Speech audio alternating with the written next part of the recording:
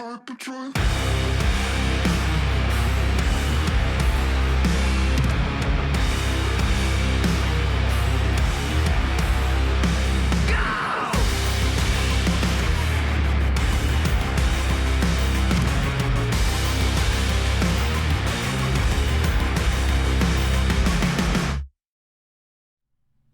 Hello, chatto! It's Tuesdat, and coming up today on Building a Nation with Sirens of Malta, the Champions League continues. It's been a pretty mid-performance for us up to this point, but today is the day we turn it around, because I might even mess with the tactic a little bit. In other news, there are other Maltese sides in action, still smashing it on every single front, except for perhaps Hammer, but they'll get it together today. All that and more coming up today on Building a Nation with Sirens of Malta and fucking Stirrups.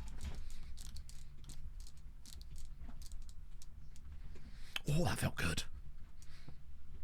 I felt that one in my bones. And my mouth, obviously. Why is Stirrups the thing? So, I'll explain the tactic. I probably am actually not going to make the chat. And believe me, they are so tiny, the tweaks, and it's more to do with in-game tweaks. I'm going to backseat myself. Gang them, yeah, you're not wrong, honestly. Oh, dear. William Shatner. Isn't there a player called William Shatner? I assume this is why the lookups. Well, it's like, I'll explain properly. Basically, I spent all of yesterday recording the first part of my Tactics for Dummies thing. And it kind of gave me a new appreciation for certain elements of the tactics. Was a mess up between Sirens and Malta. You're probably right. I think it, yeah, basically. Laugh for a keeper as a trap. Oh, if that was possible, he would have done it by now. I feel like he's been working day and night to make that happen. Tactics when in front. It's actually both. It's, chat, I'm considering messing with mentalities mid-game.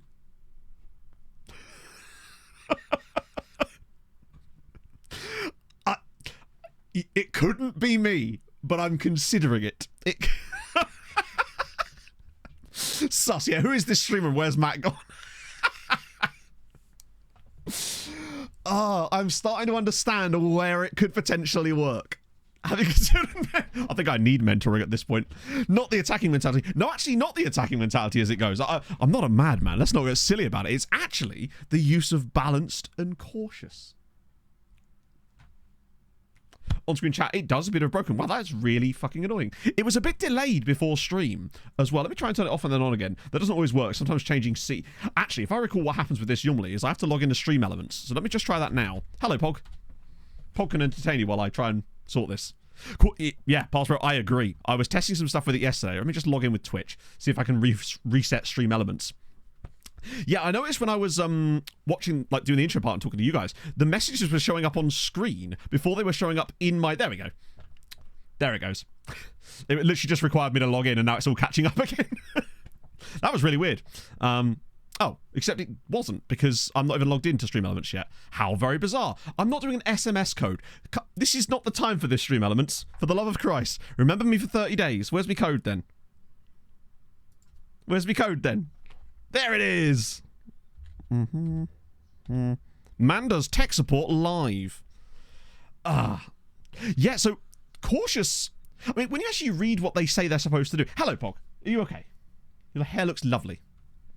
Good. Is it still not working again? No, it's crashed again, hasn't it? Right. So I think it might just be an issue with the on-screen chat, which is just fantastic. Because it sort of all came through at once and now it stopped again. Right, so perhaps it wasn't that. Let me get off of this and see if it makes any difference. We'll have to see if that works or not. I think it's just being a bit laggy today because I've just logged in and it all should be fine now, but such is life. Not a new haircut, is it? She's just straightened it. No, I'm just trying, I'm trying to grow there you go. I'm trying to grow it out. She's trying to grow it out. Trying to silence us, I know. Yeah, it's sort of like...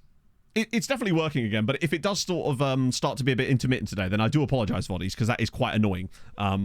It does have a habit of doing that from time to time. It's almost like it keeps sticking its hand over the end of the end of the O's, and making annoying things happen. But yeah, so basically, yesterday I decided to get stuck into this whole Tactics for Dummy thing. So what I did is I loaded every single league in Europe. Did you just walk into a door? Why do I constantly get bruises? I don't know, because you keep walking into doors. You okay? But Yeah, so I loaded every single league in Europe just to sort of pick a and then went to the thing where it's like random team basically. And eventually I ended up in Slovakia second tier. So I just basically went down and picked the team that was like the worst predicted team that year. And it happened to be this team called, was it Dolny? I think. Yeah, these guys here. With as it happens in this, I have absolutely no players. It was these guys here, Dolny Kubin. So basically the idea being, then got a baseline. So I'm going to do a lot of sims with them as well to see where they actually finish on average. But they should be one of the relegation candidates, basically. So then the idea for me was basically using the logic that I used to build tactics, look at the team, build a tactic that could get them some success. And I was messing around with some stuff. And obviously because I was paying more attention to tactics than I would perhaps normally do, I was starting to get some interesting success with certain setups, which I was surprised by. And that was that when you actually look at they really do need to change the names of mentalities. They are so unuseful for what they actually mean, right? Because what they actually are is risk taking. For the most part, they essentially are just levels of risk. And I found that against teams that were dominating me on possession, having a cautious mentality was absolutely goated for counter-attacking plays. I was starting every game on balanced and then just adjusting to cautious or positive depending on my possession statistic, basically. And it seemed to be brilliant. Just for managing games in the middle. So it might be something we'll mess around with if we're either dominating a game and not scoring, or we're really getting overrun in the midfield, you might say. Maybe even potentially switching down to cautious just to see. Because as Max has shown, it doesn't actually matter whether their tactical familiarity is that good or not. God, I miss him already. And Harv with the 44 months. And Stream Nana has decided... Wait, have we even had any... Are my alerts now not working? God's sake. Right, okay. Time to log into Streamlabs. My alerts are not working now. God, it's been a weird day for Twitch. I will read it out myself, Harv. Right, there it is. I think it's Twitch is just having one today. 44 months watching this pathetic little man play with his pathetic little computer men. Disgusting. Shameful. What is love? Baby, don't hurt me. Don't hurt me. No more. Actually, do hurt me. Remember Moldova? When you tied me up and fed me a packet of cooked pasta with chopsticks while calling me Pasta Piggy. Let's do that again, baby. Sorry, I've not been around much. How did you ever cope? I'll answer that. You didn't. Keep up the little decent work you do. Love to the family and up the pasta. Sorry. Keep up the little decent work you do. Thank you, Matto, for months of Maltese fun. I love the dichotomy of man there between Harv and Malipnos. Keep up the little decent work you do. Oh, he's negging me. Thank you for the 44 months, Harv, and thank you very much for the 20 months, Malipnos. Oh, dear. Thoroughly missed and really enjoyed the size. Oh, I think I've missed it, honestly. You bring a different ambiance to the scene. A certain je ne sais quoi, although I don't really know what that means, you know? Oh, Jesus Christ. Oh, yeah, so apologies if alerts randomly come through at random times today and chat messages are delayed.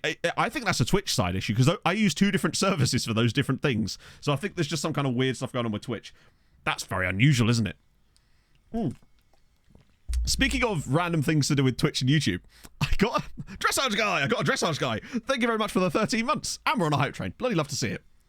So the tactic I was actually using for this Dolny thing was 4-4-2, but with some weirdness involved. But it wasn't even the actual tactical setup, which I think was pretty solid. It was just me messing around with mentalities that I was getting a lot of joy with. I'm not here long enough to bully like half that. Once you hit 25 months, the bullying begins. Keto streaming. We're losing all the water weight, babe. What can I say? We're all getting nice and trim. I say nice and trim. I'm not going to be that nice and trim later because Pog and I are going for pizza and a movie later, so it's going to be Poggy. I've already forgotten what I was going to say. Yeah, so I got an email from YouTube a couple of days ago being like, hey, try out the new YouTube reward hub. And I was like, what the fuck is this? It's some like alpha or beta program. And at first I thought it was genuinely a scam. I think it's called The Fall Guy, the Ryan Gosling one, Emily Blunt. And so basically you sign up and you basically get free rewards just by being a YouTuber, I guess. And I was like, right, let's see what absolute shenanigans they're going to give me this time. My first reward, chat, is a free sausage roll from Greg's. And I was like, you know what? I'll take that. That's absolutely fair. But it's an interesting reward. And it's like they know me. Maybe they've just looked through all the videos. It's pretty solid, isn't it? I'd happily take that. Might even grab that later, actually. Pog and I will be in Cambridge later. Go to Greg's. Problem solved. Right by the Grafton Centre. Nah, not going to complain of that at all. I can't wait they come up with next. I'm trying to think what the most me reward they could probably give would be. Gin, perhaps? Hello, Jack. Oh, I hate this. We're back into depressing, Jack. A £92 million offer. Oh, my God. That is... Oh, wow. So, just to clarify, they tried to... Oh, fucking... I've never seen them do that before. I've only ever seen them do it with a more expensive offer. Little Chef, let me breakfast. That's the dream. That being said, I had a proper nice fry up on Saturday morning at this cafe, which was pretty poggy. With vegetarian. You can do either. It's free. So, basically, it's like a free normal or... Basically, it's a free meat or vegetarian sausage roll. It's just like a free Greg sausage roll, basically. I haven't actually redeemed it yet. Need to do that very soon, though. But I'll get the chance to do so. Hello, Jack. For my research in Bulgaria. Dope. What are you researching? For some reason, my head went to dragons, but that seems unfair. Also, this isn't Harry Potter. But now I'm really curious. No, exactly. You were expecting something to do with, like, tech stuff, right? But no, it's a sausage roll, and I'm just like, yes. Give me. Hit me up. Right, before we do anything else, I've got to get this request from the end of the last stream done for Dan. Romanian dragons. Damn it! There could be Bulgarian dragons. Could go to Durmstrang. They were supposed to be in Bulgaria, were they not? God, he's good, isn't he? I think, hands down, Dan is the strongest, pardon the pun, Patreon regen by a comfortable distance. Whether he had the highest PA or not, I don't know. But he's certainly the one that got the opportunity to develop and actually has developed into... Oh, he's a legendary midfielder. No, that is you? Oh, I don't know. Bronze Age settlement that has some modern poly... That sounds really sick. Holy shit, you guys are just doing such interesting shit, man. That's so damn cool. The Plovdiv dragon. You've never seen the Litex Lovax dragon? Gah. Missing out, chat. Right, William Shatner. Now, we definitely have looked this up before, and we have actually seen results with it, so I'm not going to poo-poo it just yet. Not updating my chat box. Ah, that's definitely Twitch then. If that's still not working, then it's got to be Twitch. Got 2 million each season. I got promoted to Bundesliga. I have 0. That could just be horrendous board behavior, but that is surprising. You'd expect to get some money. Sadly, no William Shatner's. The Razgrad Dragon. Yeah, there you go. The Ludogorets Hornback, and so on. What would your football team's dragon be called? The West London Cottage Dragon. Just doesn't... That actually sounds more like a Chinese restaurant. In fact, totally here for that. But either way, I don't think Fulham would get away with the dragon. He's doing his A-Levskis. James Render at Bradford City. 2-year contract. You're still there. Still banging away. 500 West London chicken... To be fair, chicken cottages are smashing. Wait. James Tarkowski is head of youth development at Chelsea. Yes, he is. Despite the one thing he can't do is work... Oh, he's been both at Chelsea and Man United in this save. The weirdest thing about that is the one thing that he's not very good on is the actual key attribute. Not as a whole. Yeah, he's a coach. Like, he's a really good coach, other than set pieces. Could even be a solid manager, if I'm honest. But he is not a head of youth development. Went from Azerbaijan to Macedonia last. I did not, but that sounds extremely bracing. The Stratford Scaffolding Dragon. They got him for his Poland knowledge. Maybe so. Chelsea going to hoover up all those Polish wunderkin. Alba Redondo. Now, Alba... My theme song. Oh, God. I can't even see what the song is called. I have to go through my feed. Right. Oh, yeah, Villarreal, of course. 2 caps for Spain. 30 years old now. But Villarreal was the correct move. 100% Villarreal was the correct move. The pasta song? Oh, I can literally see it in chat now. Like, best seasons of professional, proper football since the Milan year. In fact, no, right there, 11 goals. These ones were like lower division in Spain. Doesn't really count. Also, 8-14 this season is absolutely fantastic. It's a shame it took so long to get the proper move, but very well-rounded player. Absolute, like, even at 5'7", you'd expect more than 2 jumping reach. Zahoid, because he's producing magic at Chelsea? Maybe. Except we know that's not true, is it? One thing I was actually looking at, I was doing some more team reports before stream today, and I was doing Europe, and I noticed that how much of the Malta Under-19 squad is losing any of our players. Like, we have barely any players in the Malta Under-19 squads. It's really weird. It's like, alert. Where are our good players? What did that say? Wait, where did that come through from? Oh, that was the dressage guy one from like 6 minutes ago. I did say thank you at the time. I saw it in chat, but Jesus Christ, it's delayed today, man. That was from 6 minutes ago. That's how long it took to come through. What is this?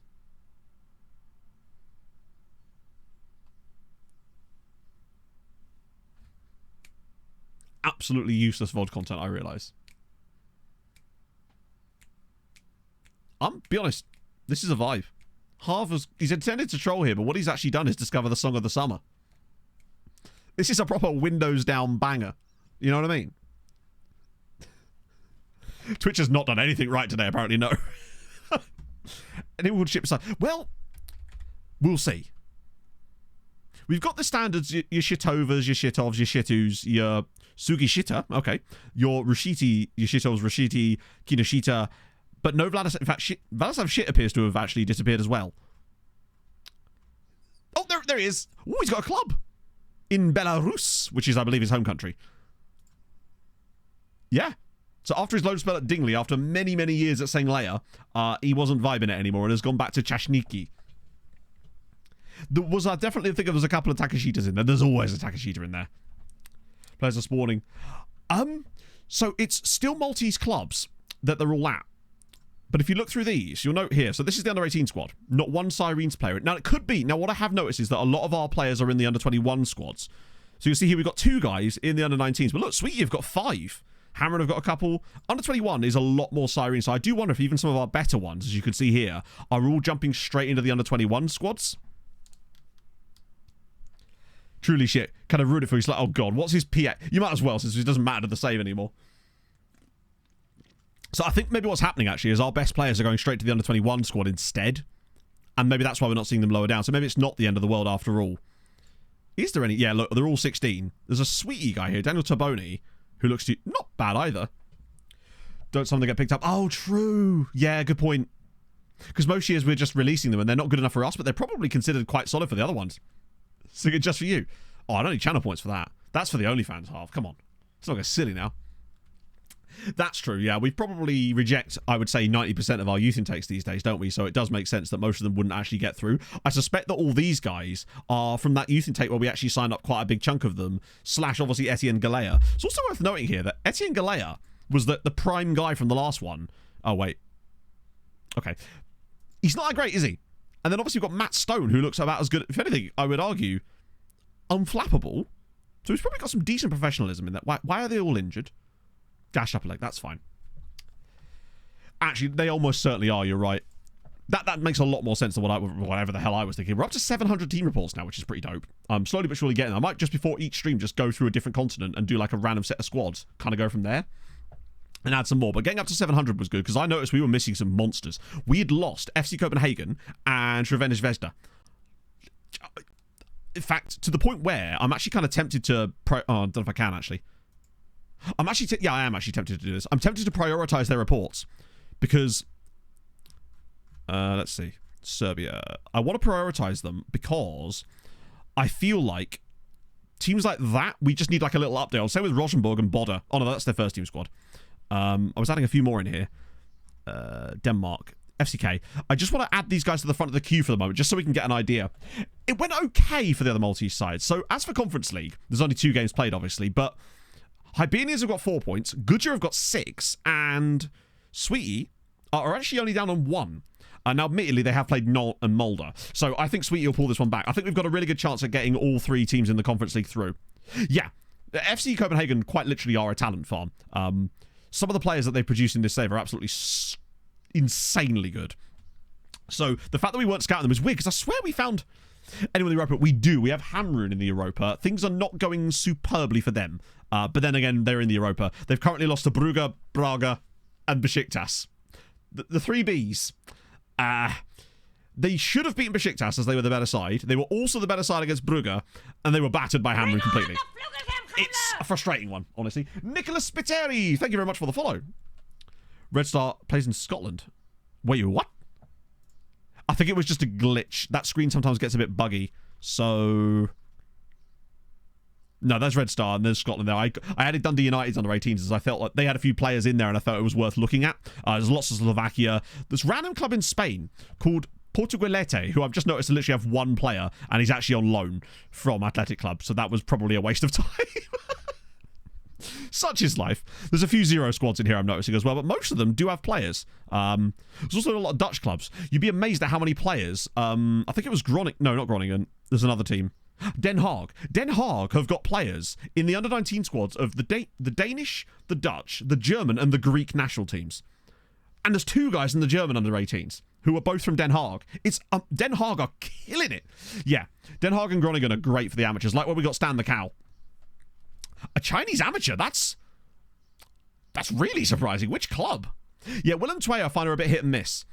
Either they are amateurs or they're at like £10 million, because we've had a couple of guys come through from Willem Twey in the youth squad who are also on massive money as well. Coefficients are looking good, honestly. We are on 5.4 for the year, so we're currently operating in 5th spot. But if we just keep putting up like top 4, top 5 numbers, that shows you over time, if you keep doing it, you'll eventually end up in those spots, right? Xinjiang Snowballs. That is a brilliant name. As for what that means overall, we're 10th, but we are massively clear. We are not dropping out of 10th anytime soon. We've got a 10-point gap now. Young Boys, true. The Young Boys one I'm happy to leave just because I know that they'll be super expensive anyway. Willem Twey. I just like saying it. I hope I was close with Willem Twey.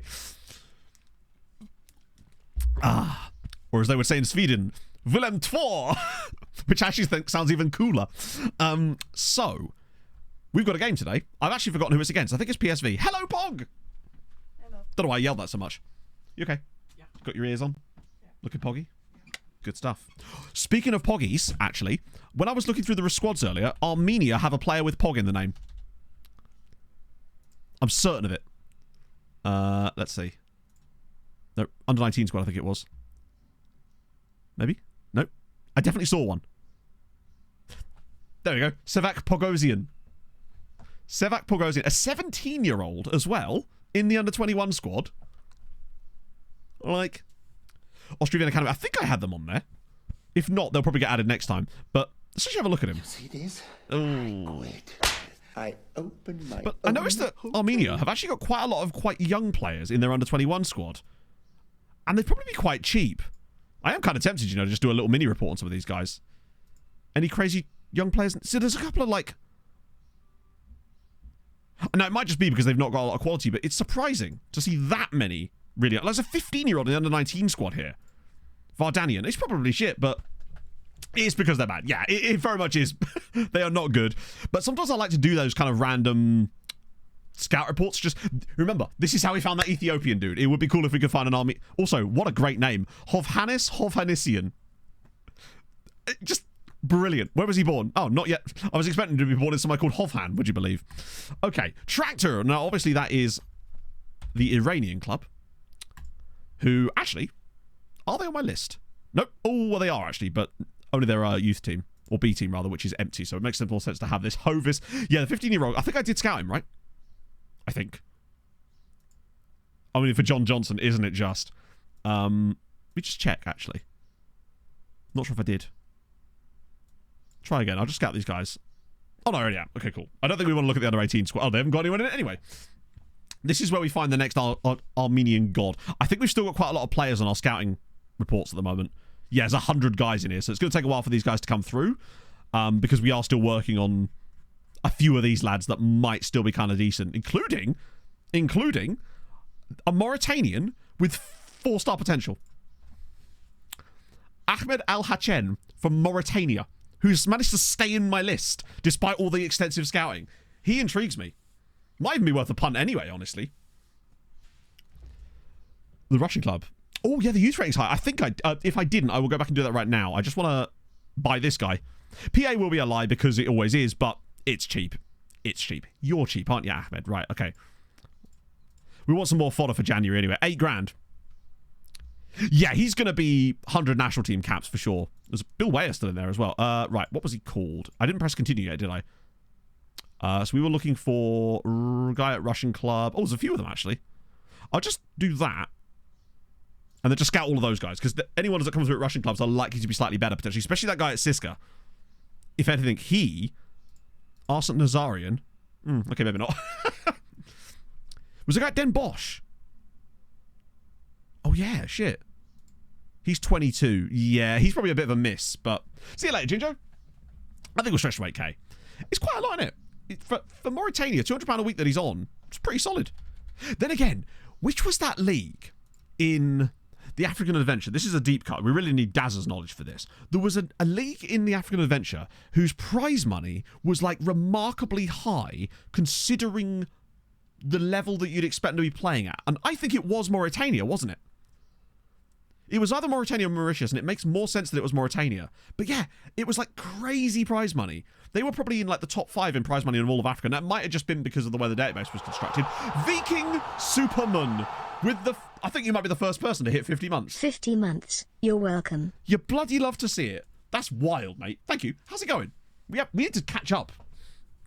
No, I think it was Mauritius. Mauritania. It has to be. We know it wasn't Namibia. No, that's for sure. It definitely weren't. Was there a guy called Poggio? There is. Andreas Poggio. Andreas Poggio, who's a Gibraltarian Argentinian. What a wonderful combination. And he's not even awful. Wait, hang on. Last club, sweetie. To be fair, I rate that for them. Brought in a guy on a free transfer, didn't play him, and then sold him for 220 grand. That's nice. That stonks by Sweetie standards anyway. Tuffers with the 3 months. How's it going, friend? Once again, thank you very much for that the Loan Farm cheat sheet. People have found that very, very helpful. So that's just awesome. Very good deal, yeah. Non-league Argentina. Argentina. Great news. So, now, one slight problem. Kwasi Awuah is out and will be for the foreseeable future. Because my man has got an abdominal strain in training and is going to miss the next month of football. And he's already had 2 to 3 weeks out already because we had that weird break. So he's probably going to miss the latter stages here. Yeah, not ideal. But that does mean we'll be playing Villarreal up front for us today alongside Perez. So, bit of a chance for a run of games from him. He's nowhere near as good as Kwasi, but he is a very good footballer. And he's 6'2", which does give me more Melman vibes, potentially. Professional tummy ache. Literally. No, he hasn't broke his leg. It's just basically... It looks worse than it is because, like, when the injury first came through, it said 2 months, but obviously time has passed, and that was the higher end of it, so it's not as bad. Comes to you to get balls of track. We'll see how that works. So I'm tempted to mess around with mentalities today. Were we to be in a position where that would behoove us against PSV, I don't think we'll need to, because we're already on positive, and it's a game I expect us to win. So being on positive is probably the best thing for us. But against teams that are better than us still, or on the balance, I would be tempted to go to balanced or cautious in certain games, depending on where it is. Vida or Krastev? I think it's Krastev. Krastev has got 5 assists in 2 starts this season. His numbers are better than Vida in every single conceivable way. His open play key passes per 90 is higher. His expected assists per 90 is higher. His actual assists are higher, despite playing less matches. I wonder if this is the kind of game where Krastev could absolutely flourish, and it's maybe time to start giving him that opportunity. With Padilla or Petition. Ooh.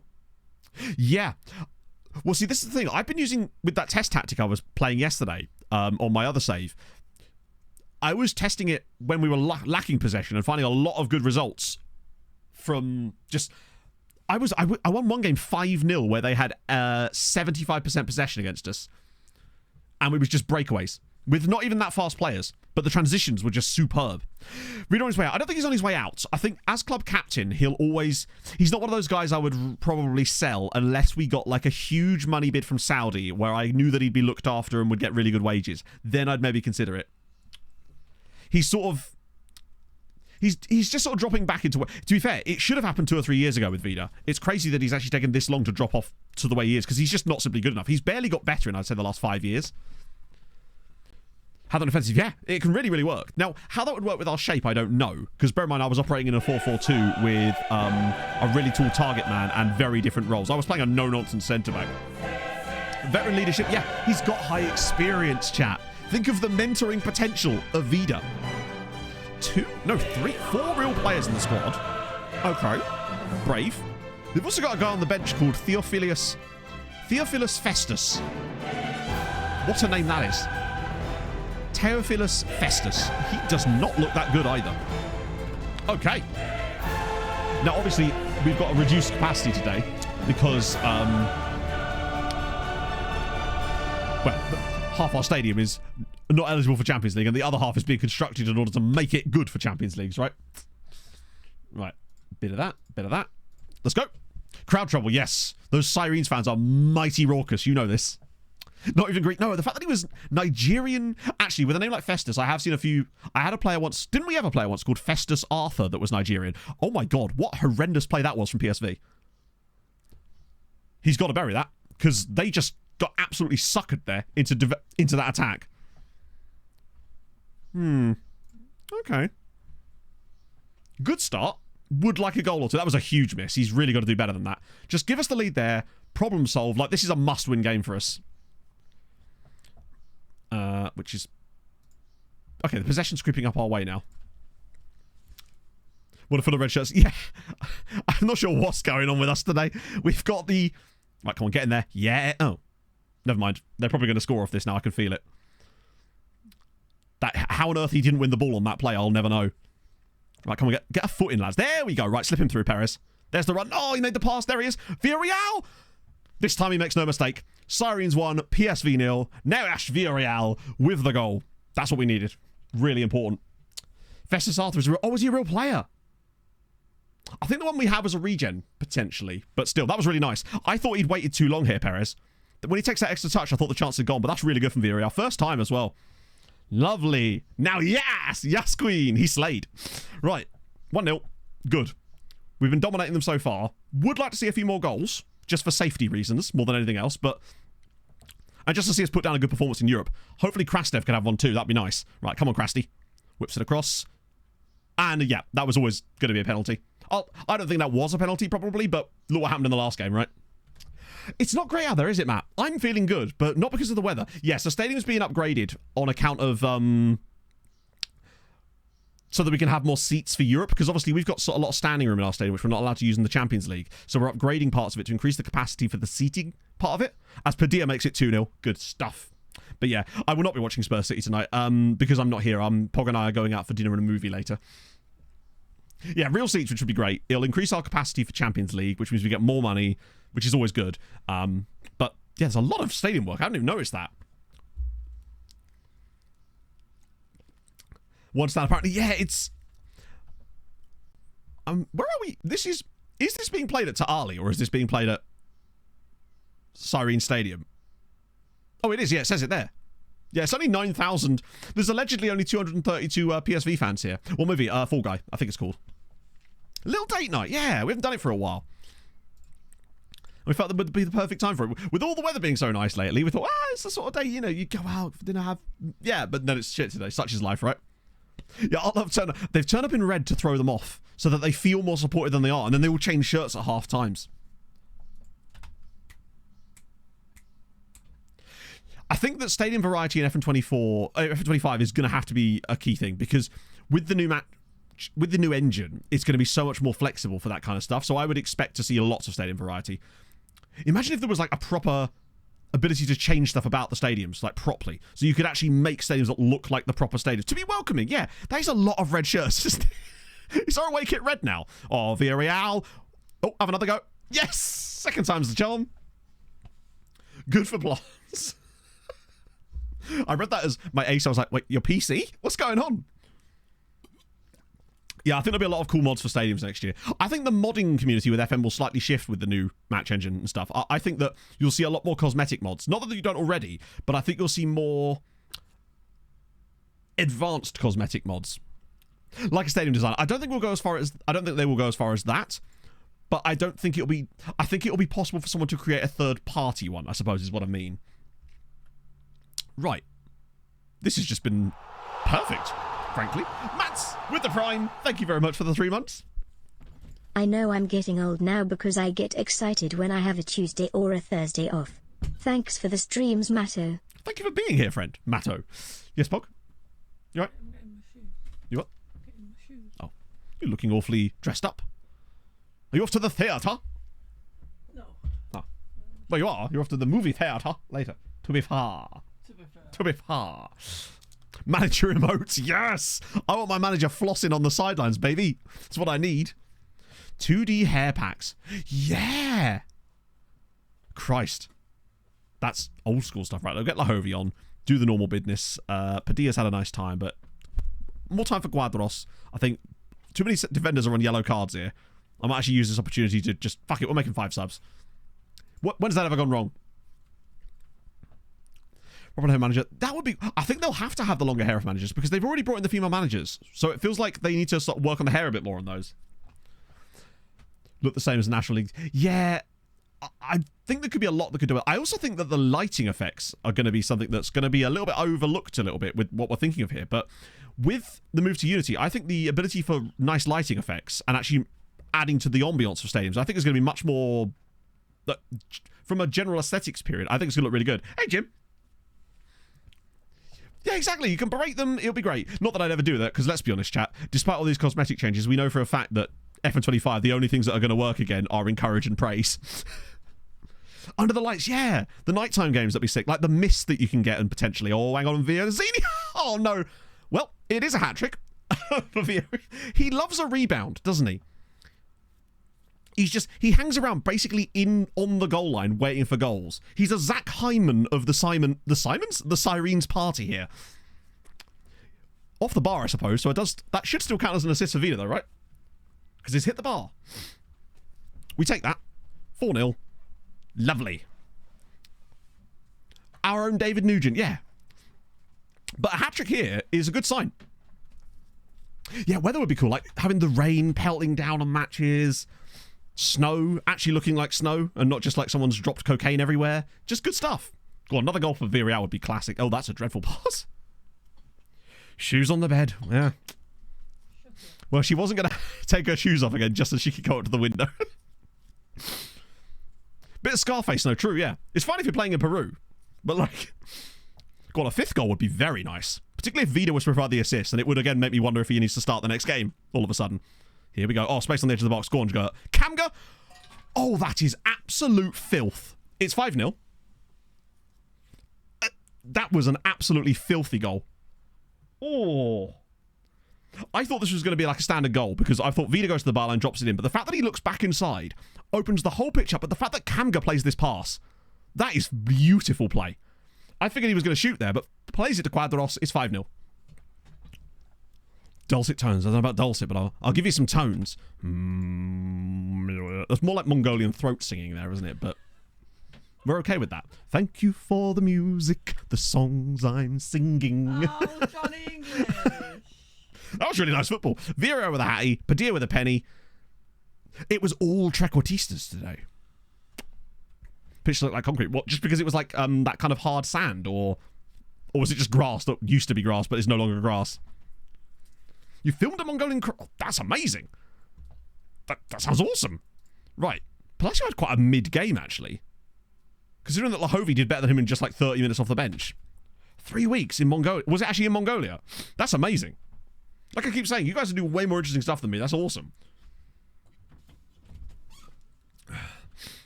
Oh, the clay pitches in the match engine. Yeah. I'm trying to remember the last time I actually saw a clay pitch in the match engine. Sorry, Spurs fans. FM cannot resist, can it? Spurs 1, FC Copenhagen 2. A red card, immediately followed by a goal for Mikey Moore. But then, yeah. Best I can do is Maidstone Police. Oh, dear. Batzorig Vanchik. That almost sounds Hungarian. One is to swallow. I feel like there might have been. But I'm trying to work out where it would have been. Honestly. Oh, Quadros. Yes, Quadros is the guy we signed in the summer. For £8 million. He was a Mexican international at the time, and he was only 18 years old at the time, so we figured that he was worth a go, considering he was considered a wonder kid. He's obviously a winger, but we like the fact that he can play as a Trek too, because he's got nice Trekkie numbers. Now that he's fairly confident there, I might actually take him off of that, because now it's saying AMC, and then put him on Composure, because... Oh, wait, it's the wrong one. I want final third. There we go. Yes, Bob? Okay. Have a nice time. See you later. I'm just getting my nails done. Well, have a nice time doing that. I might change the colour you said. This is great. She asks me every time she goes to get her nails done, what colour, Matt? So I always say orange just because that's my favourite colour. And she's like, no, you can't pick orange. I'm like, right, fine, blue. Even though I know she's just going to choose the colour that she wants anyway at the end of the day. Why even ask me? I want you to be involved. Want me to be involved in the selection process? I see. You're the jury vote and I'm the public vote that no one gives a shit about. That's right. Yeah. Mille fois. Ah, dear. But yeah, that is he. And MS Paven, thank you very much for the 19 months. Yeah, what colour, chatto? Sample of throat singing to compare your stellar performance. Oh, now we're talking. Give me that throat. Oh, God. For goodness sake. Shut up, man. Bye. Bye, Pog. Let's just...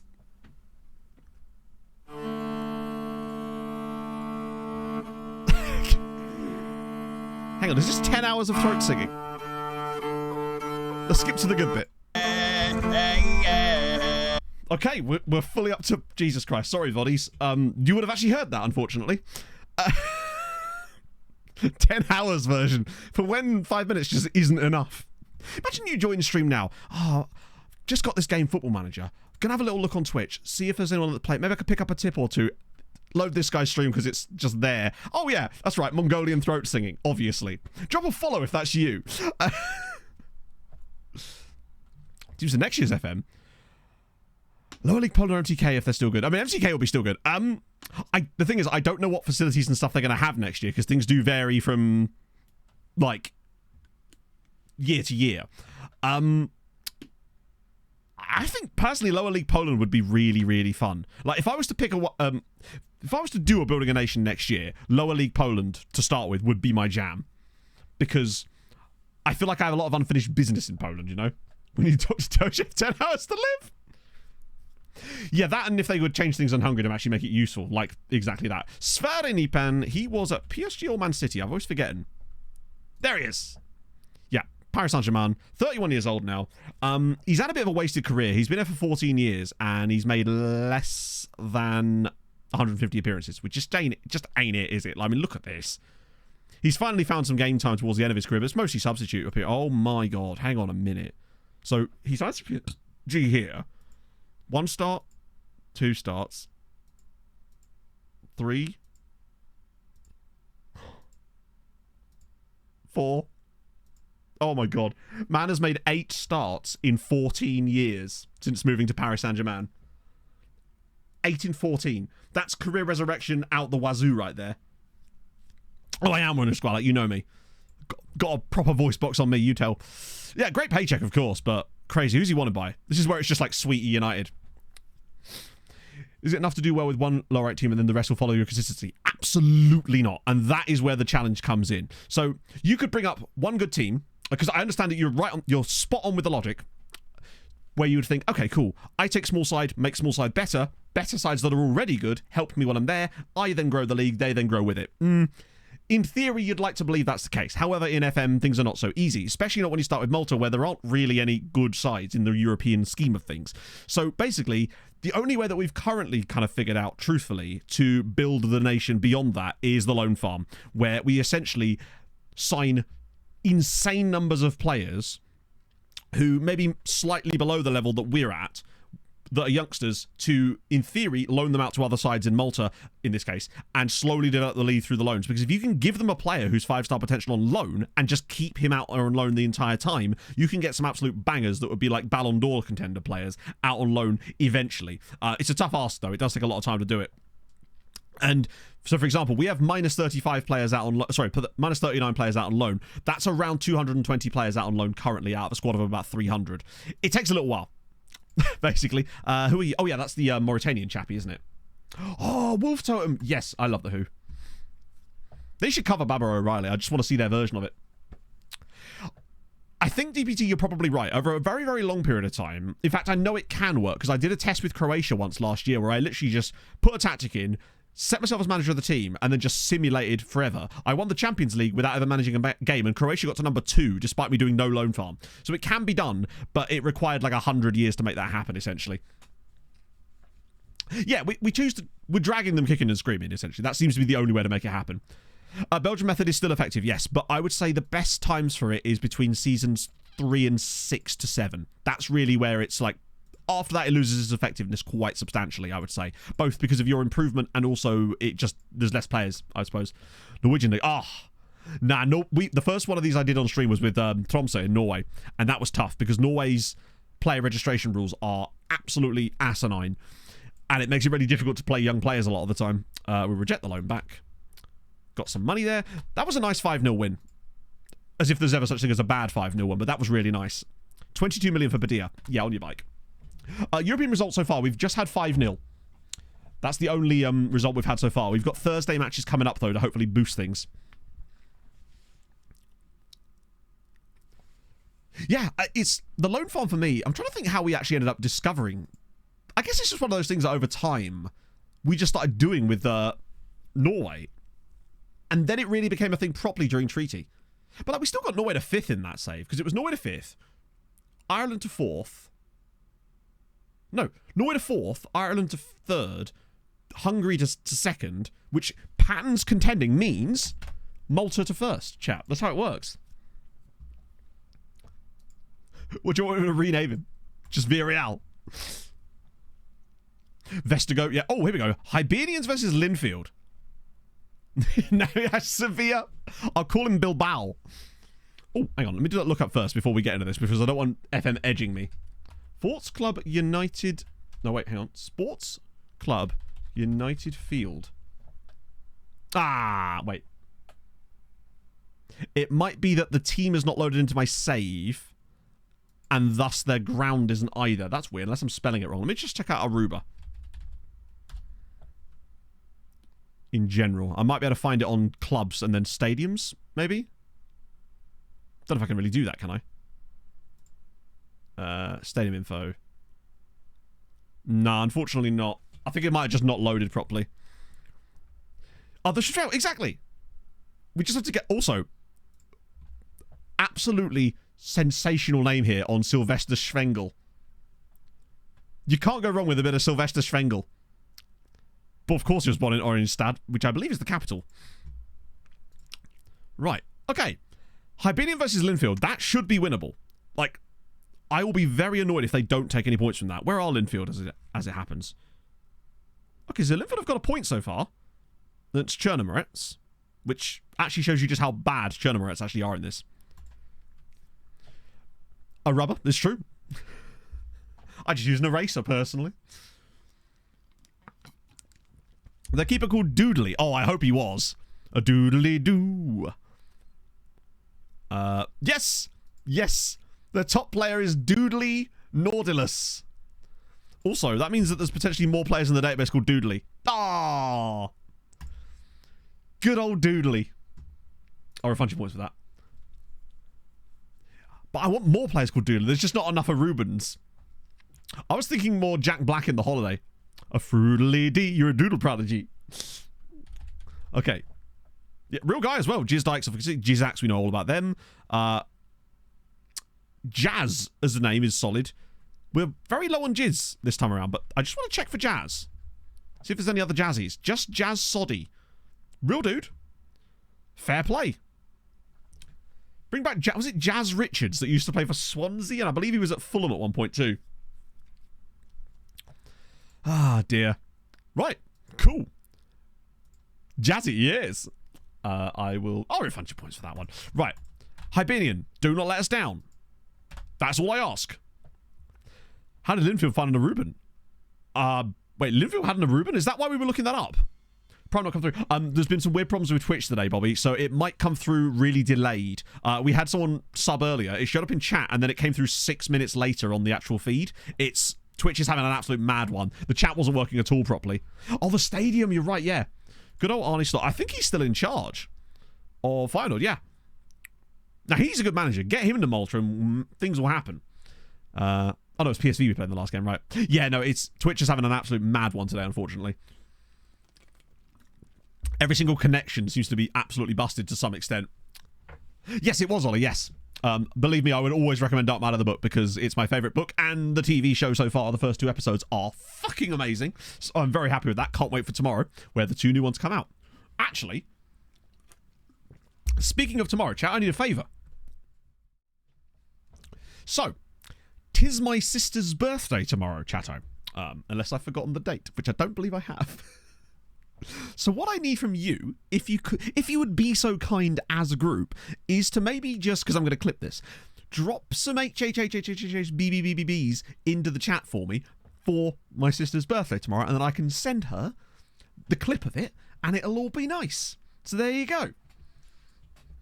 Have you got her a t-shirt? I haven't, but I am taking her to see a West End show for her birthday. So there's that. There we go. You'll love to see it, chat. It's fine. She knows that part. And then she'll be like, dude, what's with the HHHHBBBs? And then I have to explain that, but it's fine. I'm seeing her on Saturday anyway. There we go. You'll love to see it. Thank you very much for that, chat. Right, let me clip that. Glorious. Now I've forgotten how to change the button. Wait, it's way easier than giving a card. Pog and I just don't really do cards. We're just those people that we do gifts for each other, and but cards is never really my thing. Tits, well, what's Tit one? Well, skin away, it is Saz24. If you do !skin in chat, you will get a download link and a video all about it. So we've got Kotitsky, also Musio Titsa. Huge fan of the Greeks here. Love that for them. Things you'd love to see. Kentavros Musiotitsas. Wait, does Toff come up? I don't know why Janos comes up with that.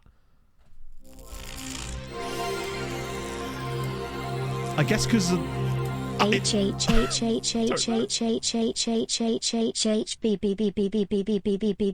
beta sister card. Oh dear. Thank you very much for the 95 bits, Paolo.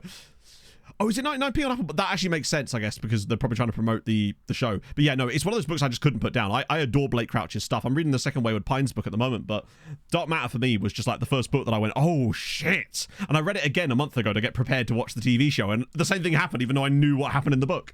It was great. Easily in my top 5 favourite books. I'll refund your points for Tits as well. Right, we need to find out what happened with Hibernian and Linfield, man. We're edging ourselves here. Speaking of, we're actually playing them at the weekend, so it'd be nice to not elect sport. I will. Thank you for the advice. Oh! James will see this, but I'll show him now. Wait. Yeah, James is joining Union Berlin in January. So he's finally got fed up of not playing for Real Sociedad, and he's making the move to Union in the January transfer window. For like £4 million as well, which is actually mad that they managed to get any money for him, considering. Janos Tits Toff. Wait, I didn't. Did I do that? You're now making me question if I did do that. Nah, it would show up, wouldn't it? Does that even work on managers? Hey, Holbrook. I was at Tesco the other day, and I saw a van parked opposite me, and it said Holbrook Engineering, and I was like, I thought of you. I doubt myself. It's happened before, let's be honest. I was the one that fell into my own Arda Güler trap. Let's not pretend I didn't do that. He's at Lille. Only 31, so one of the younger players from the save, definitely. Might be co-owner. I knew it. Dear. Probably not. Yeah, I don't think you can nickname yourself. I mean, you could just... I think you can just outright change your name. Yeah, he's very good, isn't he? Wait, he's been around a little bit. So he was at Chelsea for ages. What, they paid £17 million to Independiente del Valle. That's actually a huge amount for an Ecuadorian side to receive. 17 million. Jesus. Then went on a free transfer to Qatar after basically not playing for Chelsea the entire time. Now he's back in Europe again. Pre-program. That's a huge amount of money. I suppose you could... That's wild. So that's a real life transfer. Fucking hell. They're getting paid. Toby Carver. Indeed. I never said I was a consistent human. That's amazing. By everyone. Apparently, yeah. So I take it he doesn't join them until he's 18 in real life. I mean, clearly the guy's fantastic, but that's a lot of money for any player of that age, especially from Ecuador, who, you know, if it was Brazil, you'd be like, okay. But, like, Ecuador don't have quite the same pedigree, I suppose. Saz is solid. I'm kind of glad we did that now, honestly. Right. We've just beaten PSG. Why are we're suddenly doing really well in the Youth League for the first time ever? Like, our Youth League performances have been shocking over the years, But we're actually 3 wins out of 4 right now. We beat PSG, Real Madrid and PSV and lost to Juventus. And only narrowly as well. Actually, that's awesome to see. But I feel like it usually takes a little bit longer for everything else to catch up. In terms of like... a couple of Albanians in there. No players, sadly. And no badge for Paru. Oh, wait, hang on. It was Paros, wasn't it? That is the same thing. I literally clicked that, didn't I? I think. Yeah. Not much to show you, sadly. I'll refund your points. Okay. Hibernian. Let's go. Or not. Nunes developing concerns. Ah. It's a shame, bud, but I don't really think that's... have I got anyone that's complained? Ah. Oh, hang on. That one sometimes works. Ah.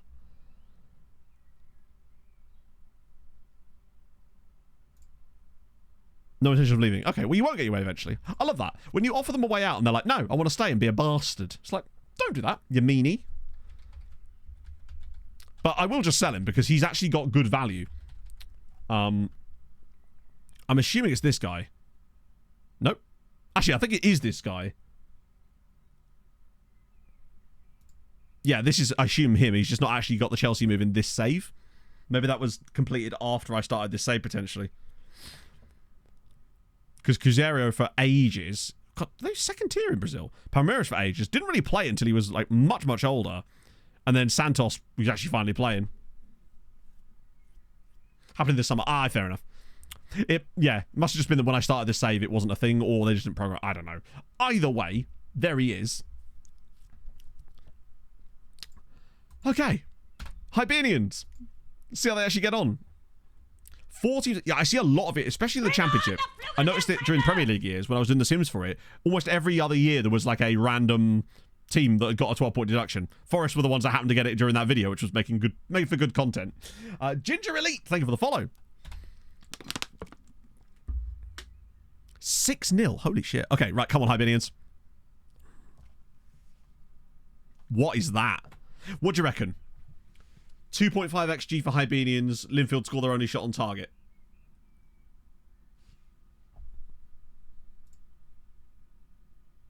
No, not quite. But they still should have won that. I'm doing okay, gingerly. I'd be doing a lot better if Hibernians hadn't just buggered this up against Linfield. That's just 3 points that they've just given away.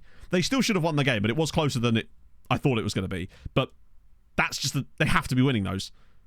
There's really no excuse for not winning those. Fuck, that's really bad. Because that's the sort of thing that could... They're okay, but they're not great. Like... So I tell the swamp donkey they've lost the Celia and things like that. Fact is, statistically, they should be winning that game, and they haven't yet again. The Mexican, thank you very much for the follow. Morning, you do.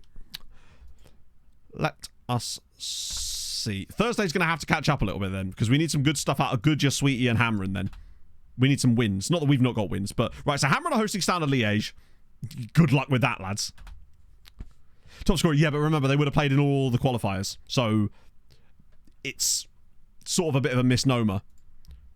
13 goals is a lot, but I suspect he probably played against the San Marinese side somewhere in there.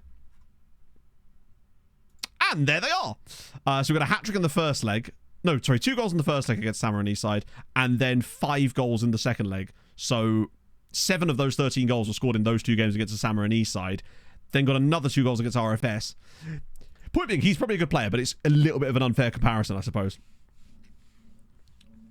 You got your stream? It's what I do. More than making YouTube videos at the moment, but it's because I've got a bottleneck on videos. Tomorrow or Thursday is probably going to be the Space Games one. I had to pivot because I had some I had some issues with the script I was writing for the Agent one.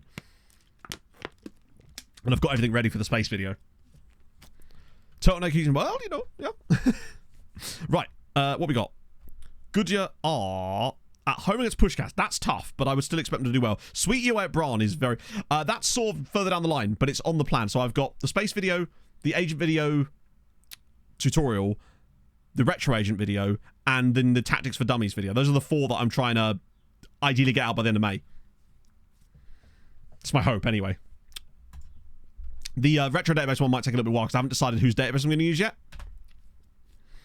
The space one is going to be super fun. Oh, it's like super fun. Most of which I've already done for it has been super fun. Oh yeah, I decided to give Henry a new contract because he agreed to stay. He wasn't going to be on super loads of amounts of money, and I figured that just having a player like him around the club is a good thing for us because he's just a good footballer, and we can always sell him. 4 days and 4 weeks, potentially, yeah, if I can get it done. Banana Boy, thank you very much for the follow. The only issue is going to be me coming up with thumbnails because at the moment I'm Sans thumbnail designer, so I'm having to do them myself, and I'm just not very good at it because I've kind of got out of practice over the last year. So we'll see. Right. Come on, lads. Let's go. God, I got really itchy nose this morning. I don't know why. Not used to the wetness all of a sudden. Cheminois. And it keeps the value, yeah. Not that ball now. Thank you very much for the 10 months. How is your Tuesday going? Pre-stream nose beer? Hammering lost 2-0. We expect that. Completely fair. They missed a penalty as well. Hammering are just not good enough for this level. Right. It's the next one that really matters. Sweetie lose. Fair. Weren't good enough. Goodyear 3-1 win. Get in. Completely deserved. Goodyear again. Panazzo, Perez, and Stoyovsky. That's 3 out of 3 for Goodyear. They've really killed it so far. That was a tough one, to be fair, for Sweetie. It's Hibernians that have annoyed me the most there. Sweetie do need to pull their act together a little bit, though. They were in the final last year, and now they've only got 3 games to save themselves. Goodyear, on the other hand, have already qualified. They're guaranteed to qualify for the next round with 9 points. And Hibernia's got 4, so they're definitely in the battle. I think they do all go through, but they are going to have to pick it up a little bit. Really that difficult? Not really, no. In fact, if I recall, Sweetie knocked Braun out of the qualifiers last year. So, yeah, not ideal there. What is Braun's record so far? They have won twice. Against Sweetie and Karabag. Lost to Bayer Leverkusen. I think that was basically a case of Sweetie are the away team. And Scandi is kind of strong, true. But I think it was really more of a case of just Sweetie being the away side. If that was a home, they'd probably win. So what do we get from that? We dropped a little bit. We got a 6.2. We lose some ground there to the Germans and the Dutch. But that's because it was technically only the 2 wins. It was us and them, pretty much, to get those wins.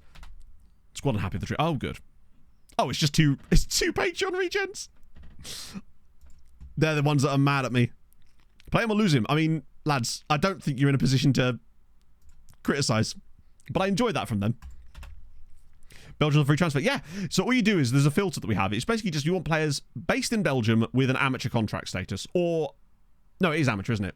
But it works best between seasons 3 and 6. I bet you I can still find some. But it'll probably... Actually, now that I think about it, we might not be able to find any. Because I think the last time we checked, there weren't any available. Any kind of interesting players in the youth intakes here? No, they're too expensive. Any super high CA guys? Van den Bosch, but he's probably quite expensive. Yeah. Amateur and non-contract. Yes, sorry, you're right. Yeah, it is amateur and non-contract, isn't it? Let me try it. Is it Amdram? Yeah, because that defaults to Czechia, doesn't it? Because you've got to click it and then, yeah.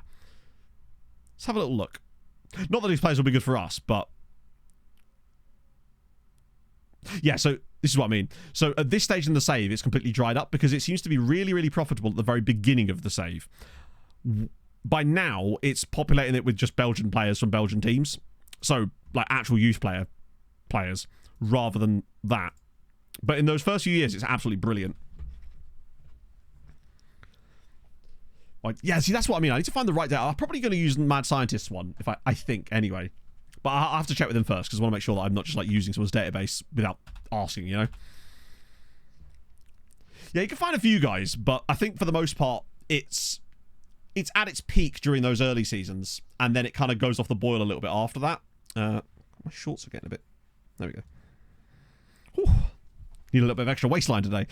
So, Vida back in the Malta squad, which is good. Anyone surprising in here? God, I love the names of all these players in the Malta squad. Dudu and Andrew... Oh, Andrew Cauchy. Wait, what? Really? I can see why, actually. He's quite decent. And he's actually playing for Tarshin in the top flight, in fairness. Period. I don't know. I think it's I'll just have to look see what's available, basically. 6 people. It's usually more than that, Sir Lancelot. I think the most we've ever had in international duty at any one time was 101. I think during the last stream we got to 101 players out on international duty at any one stage, but that was during the summer because of the World Cup. I think it was it was the World Cup, wasn't it? Lots of African players, two Samarinese, some Maltese under 21 lads here as well, which is good. Yeri Keita of Mali, he looks pretty solid actually. Wait, no, there's a different Keita. I think there's a guy at Nashar is the one I'm thinking of. Malta have not even got close to qualifying for a World Cup. They're just simply not good enough. They're getting there slowly. They are slowly but surely getting better. Matteo Moroni. Oh, he was a guy I signed in... Oh, yeah. He was the guy that I found at a North Macedonian side because I was following your advice of just signing anyone from these teams who looked even slightly decent and was free. Yeah, so we got Matteo Moroni on a free transfer from Skendia. He somehow genned at Skendia with Samarine's first nationality. Yes, he was the guy that was at the Pirate Club, the How Pirates Say Club, the Arur. Yeah, the Samarinese Czech guy has done me. Ah, here we go. I do want to actually quickly check this report. Oh, essential. They can't be trusted, can they? To not produce bangers. Christian Jakobsen, Malte Madsen, Jørn Dalgaard Bloch, and Mark Jensen. We'll scout those guys. They'll probably deserve it. Song agrees. Love that for them. So it's international. I love that when we have a game in the middle of international. Two-star CA is certainly noteworthy. Also, when you get a chance, Peep and I at Melita's goal difference. Let me just don't inform me again on these. Just filling up my inbox with crap. I'm being spammed, chat. Best Christmas Academy. I don't know. Honestly, because most of the time, if it's the best clubs, we're not usually signing from them because we can't afford to. Speaking of chat, you know that thing that like ranks the best academies? We were number 3 on it this year. Like crazy. So I know. God, why didn't I think of that? Got any more gems? Let's see. Been saying this. Screw you, Jim. Oh dear. Not best players you've signed. Well, that's the thing, because we haven't been signing from them or scouting from them, it's hard to tell. But probably PSG. France has got an insanely high youth rating. PSG have maxed out facilities and everything. It's probably PSG, honestly. Their academy is insane. Just like real life. Ajax is very good as well. Man United, Liverpool. But we don't really pay much attention to them because it's not something we really... Scouting from a club is different. I'm not sure I understand. So basically, the way I do my scouting is that we're looking at players from specific clubs for the most part, because I know for a fact that players from Paris Saint-Germain are going to be too expensive for us to realistically sign, even if they're really good. So we just don't bother even like jumping into that pool because it's sort of a waste of our scouts' time. So I'd rather use their facilities. Sorry, I'd rather use their time on things that I feel are more profitable for us, I suppose. Yeah, they absolutely do that as well. Yeah, Melita with a -20 goal difference after 6 games. We put 7 past them. Tarshin put 6 past, but they've nearly conceded as many goals as we've scored. Yeah, Benfica as well, yeah. But again, it's not a club we can realistically sign players from because they want huge money, as they should do. But we can't afford to sign them. It's also a waste of money for us because we can find guys that can turn into players as that kind of level, but we can buy them for 500 grand rather than 50 million. Hi, Matthew. On Malta it is 24 degrees right now. That sounds lovely. If you have the same temperature where you are as in the Netherlands, there is absolutely no reason to go, except for the excellent football. It's true. It's true. Spent every spare moment to play Poker Rogue. I knew someone would get addicted. I haven't actually played it since, if I'm honest. But thank you for the 16 months like the moon. Yeah, Malta was... It was actually only like 15 degrees when I was there, but the Saturday was so fucking hot. It was lovely. Sunday was freezing. I've never been as cold as I was at the Sirens game on the Sunday, man. It's crazy. João Neves, I don't know who that is. I'm assuming he's a Benfica player, but honestly, I'm not super familiar with him. Money concerns to manage. We have a war chest, but it's sort of on a knife edge in the sense that we've got £94 million in the bank, but if I was to start going and spending that money, we wouldn't be easily able to replenish that cash because... the prize, basically, most of the money we're getting is from prize money. And we can't guarantee we're going to get that prize money every single year. So we have to be really careful with how we spend our money. And generally speaking, I don't like spending like £20 million on a player unless they're a sure thing. Because if I'd much rather spend £500,000 on 10 players and have one or two of them become really successful or at least half decent than £20 million on another guy and it goes wrong, because we simply can't dig ourselves out of the hole if we do that, basically. Oh, right. Newell's Old Boys. I assume I'm scouting them. Oh, I'll add the reserves in as well while I'm at it. Game reset players. Yeah, so the problem we've got with that, Lancelot, is that in this save and Football Manager in general, there is a bug going around that once you reach a certain year, all of the values of your players crash through the floor and it becomes impossible to sell them for large amounts of money. And we've been really wading through that for the past 6 years, where our players that were once worth £30 million went down to being worth 800,000, so it was impossible to get good money when selling them. Luckily, that's starting to fix itself now, but it's taking its time. We can just about start to make money off them again now. For example, we got a £166 million bid in the summer, which was kind of fun. Yeah, the Conference League, I think that's the final I'm most excited to watch this year. Like, I think that's so sick. I do find it quite funny, though, that it's Olympiacos playing in the final, but it's not. But it's playing in Athens. That's got to be a sickener for Ike fans. No, 166 was for Kadri, interestingly. We got offered 125 for Quasi, though.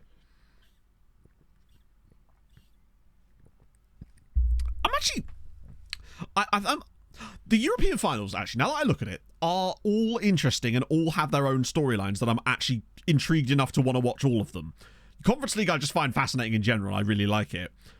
Bayer Leverkusen in the Europa League final is intriguing as all hell, obviously. And then Dortmund in the Champions League final. I think it's good stuff. Football's done some okay stuff with storylines there.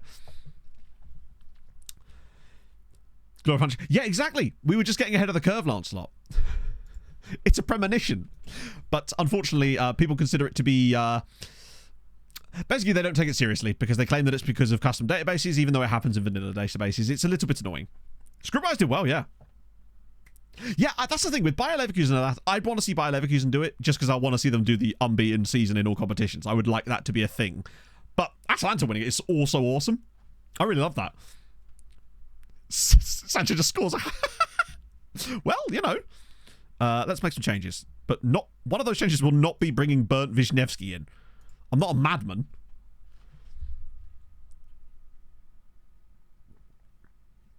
I would have liked to have seen Brugge there as well, just because it's something different.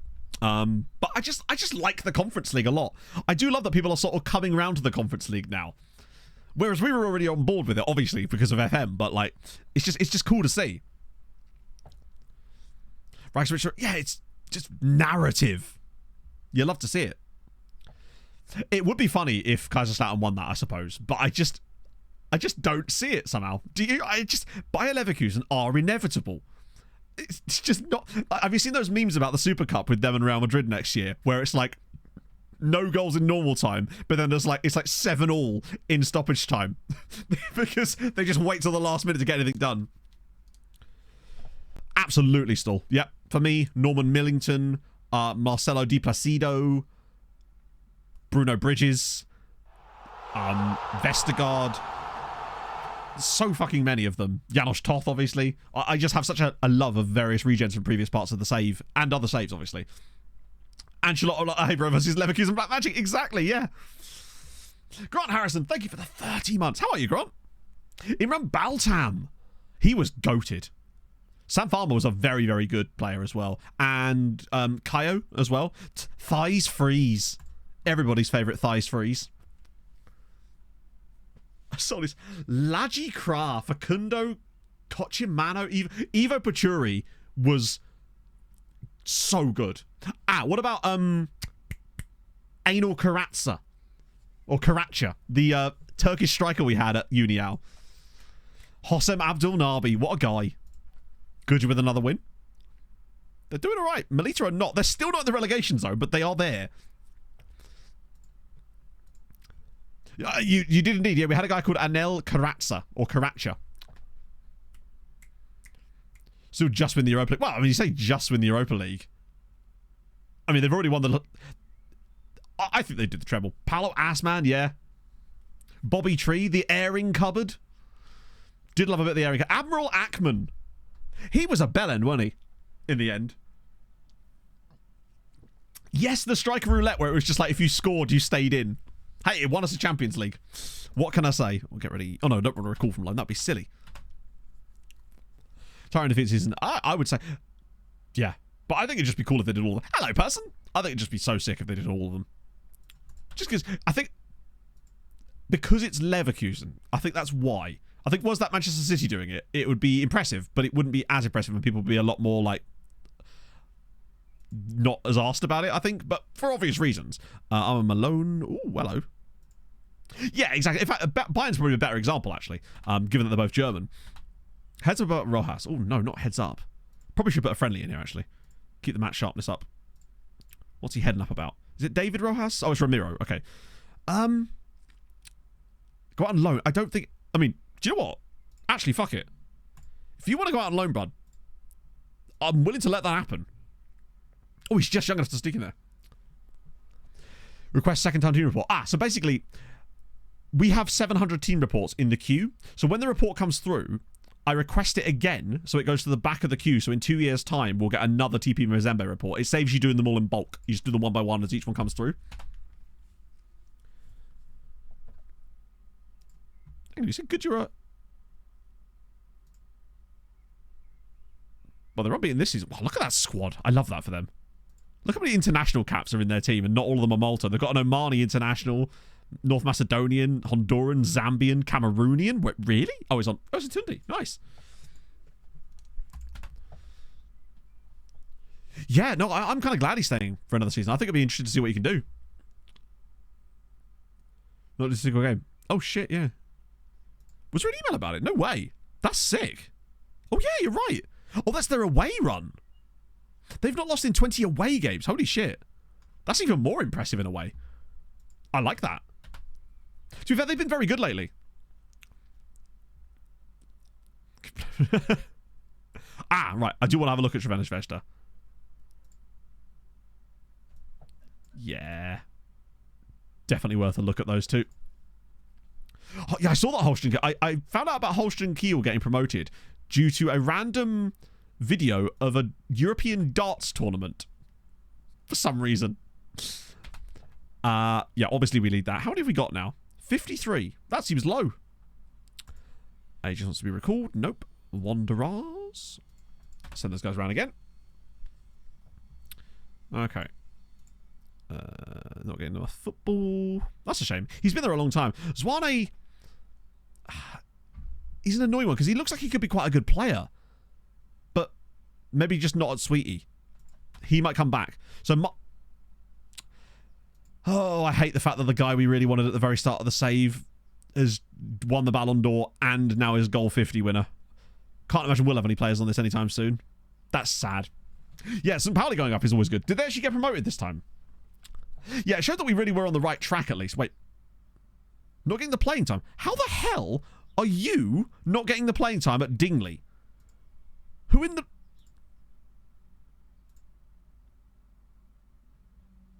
They're really starting him. I'm going to bring this guy back solely so the other guy can play. Because there's no way that Machevsky is anywhere near as good as the cow. I want to make sure... Yeah, there's no... I think Machevsky is... He's just not worth the... Also, I was able to recall him mid-season. Didn't realise I could do that. Or is that because it's an affiliate one, potentially? The current team in the pro... Yeah, it's... I do find the current thing discussion on football very annoying a lot of the time. Domestic loan. Yeah, but I'm fairly certain that we're not allowed to recall players from those. Or is it they can't terminate? Own both keepers. We do own both their keepers. There are affiliate sides, so we can just funnel players to them whenever we like. Just can't terminate. Oh, I see.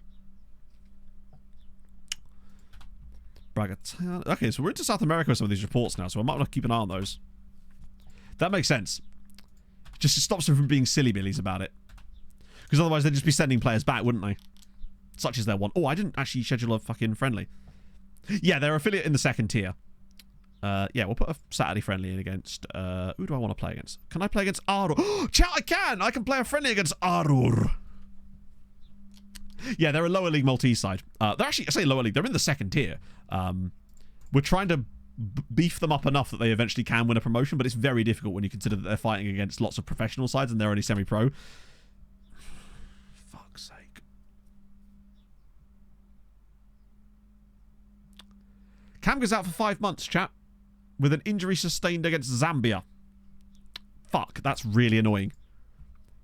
That potentially could be the end of his career as a Siren starter. That's really annoying. We might actually have to start looking into centre mids next summer. Because I feel like that's the area of our team that... I feel like we haven't got a consistent guy that plays alongside Gert that's like world class. I don't know who our replacement is. Yeah, Birkelander's the ball winner. Gert's a ball winner. Was he world class? That's so annoying. Kamga's so clutch as well. We need to find... Wait, who's getting a cap now? Novesh! Nice! I like that for him. It's pretty solid, actually. Didn't come through the age system. Did he not? Was he a player that they signed? Wait, there's 2 guys getting caps here. Oh, Couchy also got a cap. Which also means Malta have played, which means we've got to check in on their fixtures. 144th in the world. They've gone up again. That means they must have won a game, which is really good news if it's not a friendly. Oh my god. Malta just beat Slovakia 1-0 and have now officially pretty much stayed up, I would say. They're actually staying in UEFA. Well, okay, not technically staying in it yet. There's a chance that they could still go down, but I think it's very unlikely. They're in with a great shot at actually staying in UEFA Nations League Group C. I did not think they'd be able to stay up, but they've actually won twice. Who's their final game against? North Macedonia away. Shit. Oh, no. Tight, but we take that. No, that's actually fine, because I don't see Luxembourg... 140... But it's Malta, innit? They start extremely low. They're not very good. Could go down if Luxembourg beats Slovakia. True. By more than 1 goal. And they lose to North Macedonia. But I just don't see Luxembourg doing that. Slovakia is so much better. Yeah, true. I think they'll be okay. In fact, when is the game? Is their game in the same window? They just lost them all. This is true, yeah. But it's good. They're up to 144th now. That's their highest so far. I still think we can get them to crack top 100 in this, say, potentially. I believe it's possible. Over time. But there is going to... The naturalization process is going to slow down slightly as we start signing better and better players. But then as they keep bringing more and more players into the club, potentially it could still happen. Yes, it's on the 15th. The 15th is when the game happens. Got Man United in the Europa Conference League playoff. Oh my god, that's horrendous. We had that happen in the MTK save. It wasn't Man United, it was another massive English. It might have been Man City, actually, because they had a weird little blip during that save. Yeah, we just need to have loads of like French and Spanish and Argentinian and Brazilian guys.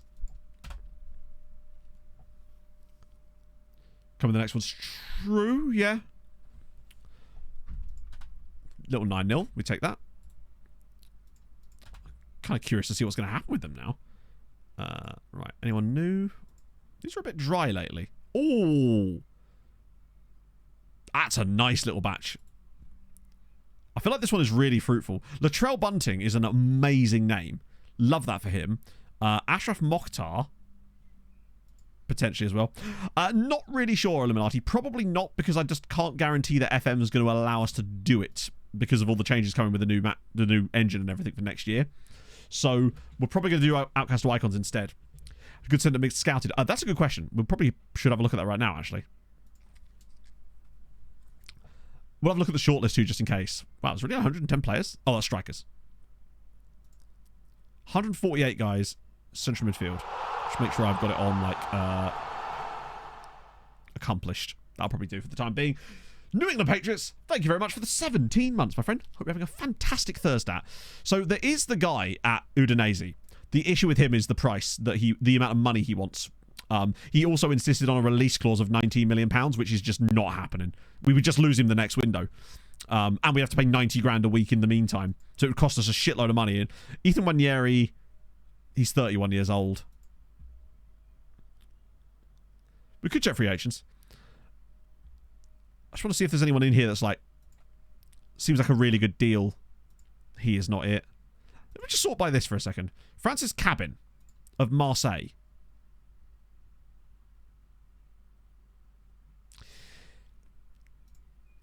I'm just not sure he's the type of player we want. And he'd be insanely expensive because Marseille. Lavinio with the 22 months as well. I don't know about you, but I'm feeling 22. Today's dad joke sponsored by Taylor Swift. What's a group of chubby newborns called? Heavy infantry. Jesus Christ. We could ask the Dolph, yeah. He's not an AP, yeah. Red competitive streak. He's a ball winner and we already have one. Bossio? Oh, yeah, we want Bossio, don't we? Bossio's the one. He is the guy we want. I know he's a ball winner as well, but he's got 13 passing already. He's only 17. He's got 2 Argentina caps. Long term, he's the one, but we need someone in the meantime, unless he'll actually sign for us. Wow, okay. Yeah, he's not it yet, but I think long term, he is the guy. Han Jin Wook, 25.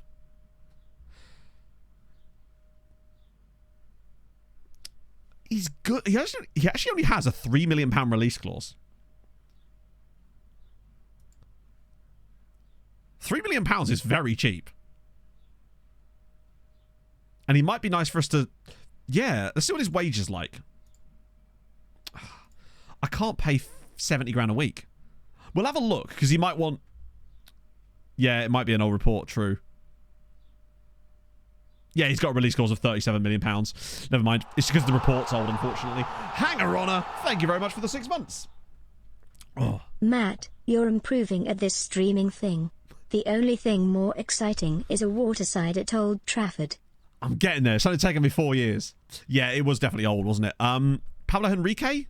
21-year-old Brazilian. I've been looking at this guy for a while. Yeah, that's him. That's him. That's the one. That's the guy. I think I'll take him. He's 21. I think he's the guy. Ah. Lovely. Physical's good. 15 passing, 16 vision. Finishing first touch. Work rate is solid. Stamina's good. That's the one. We've been looking at him for a while in fairness. Killer passes as well. Oh. Love that. Pablo Henrique Santos Oliveira. He's just well-rounded machine, isn't he? Large wage, but unless he wants, like, that's fine. Long-term contract, yes, please. Totally fine on that wage.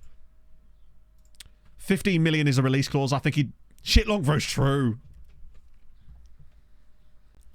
Hard to play league games. Yeah, it's... I don't know what we can really do about that at the moment. I'm surprised he's not... He is only 21.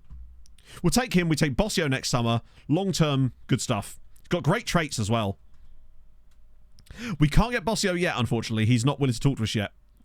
Let me just see if there's any high ability guys as well. Wanieri, Asier Leon is... I'm looking for guys that are like 25 and under, really. Lars Allworth. Ah, he's Bayer Leverkusen. 55... I read that's 55 million. English 4th tallest waterfall. That's amazing. Yeah, he's 45 million pounds. Look at that. He's nowhere near as good either, for me. Aquino? Wait. Didn't we look at this guy at one point? I swear Adrian Aquino is a player that I highlighted years ago as like a, if only we quite had the cash to get this guy type of player. Looks like we've actually we're onto one there as well. Cabrera? 27 though. Yeah, I think when he was in Paraguay, he's actually at Racing Club, but he's on 50 grand a week. Jesus. Asier Leon. He's like 20 million quid, but I actually just genuinely don't think he's as good, and he's 27. So for my money, I just don't think he's it. I think the guy we've got is the guy who is it. Archie Gray, lol. Sort by age. Actually, what we'll do is we'll sort by age and then ability. Find the best guys in each age bracket. Even though it puts the highlighted stars first. I'm looking for anyone that really stands out here, like Luis River. He's at bloody Sevilla, though. Release clause will be obscene. And he's not... he's a ball winner again. It's good to know. Like, where were all these ball winners when we were looking for the Tony Sunday replacement 2 years ago? Trying to see if there's anyone that really stands out here. Latrell Bunting is a superb name. No one really stepping up other than Kurtesh, who was a guy I've been looking at for a while. We do want this guy, actually. But he's more of a one for the future type of job. Is he old enough to sign for us now? Oh, he is! Okay, we want to sign him anyway, because we were going to. He was one we were going to sign, but he was too young to talk to us. Emily Dretz of Barca. Jesus Christ. Mercenary, though. Holy shit. This is what you have to compete against. Chicotti. Adriano Chicotti of Sporting. Angolan. 18. Whoa. Holy cheap one, Batman. 10 caps, which means we'd be limited on what we can do with the wages, but good on both feet. Playmaker. What's he missing for this? Dribbling's a little bit low, and his composure's quite bad as well, but he's very young. He'll do nicely too. Wage is fairly low. Low move. Oh my god, imagine. I think I like him too, yeah. That's the really expensive guy. Yeah, I'd say that's pretty good. With those guys, if we actually can get them, we'd be solid. Depends on the wages. Yeah, but we could always do with a backup in that role as well. Particularly with no Kona guy anymore. We probably are... We're just lacking a bit of depth in that role. Squad player for sure. Stepping stone, absolutely not. Right. The benefit we've got here is the lack of Brazil caps. It absolutely... It helps us out so much. Because that means I can dangle like 45 over him. Bear in mind, our highest paid player is 57 now. If I can dangle an 8-year on him like this. Ah, shit.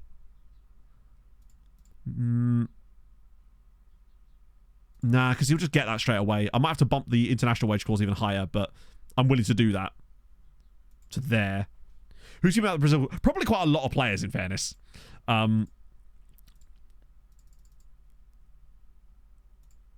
There we go. I'm happy to do that because that ties him down to it. He looks to me like a fantastic player, and an 8-year contract at 21 basically means we get him from now until he's in his prime without having to worry about extending his contract again. Because by the time that we would come around to do that, we'll be on like £150,000 a week for our players.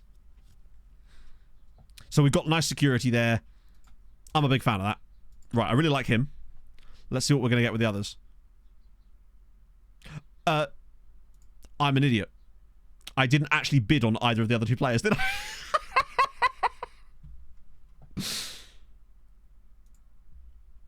I just went, hey, that's good, and then just moved on with our lives. Well, have you? I just went, hey, that looked really good. Let's have a look at Chicotti. Yeah, Bussier we can't bid on, but the others I didn't. I forgot to.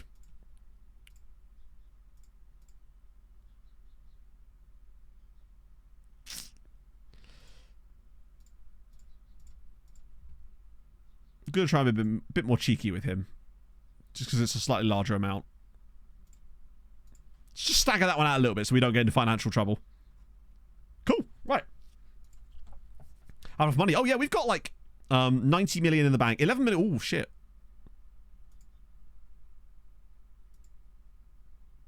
We've got so much wage budget, though, I can just push it back into transfer budget.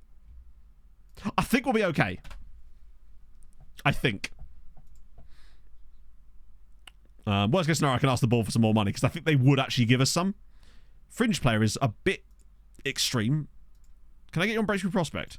All right, fringe player it is. I'm just going to bring you down the moment you sign for us. He's already got hungry caps, hasn't he? Yeah. So with him, it's just going to be a case of bumping his... The match time one doesn't work anywhere near as well, but we'll just try that. Okay, he's just gone for it. Fair enough. It's a cheap wage, yeah, exactly. I'm the Pope. Cooper, take off the Pope hat. Okay, here is how we... I'm going to accept the loan back on him. Just so he stays there and gets a little bit better in the meantime. Navninjaha. I'm sorry if I've said that incorrectly, but thank you so much for the follow. Low move, that's fine. We want that. He's already got loads of Angola caps, so that's not happening. I might just be able to give him what he wants here. Oh, fuck. Wow, he is a bellend. Right. Also, why has he gone orange when he's so patient? Still get homegrown. I don't know, but Losing one here and there isn't the end of the world. Okay. Right, I'll give you more money up front. Like, way more money up front. If you'll let me do that for 5 years. Okay, cool. Wasn't going to be able to get the other clause in, but 5 years is a decent one. We can work with that. Yeah, we're going to have to move some money around here. Particularly as we can't sell anybody right now because we're in the middle of the season. Now, we're not in financial trouble, but our transfer budget is surprisingly small considering how much money we actually have available to us. Like, we've got £94 million in the bank, but our transfer budget is actually relatively tiny. I might even ask for a bit more money. Increase transfer budget. Because we've got so much cash, we're playing well.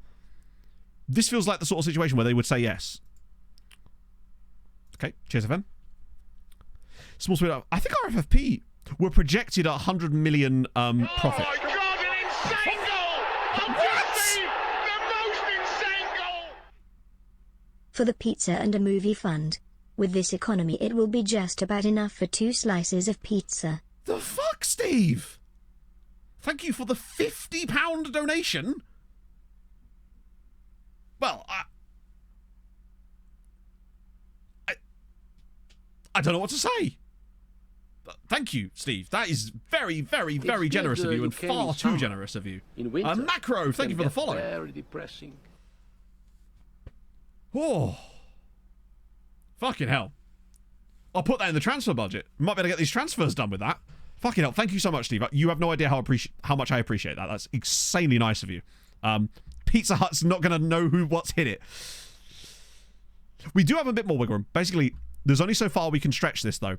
You'll notice that if I put this all the way across, we still have 76k there, and it won't let me move any more of it. So, I think our best bet is to ask for more money, and they should give us a little bit more. Maybe. Steve, seriously, thank you so much, man. That's so very nice of you. Manga Sport, they love their comics. We move. Christ on a bike. Fuck it, I'm doing a free Harold. I don't even care. We Harold in chat. To celebrate finding that player more than anything else, but a 5, and a 4, and a 3, and a 2, and a 1. I do prefer Pizza Hut to Express because I once got really drunk at a Pizza Hut Express and I've never been able to look at it the same way, and Pog got pooed poisoning the last time she was there, and go. You did.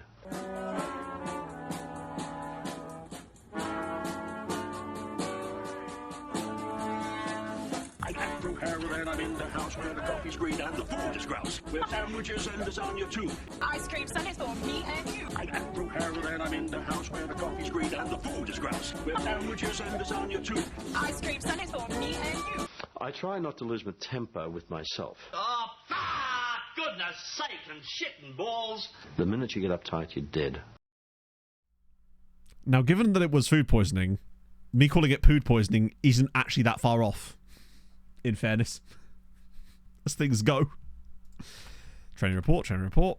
Coaching course, love to see it. Oh, you're one of the, yes, he's one of the lone mafia guys. We like that. We like that a lot. Another new, wait, no Marley star? Really? 25 years old? Never declared for, Malta. Huh. Fair play to you. Luckily we didn't have that clause in his contract. Wait. Drummer for Farnas. Oh my god, he's just straight in. There we go.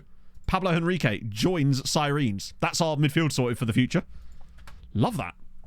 And given that we've got all these new guys that are homegrown, we don't have to worry so much about it for the time being. Don't fool me again. That's good news. That's really good news. Right, Kurtesh. We can adjust budget, though. Wait. Let me delay transfer on him. I just want to see. Yeah, I'll adjust budget on him.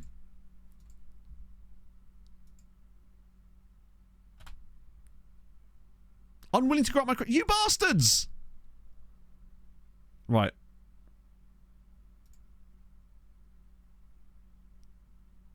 This screen is so laggy now. Well, it's evidently not when you look at the two players we're trying to sign.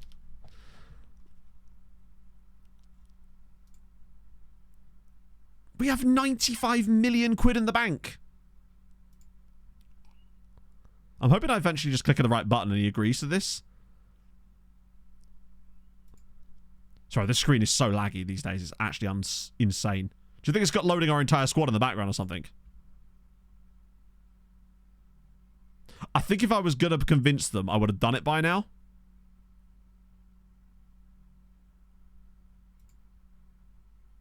I've literally clicked every button. Cool. Yeah, I'm not risking getting fired over it, but that is very annoying. Surely we have the money.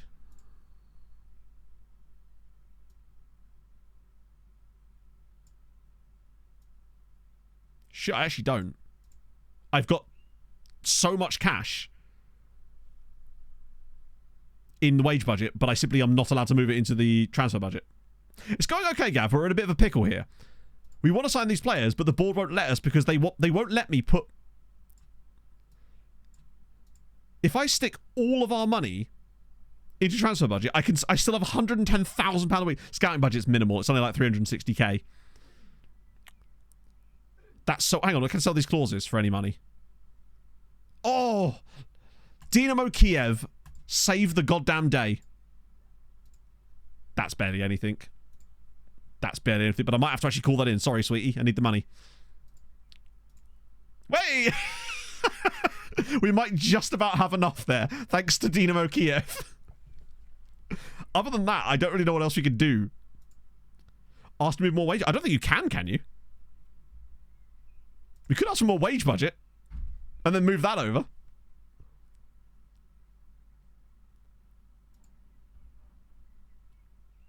Let's see if I can get more wage budget. Ah, dear. Higher percentage transfer. We can do that, but it won't affect us. It won't help us in the short term. That will only help us in the future. And they keep putting it down again anyway. Every time we've managed to get them to boost it, they just put it down again. But they just don't tell you they're doing it. It's weird that we're not keeping most of the revenue anyway, considering that we're in a great financial state. Yeah, we're pulling some major levers here. I'm just hoping they respond to that request soon, before the thing comes back around again. I've no idea who's going to start this next game against Shakhtar.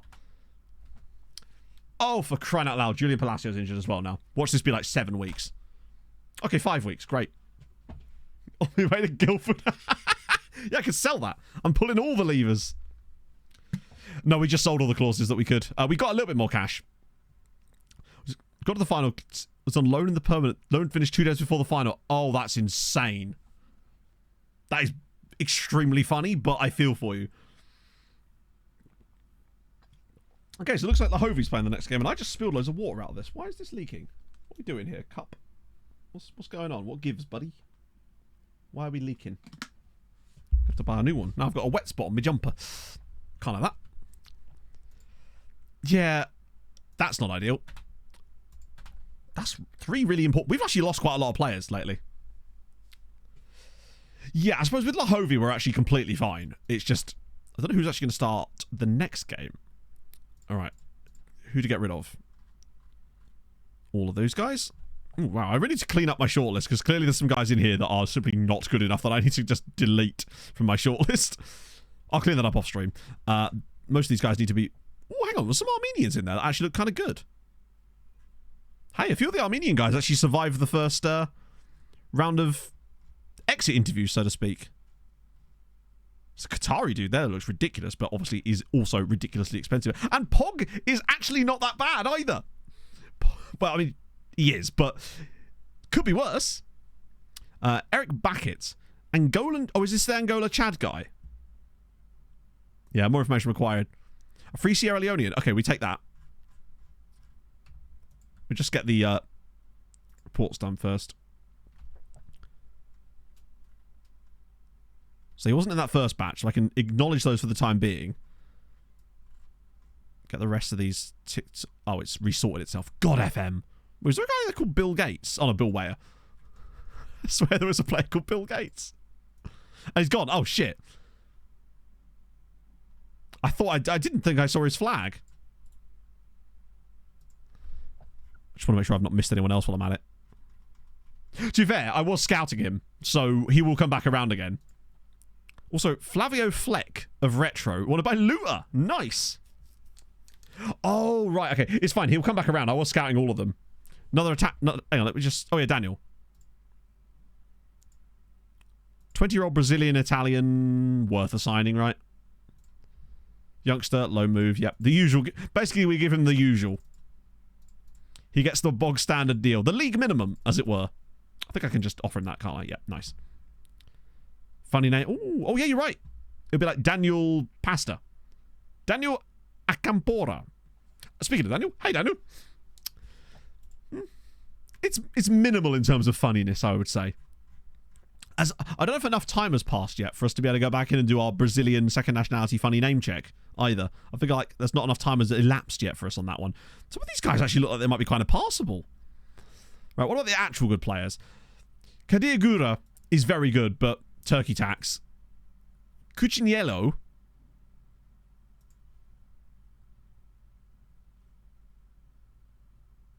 I mean, we are going to sign him in the summer. Yes? He's insanely good. Turkey tax, it's just that they cost a lot more money. Turkish players are just much more expensive than, say, that same player, if we're buying him from a Slovakian club, is like 10 times cheaper. So often I get put off about it because it's just they're so expensive. It's harder for us to take a punt on a Turkish player because they're just generally way more expensive. Occasionally, I'll sign them if they're like insanely good and we're like, no, there's guarantee that they're going to be great. Yeah, he's brilliant. Model citizen, unflappable. But we can't afford him right now. We actually can't afford to buy him right now, even though he's super cheap. That's annoying.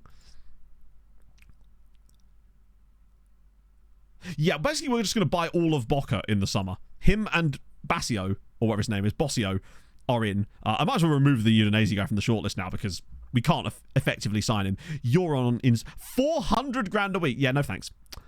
Plamen Ilkov at Siska Sofia. Ooh, hello. 3 caps as well. Pussy. Oh, I'll shortlist him for the time being as well. We literally can't do anything on any of these right now. Stephen Yap. Yeah, he was a guy I saw in the Rangers squad that looked quite tasty. Like, arguably, he might even be better than the Brazilian guy in the future, but he's also costing more money right now. I might shortlist Yap as well. He's pretty decent too. We can't afford any of these guys. Oh, how do you think the interview went, Thomas? There's Whit Valenta. He's still young. There's Bossio again. All right, I'll find your Sierra Leonean, gentlemen. How about that? I'll make you a deal. It'll be in the Sierra Leonean national team anyway. I would have thought. Because that's presumably why we... There we go. That's presumably how we found him in the first place. And it's this guy, Mohamed Cisse. He's not awful. Like, he could be a lot worse. Ah, beautiful. Find a low move. He's utter shit, but that's okay. It means to fuck in Sweden, even better. Steven to fuck? 4-year deal. Optional extension. Bang. 7-year deal for Mohamed Cisse. Anyone else in here? They've got a few other players that aren't attached, but he's the only one that's like super young, I think. There's a 19-year-old here. Mohamed Dollar. Oh, no, he is fucking awful. He's truly gopping.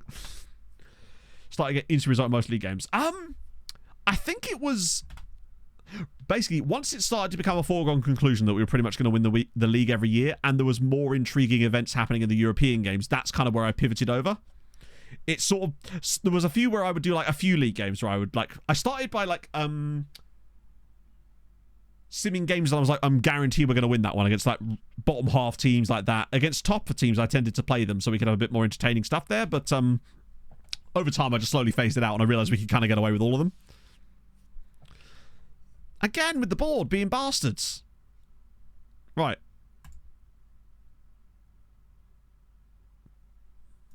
I'm just going to click random buttons here because clearly nothing's going to happen. They're just going to bitch and moan.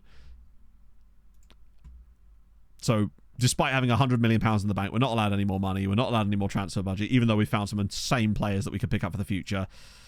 We're simply just going to have to wait to the end of the season or sell someone in January. Right.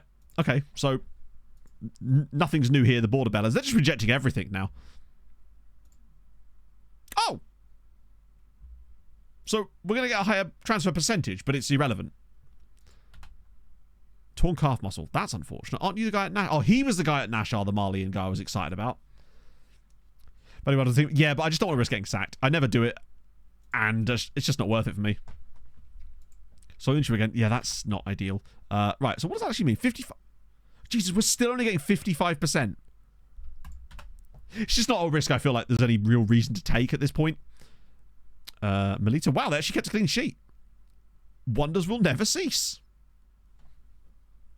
That lake house isn't going to build itself, right? Yeah, we need a new owner. It's been a while now, but I feel like our current ownership has really stagnated now. Pronin and Watara, it's been good so far, Thomas. We've smashed Feyenoord. No, sorry, not Feyenoord, PSV. And now we're preparing for a game against Shakhtar midweek, which should be, in theory, another winnable game. Actually, that's good. We'll play Castera here because we won't play Gert. My assistant is obsessed with playing Gert in this role here. We need to play Birkeland. And then It's good you came in summer. Barbosa. In winter. I might actually start by going here. Depressing. Start giving him some game time since he is technically our backup now. Cool guy Marcin. Thank you very much for the follow. Board accept. You can go and talk to them about it. If you get multiple offers of the same player at the same time, you don't get the individual offer in your inbox. I don't know, Jack. I think this is exactly how we lost the player before, where you get more than one bid at the same time, and they just accept it inside that menu where you don't get the ability. I think it's because it's actually there, but the game's interface is blocking you from seeing the box, basically. It's so good, dumb. you Harvey came in Drinking, summer. thank you for the follow. In winter, it can get very depressing. Yeah, Javard's actually done quite well. In the one start I did give him so far, he did bang a hat-trick. Albeit, I think it was in that 12-1 cup win, so mentality tweaking. I'm going to do it when the time is there. Like, when we find ourselves in a situation where it makes sense to do it, I will actually experiment with it. So say when we play against one of the really big sides again, that might be an opportunity to do so should the situation call for it. Hello, Daz. How's it going? Can you remember, I was talking about this earlier, that there was a nation in African Adventure who had like an abnormally large league prize money pool. And we think it was Mauritania, but we can't actually remember if it was Mauritania or not. Basically, we found a Mauritanian player and he was on like surprisingly big money for the league that he was playing in. Wow. Paul Seed Castera just got a hat-trick. Sorry, got 2 goals and an assist. This is the Haitian guy who's a right winger or a left wing back. Those are your choices. I love that. But he can't play right wing back, only left wing back. What? 3 tackling in fairness, I suppose. But yeah, he's had his loans. I wish he'd go back out on loan again. Second qualifying round. Hell yes. You'll have to see it. What was his PPMs? Plays short simple passes, plays way out of trouble, refrains taking long shots, discuss new trait. Oh wait, yeah. 69 jersey as well. It's very Ackman. No, he's really not a wingback, is he? He has no tackling. I bet he's a complete wingback. Yep. Had to be, didn't it? Oh. Right. Okay. But at least we've rested the squad. Oh, good lord. We're getting a lot of injuries lately. Yeah, I think you can probably get away with playing his way out of trouble against a team like Zabar, but anyone else, you're in trouble. I love a player with discuss new trait as well. He's always after a new trait. What a guy. Where's... Oh, it's Andrew Couchy. My apologies. We should get Youth Intake preview today. There's no way it's going to be good. We actually had a C-rated player in our Youth Intake last year. We ain't getting that 2 years in a row. We've got to wait at least another 5 years for another decent Youth Intake. Maybe. Right. Okay. God, Luton are not having a good time, are they? How's the second tier looking? Any surprises? Ah! There you go. The lone army of none at Gazira United are actually top of the league right now, which is good. It's the usual suspects, really. I love that Zuri are above Dingley, even though Zuri have not basically got any loans from us. It's just all Dingley. I think it was Mauritania. £65 for your Luton ticket. I kind of feel like that game, Fulham and Luton, could be an absolute banger because both teams will just be absolutely not giving a shit. And I think it might be a really fun game in many ways. Completely move positions. I agree, Faraj, honestly. I think it'd be really fun if it was more fluid and it was based on the players' attributes, what position they played, rather than positional fluidity. But I understand why it exists, but I feel like it's too rigid in its current form, I suppose. No, I think Zuri might have just accidentally hit on absolute gold. Sweetie getting the goal difference back together. Yeah, Hibernia need to pick it up a little bit. How is Zuri getting on? They won 3-0 again. They've got a guy called El Welly. Okay, huge fan of Mauritanian international. Sorry, yeah, it's Mauritania, isn't it? Mauritanian international Abdullahi El Welly. Sensational. That's not even the guy. Oh. To Nev. Who's Nev? Yeah, they've got Tatenda, a Zimbabwean guy, Tatenda Nengo Masha, who they've signed up. Wait, Maputo, isn't this an Angolan or Mozambique side? Yeah, Mozambique. Finish flop Selly. Snipes and Sellies, boys. Further. Right, let's go.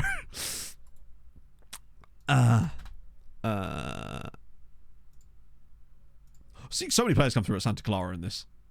More of a heat map. Yeah, exactly. They're familiar with this area of the pitch in particular.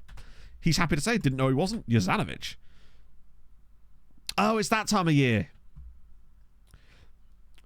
Oh, fair enough. Yeah, you got the... Oh, sod off.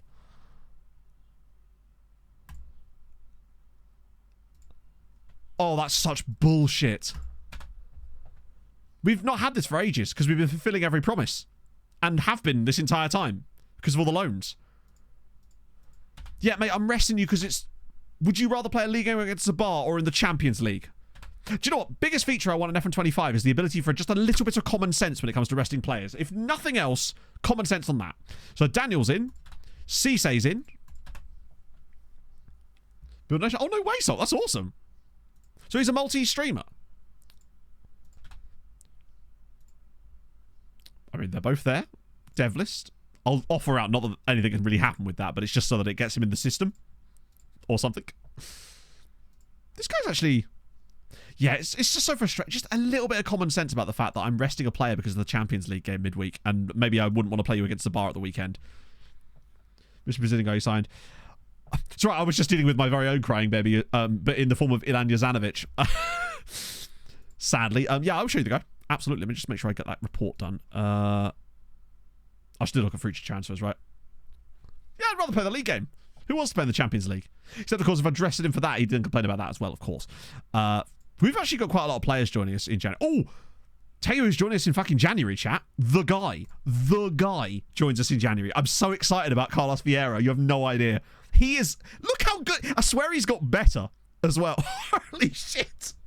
I can't not look at him. He's unbelievable. Oh, I'm so excited about this guy. 17, and he's that good. His mentals are insane for 17. His physicals are insane. Green consistency, green adaptability. Still 4. No, but bear in mind, that's actually better. That's what I call that 5.5 star PA, because most of the time players are 4 yellow star, 1 white star, max. Getting that extra half a star in there is the dream. That's why I always refer to it as 5.5 star, because it's like, it's a rare one, and he's pretty much been locked in at that for the last year. What a guy. Yeah, and obviously we've got Pablo Henrique, who's going to be joining us in January too, to really... But he's 17. Imagine how good he's going to be when I whack him on defensive positioning training.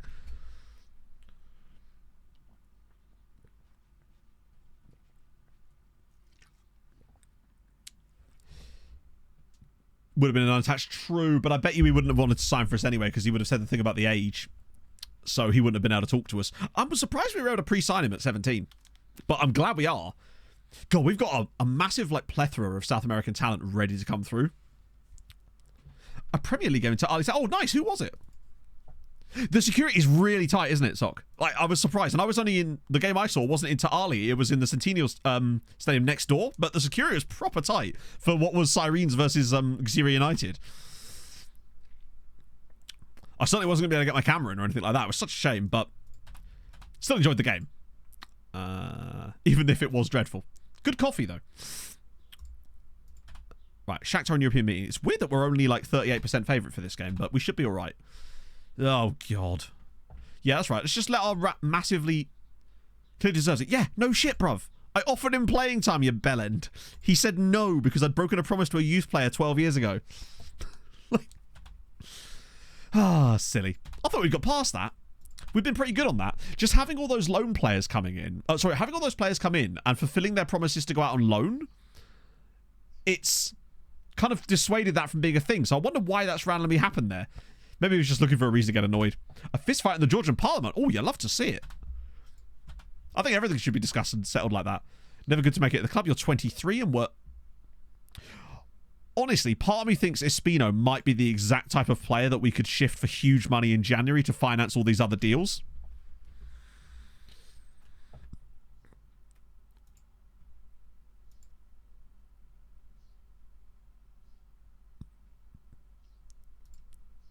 Yeah, I think that's fair.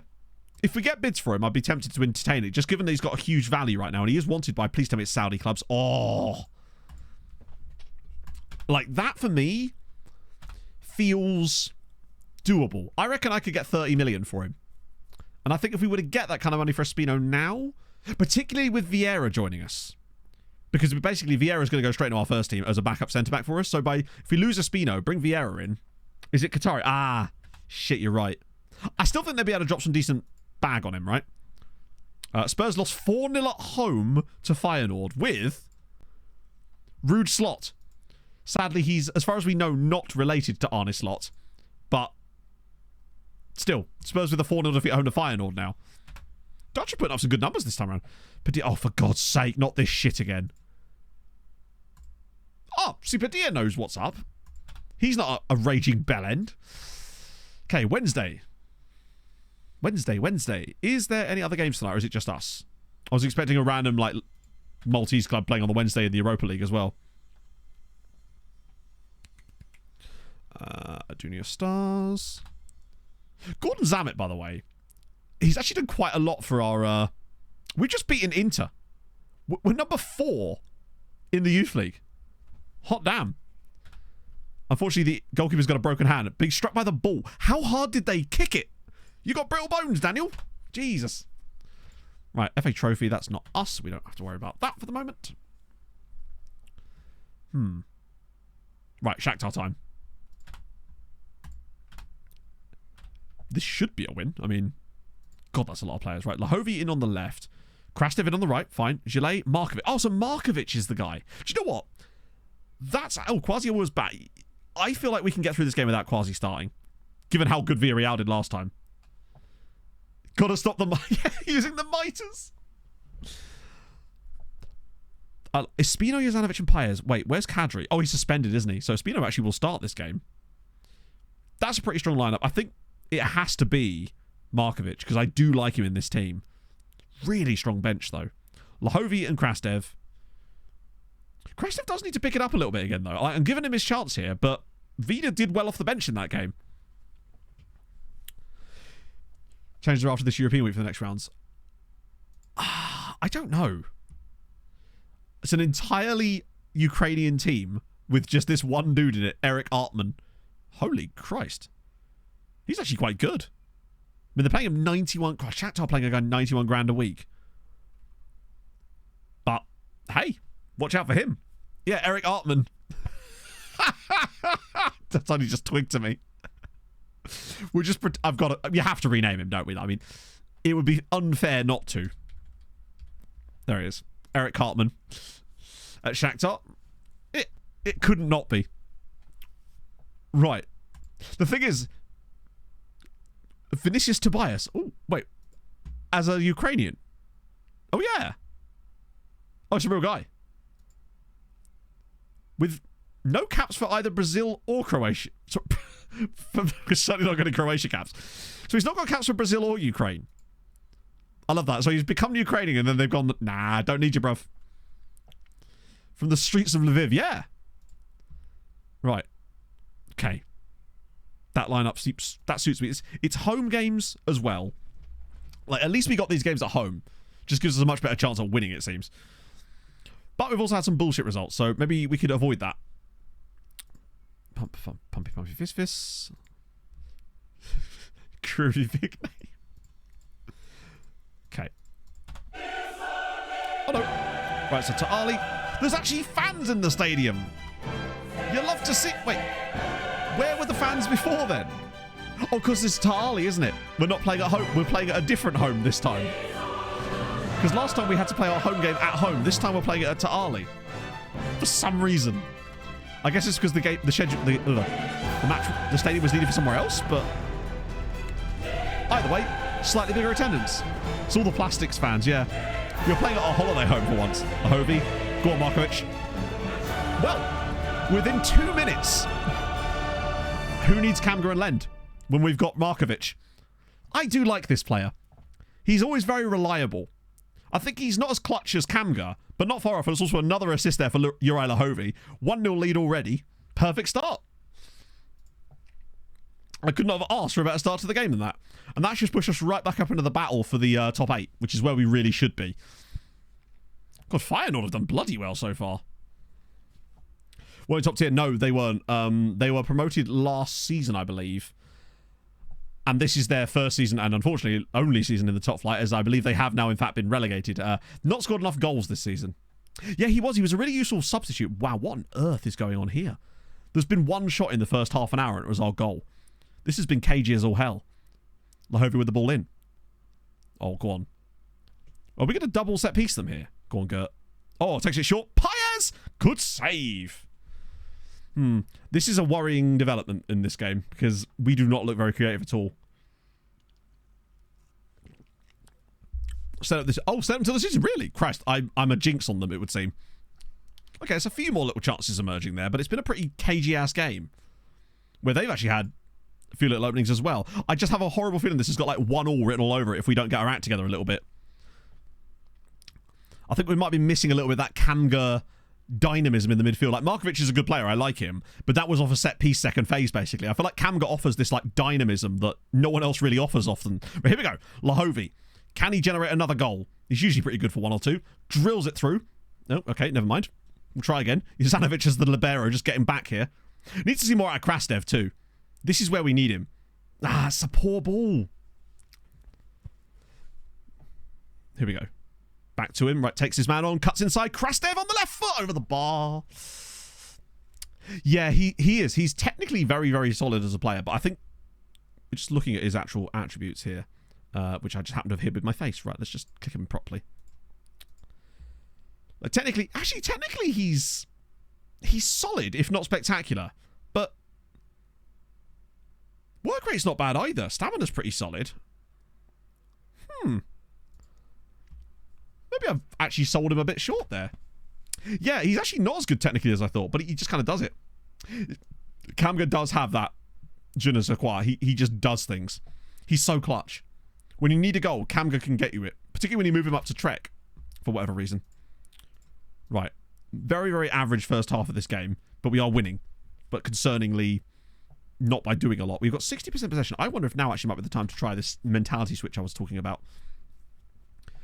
If we start to get even more of the ball. Might lead to the occasional long-range shot, but we need to just offer something in this game. And right now, 2 injuries for Shakhtar is certainly helpful. Just because of wasting substitutions on it at separate intervals too. Exactly. Yeah, I wouldn't go cautious in this, given that we are winning, although Lahovi is injured as well. That is the last thing we bloody need. I'm going to go for Vida. And Padilla's been poor, but luckily we've got... I think Eric Nunez decides... Their keeper got injured. Oh, that's good. No offence to him. I feel like Eric needs to stay in here. Didn't sub off Lahovi. No, I didn't, because we don't have anyone to bring on. He is the backup he's the backup left back. And he feels he can shake it off, which makes me think that he's actually going to get his OPC back again. But I can't really say. The only player I could genuinely bring on for him would have been Vida. This has been such a poor game. I'm honestly thinking I might switch to balance now. I feel like I wanted to push for the second goal, and if we didn't get it, start to try and protect the first goal. Oh, here comes Vinicius Tobias. Big tackle from Markovic. That was good. That was good energy there. It's forced him all the way back. I could shift it. Yeah, true, I suppose. If it starts to get worse, but it feels like he's recovering a little bit, but we'll have to sort of keep an eye on it. The problem with Cazorla... Oh, here we go. Why is Markovic up there? Perez? Oh, okay. It's another chance there. Markovic was operating in a very high up position there. I like that for him. Villarreal's been kind of anonymous today, honestly. Watch Vida put in the perfect corner now. Whips it across. Oh, it's gone. Oh, wait, hang on. Get that big header on it. Go on, Nunez. Have a pop. Oh. Oh, over the bar. Yeah, it was a very... That's true. It is their backup goalkeeper, and he's certainly playing like it. Yeah, I'm determined to see this out. Because 1-0 is precarious. We've not been ideal. I think I might actually have to make that change now. The last thing I want is a Lahovi injury. So we'll get Cazorla in at right back. Just maybe some legs up front. Yeah, I'll bring Henry on for some legs. Alright, come on. 6 minutes of stoppage time as well is a lot. This has been far from convincing for... Oh, please not a corner goal. I beg of you, FM. Oh, please not one of these corner goals. Fuck me. And that's why you score 2 goals. Because it's always going to happen. Where the hell was everybody? I love the keeper up there as well. Great. But also entirely understandable. We just weren't good enough in this game. The creativity just wasn't there. Yeah, that's shit. Points drop. We really cannot catch a break in the Champions League phase these days. It does just feel like no matter how well we play, we're just... Not that today was good either. But when you kind of need a little bit of luck, we just don't get it. And when we don't need it, we don't get it either. Oh. Like in the last 2 seasons, it feels like we've arguably could have won almost every single group stage game and have basically never got lucky. Was that a Patreon region? No, it wasn't. Was it? I don't think any of them play for Shakhtar, right? Or was it? Who scored the goal? That was shocking. With the assist? I thought Cartman got the assist. He wasn't a Patreon region. He's just a real life. He's just a player that happens to have that name. That's shit. Small points dropped. Fuck. That's really annoying. That's super annoying. Right. Oh well. The problem is that's a really winnable game as well, because now we've got Milan, Sporting and Roma to finish things off. Like, we needed to get 6 points out of that. And we haven't. And I think with that, our likelihood of getting top 8 is gone. Unless we can somehow win our last 3 matches, which is doable. But actually, we will have the other guys back from injury too, which will help, in fairness. The AI corner of the edge of the box thing is cheese, because the thing I find annoying about it is that the AI can make dynamically loads more changes to their set pieces in the games than you can conceivably as a human actually trying to have fun with the game. So they will send all their players up for those, and your players don't seem to know where to stand when they send everybody forward like that, and it just leaves these 3 players on the edge of the box. It's quite annoying. Defending corners. Yeah, I think you're right. Although, I don't think that would have made any difference there, because they had so many players forward anyway, but I think I agree. Wait, didn't we? Oh, no, we switched it mid-game, didn't we? So we want one of the go-back guys, really, to be in this side here, because I think it is in this box, isn't it? Yeah, edge of area. Weird that I can't... Yeah, edge of area. That's what I want. Can I put a guy here?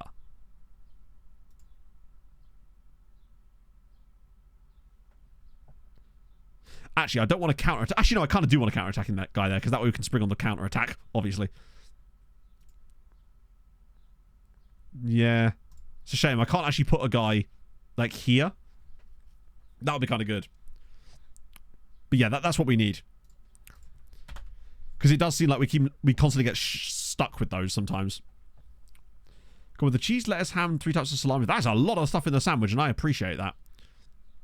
Like, I noticed when Pog and I went to breakfast on Saturday how different we are as eaters. So Pog is one of this might be an absolutely controversial debate I'm about to start, but I'm willing to do it for you. Pog is one of those people that if she gets a meal of food and there's like, say, 5 different types of food on the plate, she'll eat each individual item by itself, right? Not like in a row, but like not mixing in a fork. Whereas I like a mouthful that contains bits of everything for the most part. So if I'm having a fry up, which I was in this case on Saturday morning, I'm getting some egg, getting some hash brown, getting some sausage, some bacon, mixing together. Then you get the full... I mean, I respect both ways of doing it, but I like that big mouthful of everything, right? I like the mixing of the tastes, personally.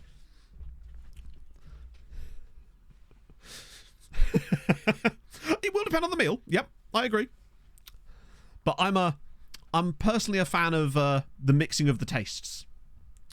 Like, if I've got chips on my plate, right, they're there to be eaten with some kind of other food in my mouth at the same time, generally speaking. I love how controversial this was. That's perfect. Yeah, other chips.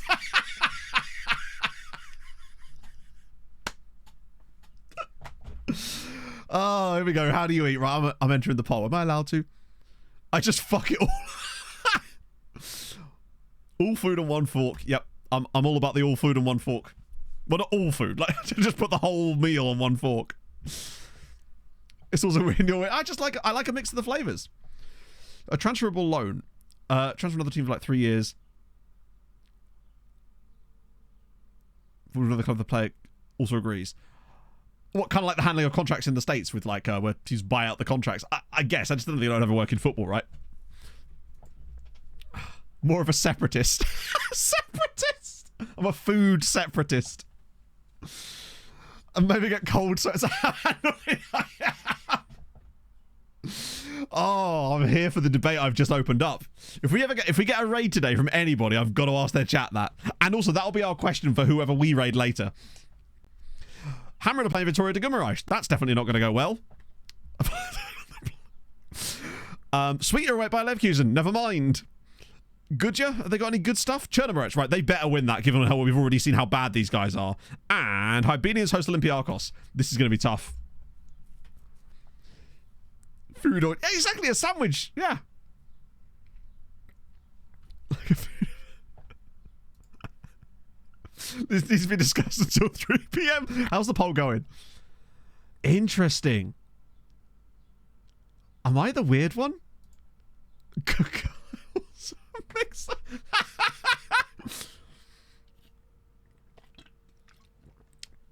Your problem now. Yeah, I don't think that would ever really work in real life. I don't think the other team would really want that because they'd want control over the player's contract properly as opposed to being on loan. For this, but you're definitely the weird one. Oh dear.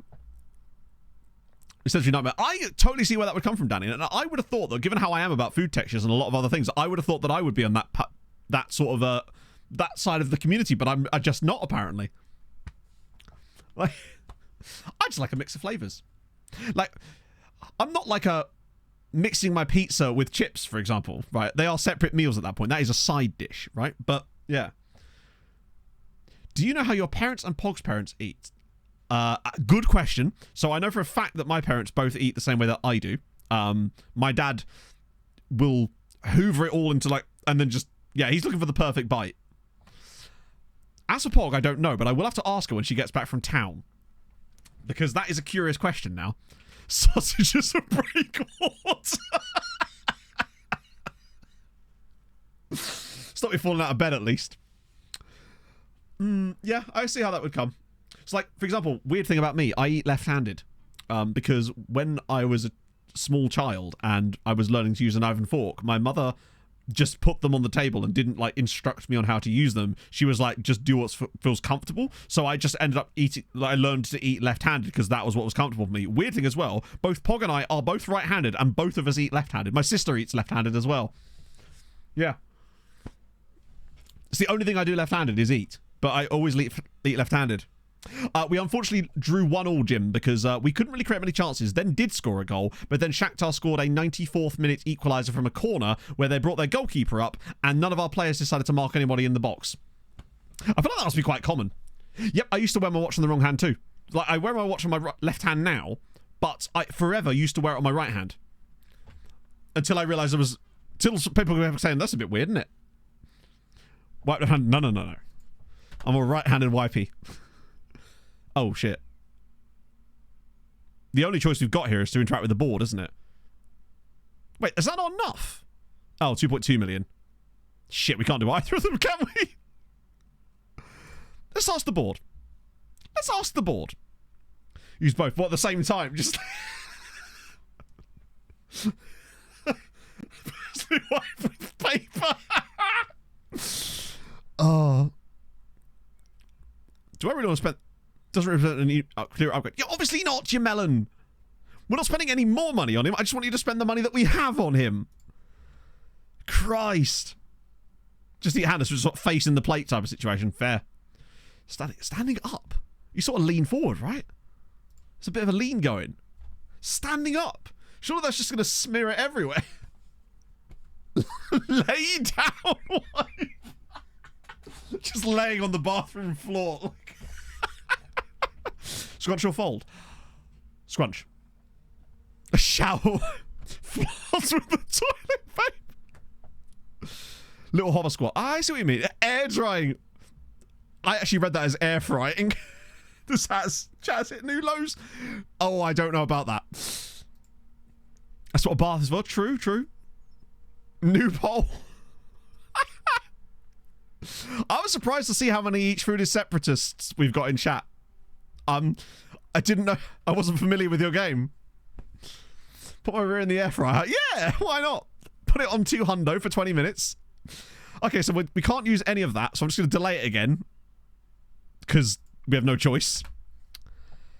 Oh, how do we draw up money? I don't think there's anything we can do, unless they'll let me use more of my transfer budget now. Nope.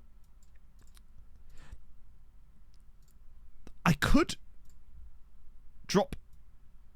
Wait, I can't put any of it into transfer budget. They won't let me. Oh, for God's sake, the board. Yeah, I can't even put any of it into transfer budget. Ah, dear. Can't wait for the bodies. Yep. Mid-season friendlies. Yeah, but we've got money. We just don't have transfer budget. That's the problem. Like, we've got £94 million in the bank, but I can't spend any of it because the board are being weird. I say 94 million. No, it is still 94 million, isn't it? Yeah, 97 million now. Intermediary cheap player. In November. I don't think that would work. Because I don't think the money would actually get added straight away, would it? Let's have a look. Fuck it. Oh, that's the wrong one. Let's have a look. See if I can intermediary someone that's cheap, but not super cheap. Also, hey, look, Jezanovic has already lost... no, not... Sorry. Oh, Kadri... Wait. Kadri's worth £20 million. That's absolutely batshit. He was worth £147 million less than 2 weeks ago. And now he's worth £20 million because FM is broken. That's absolute nonsense. Let's see. Who could I get rid of? Oh, shit. I've taken some absolute hits here. Franco Ramos would be perfect, actually. 20 years old. Contract's up at the end of the season. Perfection. That'll do. Added straight away. Oh, interesting. Okay. See if I can get someone for Franco Ramos. And Barbosa while I'm at it. Oh, wow. Okay. Yes, please. Wait, they want this... yeah. Sick. Yeah, we're not going to make a killing here, but we could get some cash out. We'll basically use this as an ATM. Pretty much. Interesting poll. You missed the previous one, Dynamite. Spurley hate right at the bottom of the Football League. Jesus, that's awesome. That must be really slow, though. Are you turning off the leagues underneath as you go up to make it a bit faster? Right, what do we get?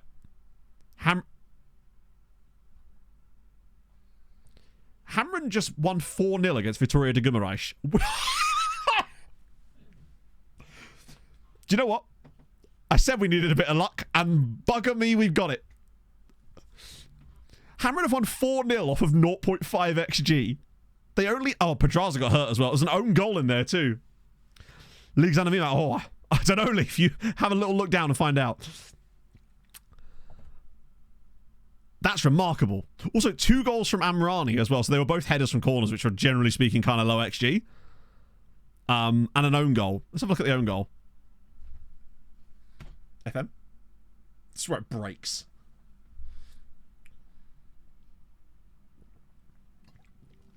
Waffle top. I've never heard that phrase before, and my life is now somehow worse. Oh, Belkebla's just sort of hit it straight at. Crash out Champions League. No. We're not. We're still playing in the Champions League. That we already played our game. Right. Next one. Come on. Sweetie lose 4-1. Can't really be too mad about that. Okay, maybe conceding as many goals as that off of that kind of XG is a little bit annoying, but such is life. Goodyear with a 1-1 draw against Chernomorets. Well done, lads. And Hibernian with a 2-2 draw against Olympiakos. Not bad, but you are now running out of time a little bit, lads, to get your act together. You've literally got 2 games to get this shit going, and Sweetie right now are not in a good place. They need wins in their last 2. I can't believe how badly they're doing. Hibernian's 5 points. Goodyear 10 points is great. They're already qualified. But Sweetie really need to get their shit together. I don't know what their final 2 games are. FK Sarajevo and Karabag at home. Okay, yeah, that should be 7 points. I said 7 points? They should be on 7 points after those 2 games. That should be enough. Because Sarajevo and Karabag are 35th and 32nd, respectively. Admittedly, Sweetie are 33rd right now. They should be wins. Bear in mind, this is the side that got to the final of the Conference League last year, and it would be gutting if they're not in it. I'm curious what Hibernians' last 2 games are, though. Away at Lazio and away... Oh, God. I don't think they're going to get through somehow. 5 points is probably not going to be enough over the next 2 match days unless they get a miracle draw. They really should have beaten them losing at home to Linfield is absolutely shocking. If they'd have just won the Linfield game, none of this would have happened. Right, what was that for coefficient? 7.2? Okay. We're still in this battle here, and we're still putting up good numbers, nearly catching. We'll get that easily by the end of the groups, which is good. We are sort of fading a little bit behind these guys now, which is fine. But we're still 10 clear of Turkey. So 10th place is looking good. A Hamrun game... Oh, yeah. I mean, then they're fucked anyway. Poseidon's Kiss. I don't know what it is, but it sounds like a sex thing. Sounds like something to do with we, if I was to guess. So yeah, Hamrun are down here with... They've still got 3 games to go, admittedly, but they're going to need a miracle. They got a great win. I'm very, very, very pleased for them, but they've got no chance. How do you feel about it? I mean, I'm not pro pissing on people, if that's what it means. Oh, they got Newcastle at home, Brøndby away. Maybe they feel about... They get a chance against Brøndby, but I don't think so. They're going to get hammered by Newcastle. Actually, watch them not. Watch them somehow beat Newcastle. What was the results on the wiping? I just shit in the shower. Good for you. Splash of water. Oh, I see. I'm not pro or against it. I'm sort of milquetoast on it. I must say. I mean, I mustn't, but I have. Oh, is it time for the training ground shuffle? Feels like we actually haven't had a training ground shuffle for a little while, so it's probably about time we did the old shuffly waffly. We need to wait further into the season, I think, start getting some sackings going as well. How are you not playing Derek Osei? I really hope that... God, he really isn't getting much game time there, is he? That sucks. Oh, come on. More injuries. Oh, yeah, if it's a public toilet, sure, because you don't know what kind of absolute dutty swamp water you've just had injected into your rectum with a... Yeah, fair enough. But when it's at home, you can be pretty safe with it, right? Pro piss or against it? I'm pro piss, I must say. Never hold it in, chat. It's bad for your kidneys. You don't want getting them kidney stones. A necessary humbling experience. Same dutty swamp water. No, it's different. I've got a Brita filter on my toilet. Oh. That's how you get food poisoning, true. Have them separately. Oh, gotta have them separately. Shit, a filter. Lowest league you can play on an FM. Third tier English league. No. Oh, no. Technically, the lowest league as far as down the pyramid you can play in would be the 6th tier of English football. So National League North and South. There is lower quality leagues, but that's the furthest you can go down the divisions in the base game anyway. Oh, here we go. Officer Ramos. Schalke it is. It's more money. I mean, we want money up front though, don't we? But how much is it? I think we just need the money up front, so I'm taking Schalke. I'm taking the Shakhtar money. Caption cast A. I didn't. I think they mentioned that on Football Cliches this morning. Although I saw something thinking about ice hockey and they haven't got to it in the podcast when I'm listening to it yet. And I'm really excited. I think it's to do with the GB Canada game on Saturday. Probably the lowest quality was. Yeah, I would say that's probably the case. But in terms of like pure tier levels, the English one would be the lowest. 6 million. Yes, please. 6 million for Jorge Barbosa. We paid nothing for him. If we get these done, we could sign both of those guys and be in a great spate. It's true, Thomas. I do. I am an admitted pisser. Do a Luton start with... Honestly, some people could do it in 6 seasons, Lancelot. Probably not, but I could do it in 10, I reckon, if that. I haven't done that kind of save for a while, but I reckon given what I know now, I could probably do it in 10 years from 6th tier to Premier League. Because first season, it's a case of free agents, restructure your contracts, get a basically good tactic going right now. That'll get you into the National League easy peasy, even with probably the lowest wage budget of the year. National League is tougher to get out of because of how... Look at Mr. Big Piss. because of how it is, but with some more loans, maybe getting a senior affiliate, some more free transfers. If your tactic's still solid, you'd probably be able to build a squad that will allow you to win the National League. Going out of the National League into League 2 is a piece of piss because the quality level is basically the same, if not actually lower in some places. You could almost certainly get a playoff spot in League 2 the third season. Say you win that, or even get top 3 because there's so many promotion spots. I reckon you could get to League 1 really quickly. After that, it becomes more difficult, but by that point, you've had a chance to set your scouting up and start to bring some young players through, start to develop a tactical ethos. You do a season in League 2, League 1, where you come like 15th to 13th place. Then the following season, you push on through the playoffs to get promoted again. Same thing in the Championship. Maybe 3 seasons there. One where you stay up but fairly comfortably. Second season where you're like top 10 but not in the playoffs. And then you get up the following year. I reckon probably about 8 seasons. Generally speaking. And that probably would indicate that FM is a little bit too easy and that sort of stuff. But that's probably how I'd go about it. Or I just do it in 1 because what am I doing, scrub? You do 1 with the editor. You can. Win the league Champions League. Oh, sorry, he mentioned Luton, so I just assumed it was to mimic the Luton pathway, I suppose. That's how I do it. I could do it immediately with Man City if that helps. Chelsea City National League, trying to get some free transfers, but no, there's an embargo on it. That sucks. But it could be for the best in a way, because maybe they'll actually provide some money for you. If not, the embargoes don't usually go on for that long, so you should have enough time to hoover up some free agents and some loans. Free agents are absolutely killer at lower league. It's so easy to with the Premier League. Yeah, I mean, once you're in the Premier League, it'll take you a bit longer than that, because it will take you a while after that. So your first season is just about staying up, which you'll probably be able to do. Following season, I wouldn't be surprised if you made the right signings. You could make a push for the top 10, especially if you had younger players developing. After that, it takes a little while getting a random Conference League spot, building it there. Hello, Silent Killer. Going up. Champions League will take you a lot longer than that. Although, with the England TV money, you'll probably find it quite easy to sign whoever you want. But then you will have the issue of the work permit, so you can't... I'm just trying to think of how long it takes me to do my old rebuilding saves. I don't know how many seasons those were, but however long those were on average, probably about that. Yeah, there's so many great players you can sign in, those leagues. Particularly, don't forget that wonderful news article you get once a year in the...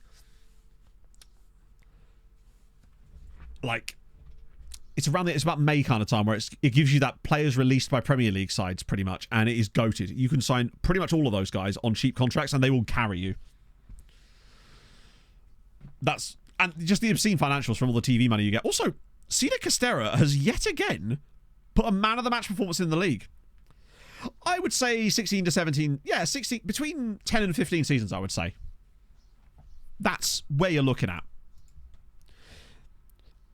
Usual promotions actually relegate clubs who want to finish bottom. I don't know if that's possible. Hadrian? We have done some pretty crazy shit with promotion and relegation. I mean, do you remember the video I did last year where all promotion and relegation was random from the second tier? So meaning that if you got relegated, you basically went into the shadow realm, and the teams that could be promoted within were any single team in the rest of the country. Do next year. Outcast to Icons, if you're referring to save ideas. There's always so many... great. I mean, I've not done a lower league England save since Notts County now. It's been a while. What is that? So if you do exclamation mark OTI, you'll get an explanation of it. But essentially, European journeyman, no badges, every single league possible turned on, starting at the lowest possible level, trying to win the Champions League with a club that's never won a European trophy, but clubs... And you can't manage any team that's ever been in a European final. Mon Chicken UK, thank you for the follow. And clubs that get to European finals during the save are then excluded from it too. And with the next year's version, we're hoping so that it's going to be, so if a women's club wins it or gets to a final, it also affects the men's version of the team too, to make it even harder. Oh, yeah, Waffles topic. Wimbledon was great fun. I remember, was that Tony Harris was Wimbledon, wasn't it? Wasn't he? FFP silly rules to do auto relegate. Ooh. You could do a combination of FFP silly rules with the auto relegate and combining it with the disciplinary rules that we found, where we could make a team go into £300 million of debt in a year. Bolton was fun. I really enjoyed Bolton just because of the theme song, if anything else. And Portsmouth, that's what got me started. I still remember Pog. This was when Pog was working as a uni ambassador, and I remember taking Pog to this open day thing, or open evening thing she had to do as a representative. And I was sat in the car all night because obviously, and I don't even know where I was. It was someplace in Norfolk, I think. Or was it? I have no idea where it was. No, I think it was March, actually. And I was just sat in the car, And I just put out my first Portsmouth video, and just life was good. And then we got fish and chips, and it was great. No, it was a bit long. It was a bit long after that, actually, because I remember I was getting my wisdom teeth taken out the next day. That's what it was.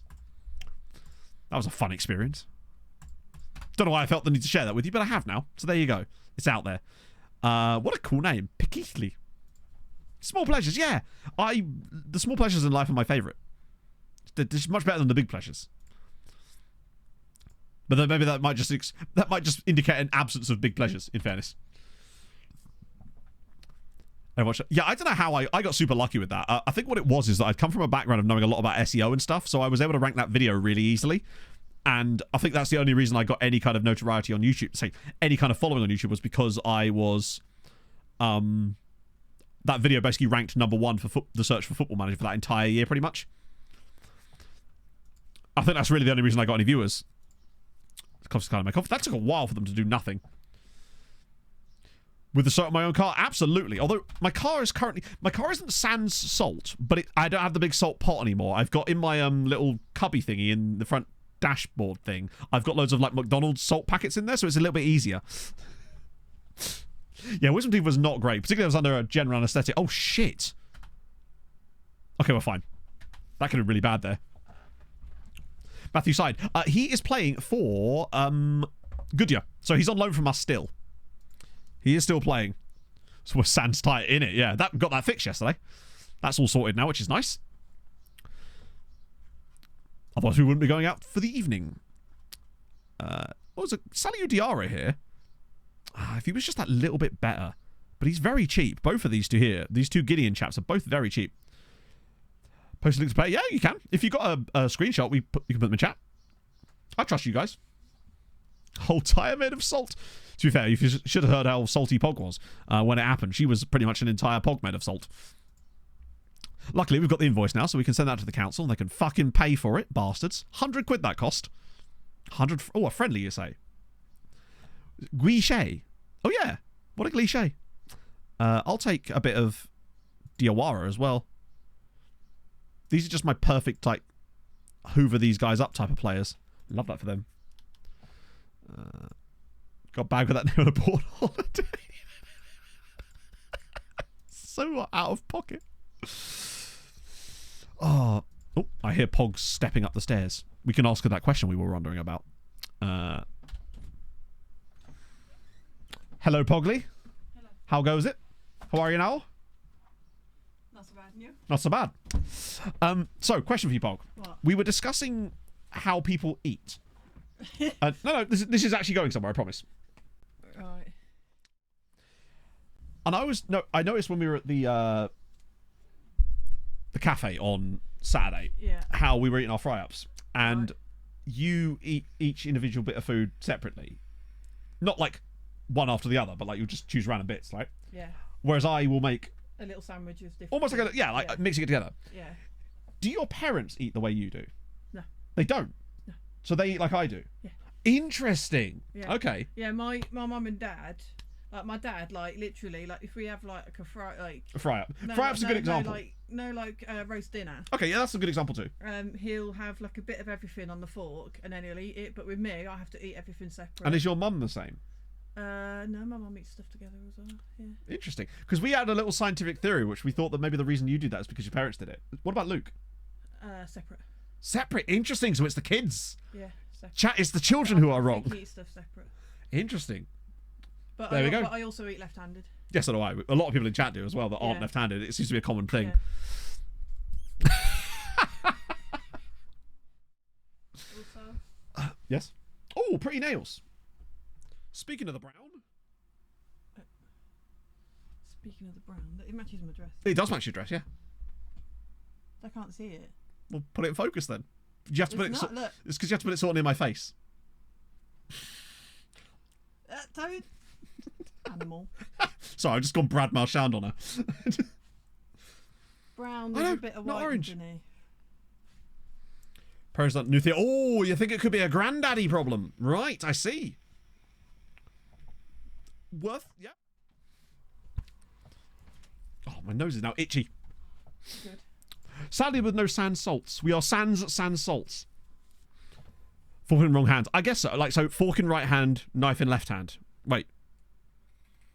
Christ, now I'm confused. Yeah. I'm proper weird about forks. Yeah. They have to be the right fork.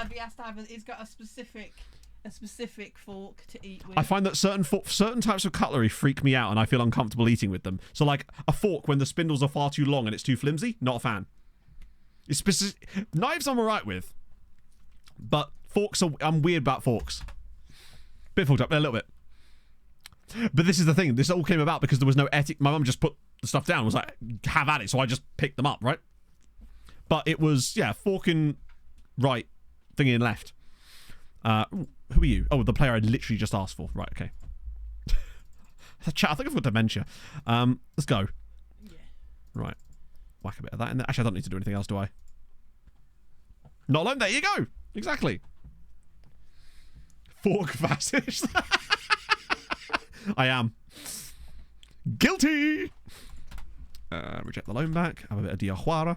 I probably shouldn't be spending this money, should I, right now? Side note. Side note? Oh my god, not a side note. What are we doing here? Is it a side bar? No, the neighbour went to take her daughter to exams and stuff. Yeah. And then she's parked where we parked a car last night. Yeah. Down the road. For sure. She's come back, but she's left about a 2-foot gap in front of her car. Mm-hmm. So I had to literally go right up against her back to get in the space. So she's basically taking up 2 spaces. Yeah, they'll do that. And I'm just like... It's basically, they're doing shitloads of like engineering work and stuff and digging up all the pavements, which means there's basically nowhere to park the cars, so everyone's kind of having a big Jenga fight. It's basically a giant game of like... It's a fight in the estate. Yeah. Trouble in paradise, chat. I'm ready for a fight, man. Oh, God. I'll throw fists. It's fine, we'll have nowhere to park when we come back later. Yeah. Park on the road like we did yesterday. Fork is left for right-handed people. Well, that's the thing. So I hold my fork in my right hand and my knife in my left hand, and I'm right-handed. Chew your food on that. I'm a bit of both. I like to mix it up. I'm not a molar fascist. I like to move it around a little bit. You got to keep it, particularly as a person who's had teeth troubles when I was younger. I was always like, I used to favour my left side a lot back when I had wisdom teeth issues, but it's slightly different now. What about spoons? Oh, right hand, dominant hand with the spoon. The Edgar LeTwin story, I have not. Stacking cards up. Do you know what? If they could, they would. Never a spork. No, we don't be doing sporks around here. That's an absolute travesty of an invention. I will not stand for that. What's his new contract again? Must be that time of the month, literally, where he comes around once a month and asks me for a new contract, and I say no, and he's like, oh, it's all good. Oh, there's Milan. I was wondering where the actual game was. Ramos sets time for Shakhtar. Good, there's some money. Oh, except we only get 1 million of it, don't we? Fuck. 2.9 million of that. Is that going to be enough? Hand you brush your teeth with. Right hand. Hang on. Sorry. No. 1 second. The board have agreed that £1 million will be added to the transfer budget.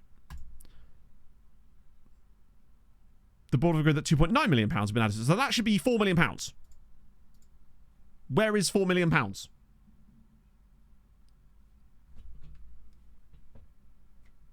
Also, where's the £2 million that we had in here originally? Shouldn't there now be £6 million in here? I'll complete the deal. So it doesn't work. Right, okay, so I've been lied to. Cool. I was literally told that it would be added. So we can actually complete the transfers, but we can't. Right. Add tabs on Matchday tablet. I don't believe you can add tabs. I think it's to do with stretching it out, no?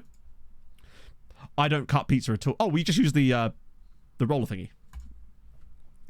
Right. So it's not even gone to the balance. So yeah, it's not made any difference. We've got some money there though. So it means some money has gone in, but most of it hasn't. Which is even weirder, if you ask me. Because it was 2 million.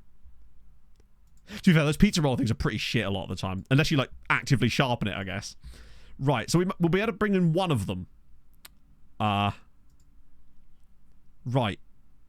There's not really else I can really sell right now that I want to. Because Espino I do want to sell, but I feel like that's a January sale, because we'll get... Wait a second. Wait a second? Chat, never mind.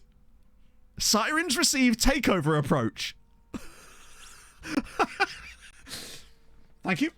Other than they start this with beaten Champions League finalist Sirens FC, could be the subject of a takeover, but amid rumours that President Ryan Farouj is looking to move on, good shit. An unnamed investor is looking to buy a controlling stake in the club with the possibility of you of floating us on the stock market. Yeah, it will stop our transfers, but if we get the money... Oh, Ryan, please get away. The stock market's okay. No, so we can't be sacked. This is like, I think some people don't realise. If you start a save with the team, you can't be sacked in a takeover. That can only happen if you take over a club mid-save. It's to sort of to protect you a little bit. They could also screw it massively, but I feel like with the stock market, they should be okay. Yeah, literally the next day, they'll just squash the takeover rumours. But yeah, you can't be sacked from a club you start a save with if there's a takeover. It can say that they're going to sack you, but it actually won't do it. No, those transfers are already done. So the embargo is only for negotiation of existing new transfers. So those are already pre-existing stuff. So we're absolutely fine with that. Not a problem. Milan is in 6 days. Yeah, so remember, Dundee United got on the stock market in one of the previous saves, and they were like the GOAT of the Scottish leagues and during the treaty save. In fact, both Dundee clubs were insane during that save. Kadri is the AP. Not know how I feel about that. But we're going to have to rotate massively for Moster anyway. Okay, this has suddenly got much more intriguing. Yeah, it basically... It's like it has the same dialogue tree, but then it's blocked off if you've been at the club. If that basically started at club box is essentially if the variable there is true, then it just basically ignores it and goes to the next thing, it seems. So Goodyear, Sweetie, and... Goodyear, us... Oh, Roy. How's Roy getting on, actually? 15 goals in 20 starts. Dang bad. Roy is having a season. 2 assists for Lahovi. Love to see it. Yeah, we'll be nicely shot. Oh, no way! We're playing Dingley in the cup. That's awesome. Sirens PLC. It's ready. I'm ready for it. We're getting all excited about this, but we know we're just going to get either all Takeover on the rocks or Quash's room. Then again, the Quash's rumours thing, that usually happens the moment that the rumour comes out. So I don't think that one's going to happen. Something is happening here. The problem is I find with takeovers, though, usually they're pretty quick. They usually happen and then they're done. They don't tend to go on for a very long time. I find that when they drag on like this, they almost never seem to happen in FM. I don't know why. Roy Multi... So technically Roy has Maltese nationality now, but I've literally typed in Roy Multi. Not quite what I was looking for there. Either getting or it falls through. Yeah. So yeah, Roy... God, he's good. 2.5-star CA, still on £85 a week. But yeah, you can see here that he is now technically eligible for Malta, but there's something else in the background that has to tick over first because he's not spent enough time here since the age of 18. But that will eventually happen, and I think he will end up declaring for Malta. Yeah, he's not getting much money. I will have to extend his contract at some point, but he's got a nice long-term deal. We signed into an 8-year contract for a reason. It's like we knew. 5-11 second layer. Right. Recruitment meeting. No. What do you reckon for the intake preview? All right. So let's see. Ah, wait. Now it's gone up. Now it's done. Okay, so it did work. It just took a day or two for some reason. Nice. Lovely news. Right, okay, so in that case we can have them all. So we'll have Kurtesh. We'll have Diarra. Excellent news. We're getting Richard Curtis. Yep. I love him, actually. And the last one is Chicotito, or whatever his name is. That is definitely not his name. Always Digley Swallows. I suppose, yeah. Right. Yeah, it took a little while. I'm sorry for doubting you, chap. No! Ho Chun Hung? Wow, he has actually made one. I'm surprised that Luton wanted him in the first place. He is the guy that wrote Forward as a future one. And Love Actually and About Time, which is personally my favourite, I would say. Right. So this one has to be a massive rotation fest. Can I...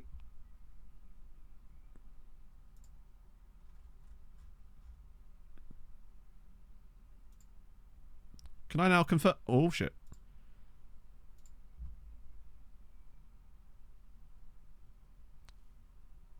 Oh, wait.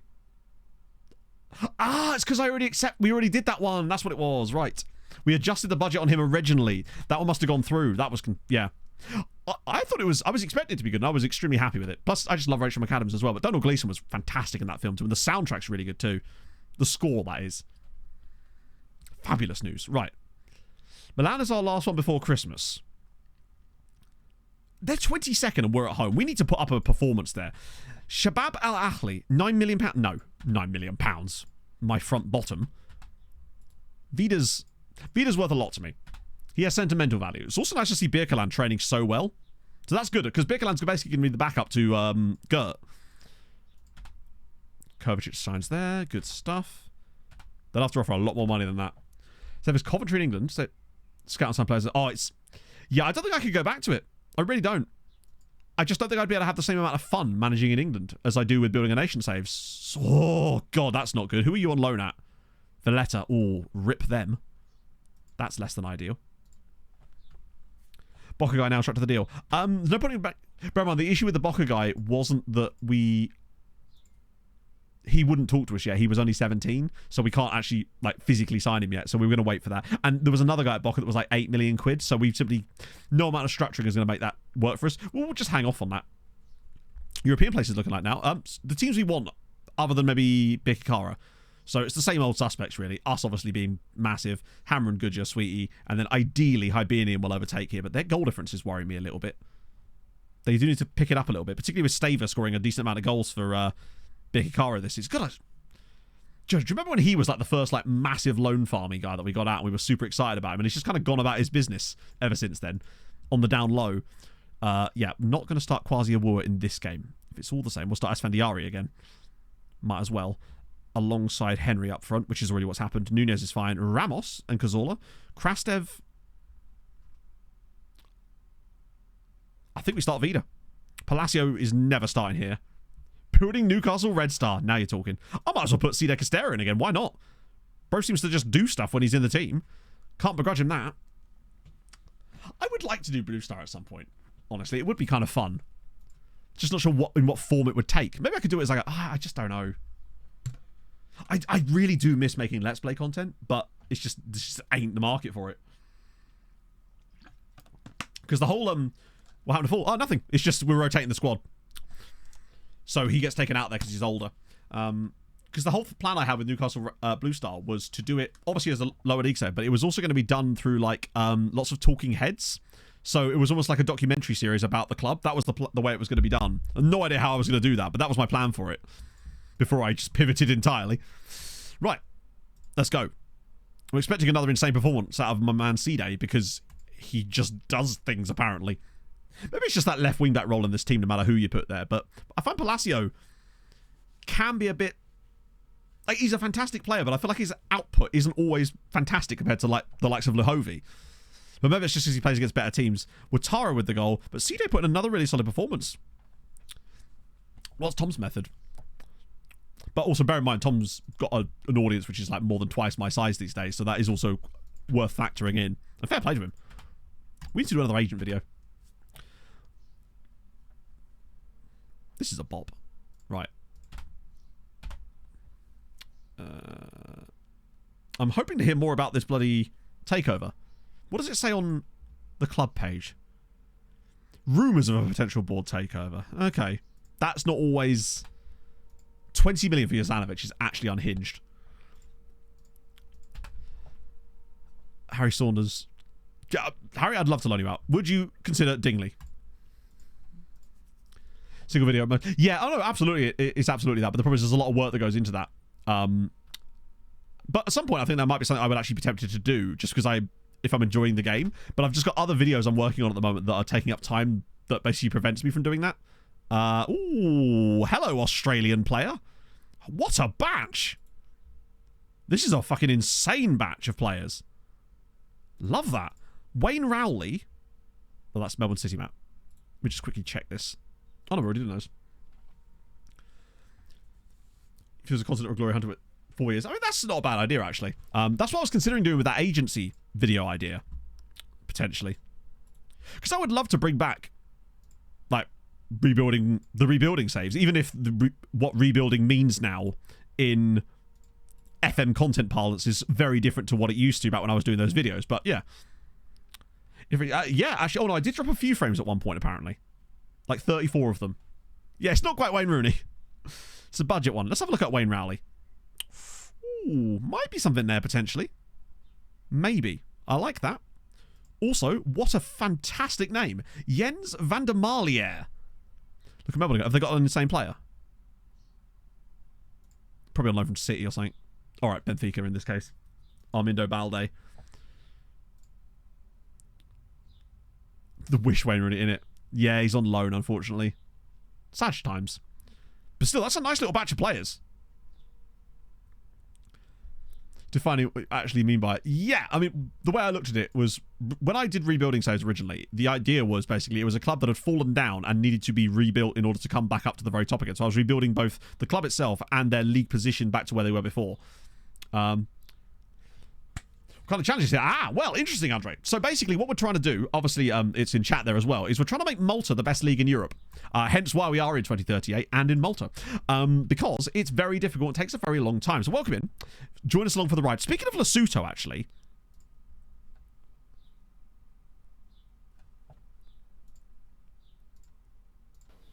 Oh, fuck. I really want the Lesotho goalkeeper from Real Madrid. Andrezini, thank you very much for the follow. No, it's like, I think it's just because it gets clicks, pretty much. Which is fair, you know? Yeah, when I did rebuilding with Notts County or Bolton, you know, it was a long-term thing. Wow, 40%. We were more favourites to beat Milan than we were Shakhtar. Plans for the next 300 hours, because it will take a little while. Yeah. It's gonna... Building a nation will consume you, as far as FM goes. Yeah, so we've started with Sirens, and we've been in Malta the entire time. The idea, basically, is we're trying to get Malta to the top of the European coefficient charts. So, at the moment, we're up as far as 10th, which, given that we started in, I believe, 50th place, is decent progress. And in the last 2 years, especially, we've made a lot of progress. Last year, we got 18 points, which is insane when you look at the other years here. So, we're definitely making a lot of progress. Look how tight it is as well between the Netherlands, Denmark, and Sweden. That's the next group of teams we've got to catch, basically. That's our next port of call, is getting into the top 7. Tough, though. But we're in no danger of dropping out of the top 10 for the time being, though, which is nice. Gives us a bit of stability. We can have a few seasons of just getting teams into Europe the way we are right now. Youth intake preview. Right then. What do you reckon?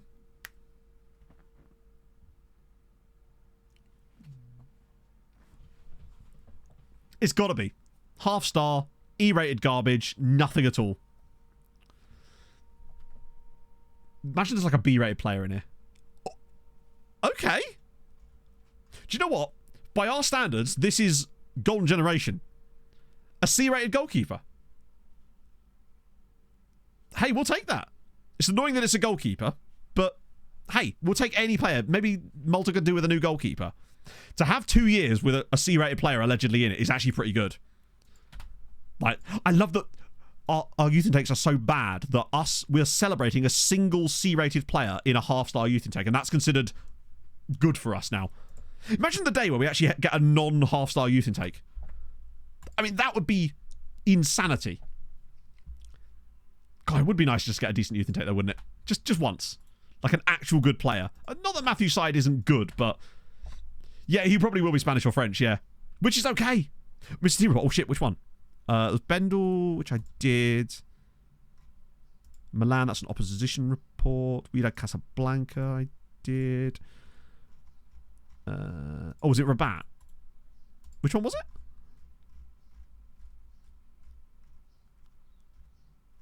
I'm not sure I did. I don't think I did. Also, what was the amount? Yeah, I did Weedad, yeah. 6 million for... Wait, hang on, what? He was worth 20 million before? Oh, that's such nonsense. We'll have to bid them up, unfortunately. Can't track the multi-use rate. Not without using the editor or third-party tools, which, since I'm not super interested in it exactly, I'm not going to do. Oh, Quasi's back now. That's good. And Palacio's back. Just about. I'd say he's good enough to play. Cap with the 42. Long time no chat, Matt. Play Ja Ding Dong. Don't have to ask me twice. Don't threaten me with a good time. And it's great because when I go for the whiz quiz, which I'm about to, you get to listen to Ya Ding Dong. It's all good. No worries at all, Andre. I'm just going to go for a bathroom break. Ask me again when I get back, and because it will have gone off screen and I'll have forgotten what the question was. But ask me again when I get back, and I'll fill you in every way I possibly can once I return from my urination break. So chat, enjoy Ya Ding Dong, and yes, other things.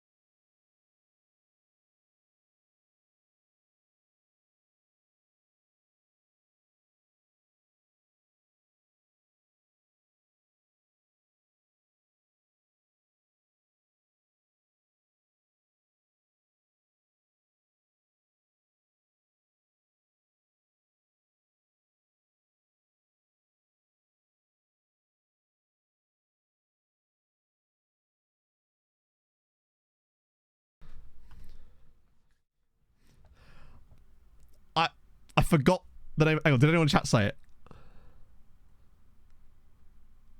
I don't think you did. It was Stefan Karl. That's who it wham. I love that there was more discussion about Yaya Ding Dong, which I'm totally here for, because play Yaya Ding Dong, right? What a movie that is. I just enjoy that movie so damn much. Right, we did that one. Carol Mustma. Oh, don't worry, I've got a Beppis chat. Worry not. We didn't get to do a Beppis one on Sunday, because I totally forgot. I didn't even... Which movie? Fire Saga. I think it's called... What is it actually called? It's been good, Viva. We've been... honestly, we've just been vibing again, which has been the kind of theme of the streams for the last week or so now, and I've been really happy with that, chat. How did you... with your mum. Ooh. See you later, Lavinia. Is she just called Eurovision? Eurovision's on the story of Fire Saga. That's it. I always just call it Fire Saga because it's much easier to say, but it is great. The songs in it are so good. Wow, he's actually really good, isn't he? No, she doesn't. What? Christ.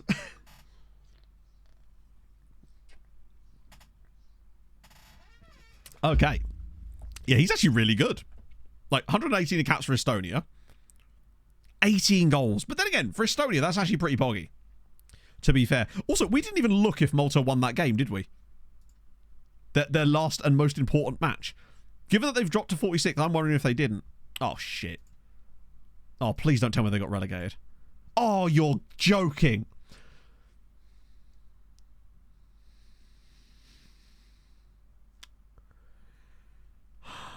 It could be going better, Slugs. Malta have just been relegated from the Nations League. Slovakia. So Malta beat Slovakia. Playoff, yeah, but they will. Honestly, they probably won't. Luxembourg beat Slovakia. So Slovakia lost back-to-back games to Malta and then Slovakia. But because Malta lost to North Macedonia, they go down. They won 2 games. So what happens now then? So what? Which play? Do they play off against the winner of Group D? Hello, Michael.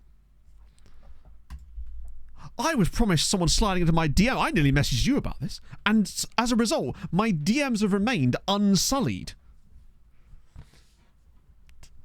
You were supposed to dutty my door with your presence, and you didn't. In my defense. Oh, this should be good.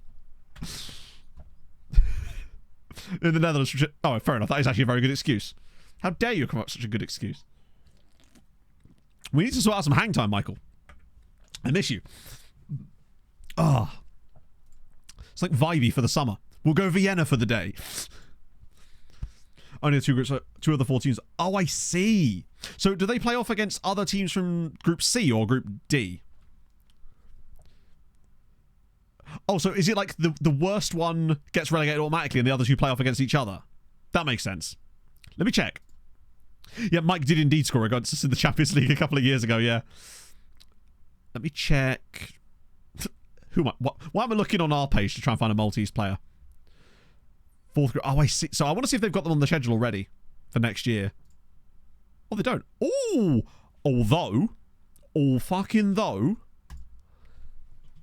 they've got San Marino and... They've got San Marino in their Euro qualifying group. Which is great, because it shows that they've grown up to a point now where they're no longer in the very bottom rungs. Because they would have been the last team in a lot of these groups often. So they're no longer the worst team in these groups. And now, admittedly, their points against San Marino aren't going to count, but it's a chance to win some more matches. I think they could give teams like Slovenia and Kosovo a go, potentially. Kosovo are very hit and miss. They've got some very good players, though. Oh. Have we got all the green lines? Oh, we do, don't we? Except for these guys who apparently don't know each other. Such is life. But fine, after Christmas it'll be okay because Pedro, what's his name? Henrique, what's his name? Putting all the respect I can on our new midfielder. Pedro, what's his name? What is his name?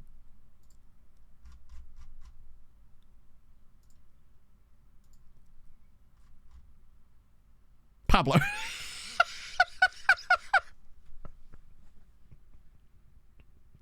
His name wasn't even Pedro.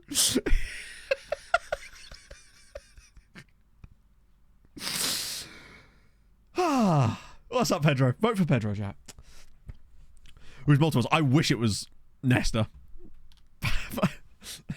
Pedro, what's his name? Pablo. That's the one. Ah, good old Dujima flip. Right. Yeah, Malta boss at the moment is... Is it that guy Ruben Attard? Or has he left now? I forget. This is my laziness of not being... Oh no, it's Johan Nekalev, who was the Goodyear manager. So he's still useless. But one day it'll be Kylian Mbappe. Maybe. I don't know. They need to sign someone good. I love that Jar Jar's actually the vice captain. Vida the key player, but he has at least started getting caps again. Pablo Pedro bar. Sometimes maybe good, mostly maybe shit, unfortunately. Right, team selection. That's good, right? We're good, yeah? Wow, that's a lot of people. We'll just get rid of the under-23 squad, guys. So it's just Giro Pereira. God, I wish I could find him alone. Oh, actually, wow, he's losing a lot of PA. You need to loan him fast, bro. Hello, car. Me when I go on my driveway. Let's see. Except not at the moment because they're digging the damn thing up. Yeah, John Guerrero has not had a good time, unfortunately. I actually tried to try them to see if anyone would want him, but they didn't, unfortunately. Right, this is the strongest lineup we can physically put out. It's going... Ask me after this game. If we beat Milan, it's all good. If we don't, then problems emerge. Because we kind of need 3 wins out of 3 from these last few games to get any chance of qualifying top 8. And without... I feel like we really do miss Kamga. Is there anyone else that could do that role that would actually be capable and looks okay there? Nunez just doesn't have the passing ability. Andy's mad at me, which doesn't help. Rojas is not fit enough, despite having the passing ability. Oh. You know, for a model citizen, Rojas sure is a bell end. I'd be tempted to try Rojas. And Leonard's no, unfortunately, he's broken his hip like the big old man that he is. Hello, Tommy. Hello, Jason. I might try Rojas. Because Markovic didn't actually play very well in the last game. And we need that little extra something or other. Of a failed state. Yeah, he is, literally. He's the most difficult model citizen I've ever had to deal with on FM. He just complains about everything constantly. He's a citizen, just not of my country. Is that something you can do then, Car? Because, again, I'm so out of the loop on Premier League and English saves in general. It's been... I think 2021 was the last time I did a save with an English club, like, properly. Not my citizen. We're going to revoke it. He's actually a sovereign citizen, chat. So he's going to have me arrested under maritime law, so watch out! Oh, really? I actually didn't know. That shows you how out of the loop I actually am. Right. Pots unknown, yeah. It's him and Anthony Bourdain. Right. Massive chance here. Must do better than we did against Shakhtar. And I'm hoping that Rojas can be the reason for it. Possession started strongly, but it's only 5 minutes in. Wow, that's a lot of possession. All I need to see is us play like we did against Final. PSV, Matt, for the love of Christ. Like, we put 5 past PSV and then we can't do anything against Shakhtar. Freitas. Freitas was the name of a goalkeeper that we had, and he was also the name of a centre-back we had on a different save. Freitas was in this save as our goalkeeper, I believe, was he not? He was the guy that we sold for huge money to then bring in... Oh, Christ, who was it? Wasn't Jibby, was it? Or was it? It might have been Jibby, actually. Excellent emotions are goated. I couldn't believe that, for some reason, our team reports for them had gone. Perez!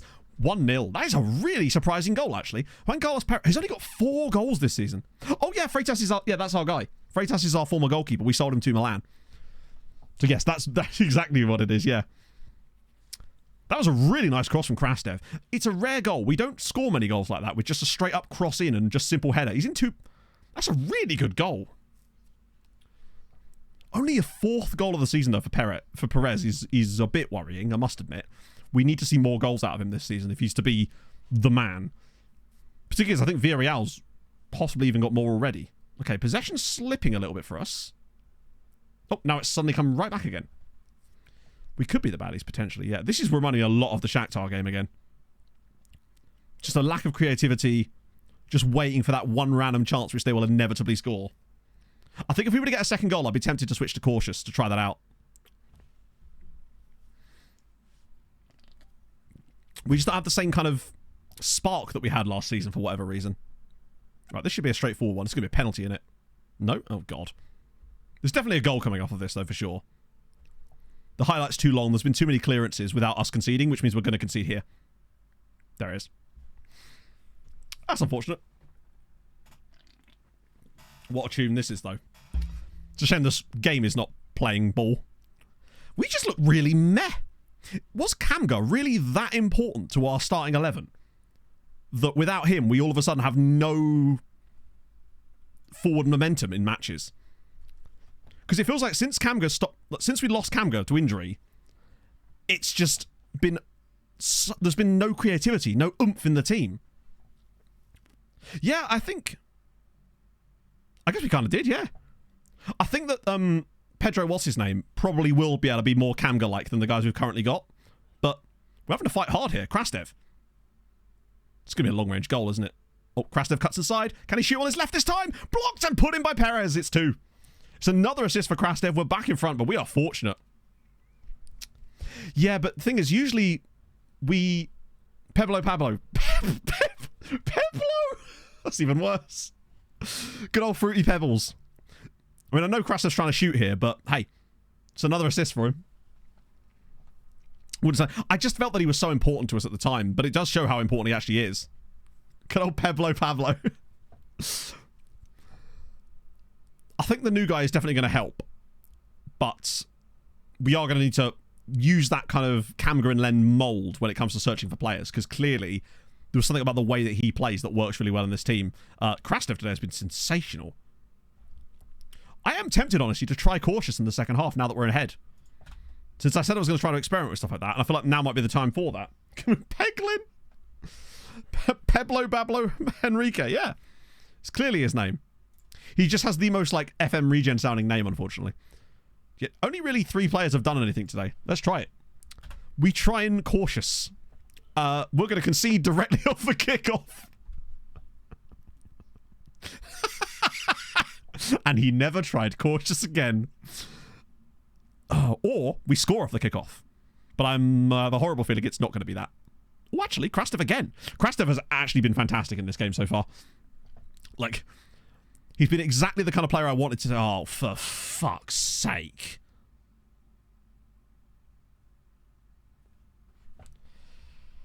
Oh, fucking hell. Football Manager. Have a word. God, it's infuriating to watch, isn't it? Like, basic stuff there. I was going to say, Pebbles wouldn't let that happen.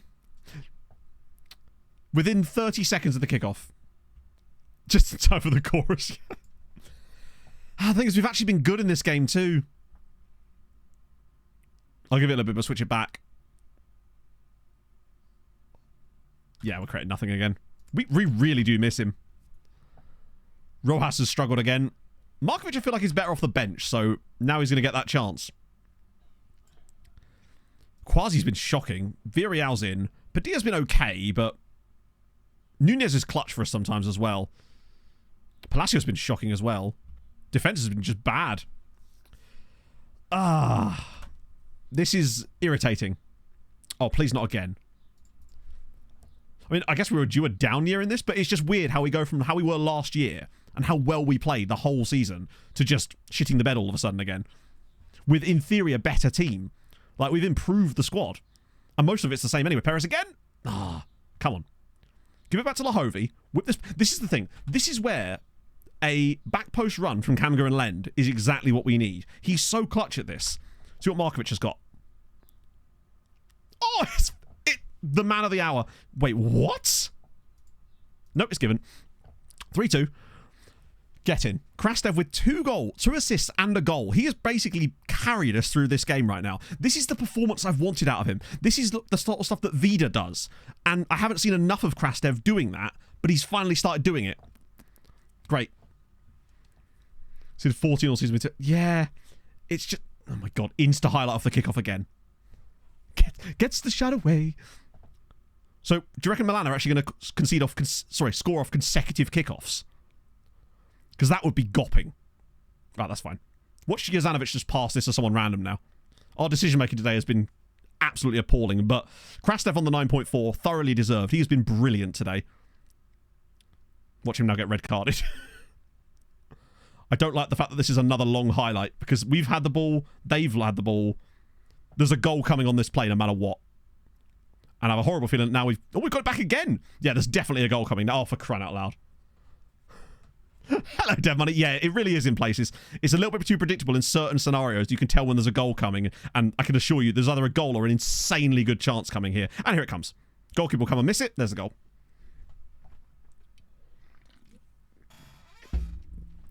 3-3. Directly from the kickoff for the second time today. Well, I mean, what are you supposed to do? Sirens 3, Milan 3. It's a good run, to be fair. Like, I don't know what the defenders are doing, but the keeper should be coming and getting that. Right. A little bit annoying. I can see us losing this as well to their next chance. Fuck me. The points dropped this year have just been shocking. Like, Shakhtar was annoying because it's a 94th minute goal or whatever. This one is annoying because we've been good. They just... And now there'll be no more highlights, or if there is going to be a highlight, it's going to be us conceding a 90th minute goal. At least we haven't seen many highlights for corners for Milan, though. Oh, imagine if we finally scored a 91st minute winner in a game for once. This would be a huge turning point, potentially, in the season. Because if we draw this, we're never getting top 8. We win this, the momentum after Christmas, once the new guys arrive, I think we've got a great chance of winning both of those games and taking ourselves to... what would we be? We'd be on 16 points, which would be right on the cusp of top 8. But we need the win here. Although I'm a bit worried how long we've played this ball around for, though, that we're going to lose it. Lahovi. Oh, here it comes. Here it comes. Here comes the Milan goal through a random bad touch. What's Lahovi's first touch, actually? It might be really bad, in fairness. It's only 16. To be fair, I can't expect him to control a football with 16 first touch. That would be kind of silly of me, actually. Here we go. Here comes the Milan goal. Just gonna wait and let it happen. Fuck off. Okay, I'm just gonna become a Balatro streamer, I think.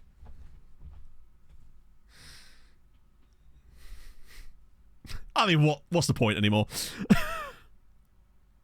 It's just like, what are you supposed to do when they score every shot, basically? But to be fair, we build tactics like this, where we, in theory, create loads of chances.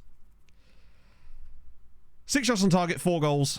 Yeah, I mean, to be fair, why is Jimmy getting punished? What's he supposed to do about these?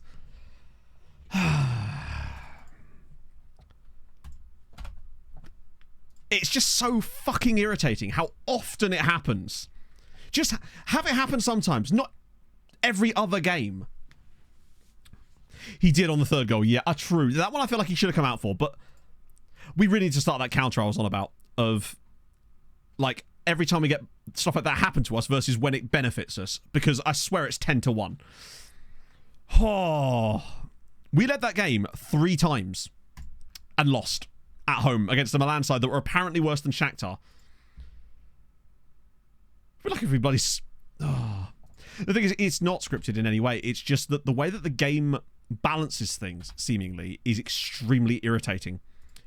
Because what we used to find is that we had a tactic before that used to create a smaller number but of insanely high quality chances. The problem was you'd just miss them all the time, and then because you were so strong defensively, your opponents would get one shot and they'd score it because it was the one good chance they get in the entire game. Because, you know, at the end of the day, you can't stop them from having any shots. I think it was not last year but the year before, where 5 of our Champions League group stage matches we conceded the opponent's only shot on target of the game. You can't... That's simply not a thing that you can keep doing. Whilst also missing all of our chances. Such is life. But if we just buried our chances, it wouldn't have mattered so much. It does a bit, Dead Money. I think it's just that... I don't know what it is. I've really tried so many times to figure out what it is. That's why we moved over to a tactic that just creates loads of chances, even if they're not always the highest quality, just because they seem to get buried half the time. And the idea being that we'd have to score 3 goals to win a game rather than winning 1-0. But even in that game, we scored 3 goals, and they still scored 4. Ah, dear. Right, we believe. But that is annoying, because that's basically never getting top 8 now. Which is bad, because this was a year to take advantage of the coefficients. See if there's a win for our compatriots at least. Because I don't like to complain about it, but I feel like it's important to note when it happens because it is so irritating. And I'll always call out luck when we get it too. I just find myself very rarely doing that. Right, come on. Sweetie were not having any of this Sweetie or cooked malarkey. Sweetie United 6, FK Sarajevo 0. Silla with a Hattie, they'll have like 2.2 XG or something. I've played this game before, friendos.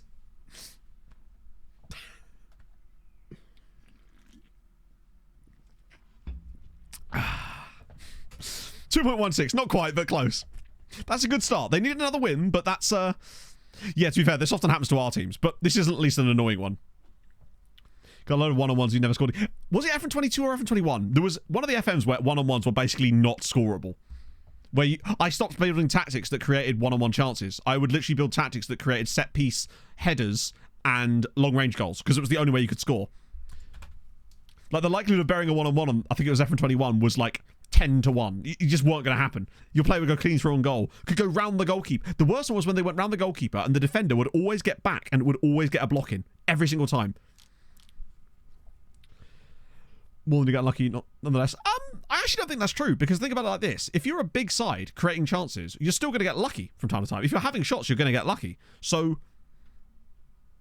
like, I guess lucky to us is sort of overperforming our XG, perhaps, by quite a large amount. But yeah, I see what you mean. But this was happening when we weren't the better side as well. That's the thing. Like, when we were massively the weaker side, we'd still do really well in games and still get no luck. So I don't think it really seems to calculate. Right. Yeah, FN21. I think they fixed it for FN22. I can remind you of a worse shooting feature. Oh, God. Is it side nettings? Is it side nettings? Are you just going to say the word side nettings? Do you remember when wingers would just shoot into the side netting constantly? That was FM20, I think. Infuriating. Yeah, there you go. Yeah, my first ever stream save properly with uni out, it was the bane of my bastard existence, was the side netting shots. Hammer and Newcastle, no hope in hell. What are we saying here, though? Goodyear hosting Hearts. Goodyear are already through, but it would be nice if they could just get some more wins. And that feels doable. Hibernians away at Lazio, never mind, eh? Watch them actually do well, though. That's good that he's actually still developing, despite not playing very much at the moment for us.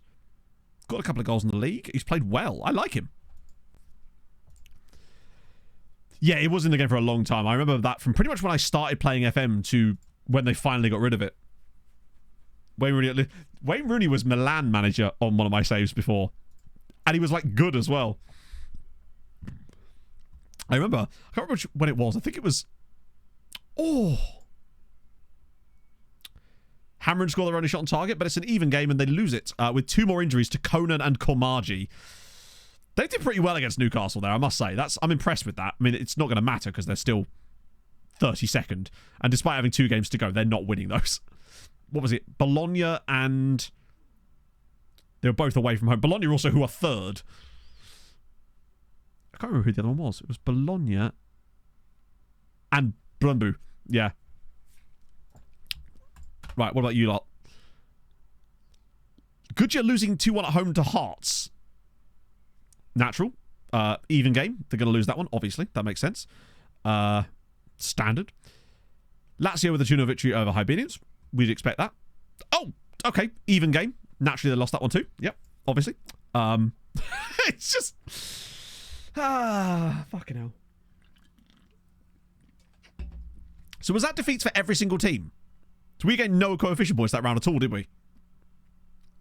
7.6. 3 games, 3 losses. Yep. That's just how it is. I've got so used to FM that just seems to be what happens constantly. If it's an even game, the multi-side lose. It's... For the most part. Occasionally you get one, but Sweetie were literally the only team that actually did anything in that round. And you'd argue that Sweetie overperformed in that game, but they still should have won. Which they did, very easily in the end. Find it hard keeping them happy as always got big offers eventually. Well, that's what I do, Big McGraw. I very rarely ever buy complete players. I always buy players young and then develop them into the players I want to be, because that's usually the only way that we can, like, compete on the big stage, is to do things like that. So it's almost been, like, forced upon us, I suppose. I'll acknowledge those for the time being. Oh, here's the Armenians. Wow, these guys are not even that bad. Anyone's further up? That would be crazy. Hey! Jason Lashley here of Tivoli Gardens. Wait, it's an Armenian. Ooh, hello. Wow, hang on a minute. Surely there's not any more. No, that'd be crazy. But some of these Armenian guys might actually be alright. At least for cheap fodder. For the loan farm. Goal difference positive. Despite winning 4 and losing 1. I think you're right, it might have been. I think there was all 1-goal defeats. In amongst all that. I believe, anyway. Wait, is there not a single extensively scouted player in? Oh, there is, okay. I was getting a bit scared there. Also, that Poggio guy might not even be that bad. Yeah, you basically can't afford to buy the complete players, so you have to just develop them yourself. That's how we've done the entire save. I just find it so much more rewarding to do that as well. Because... yeah, you're quite expensive, aren't you? Oh, bugger me!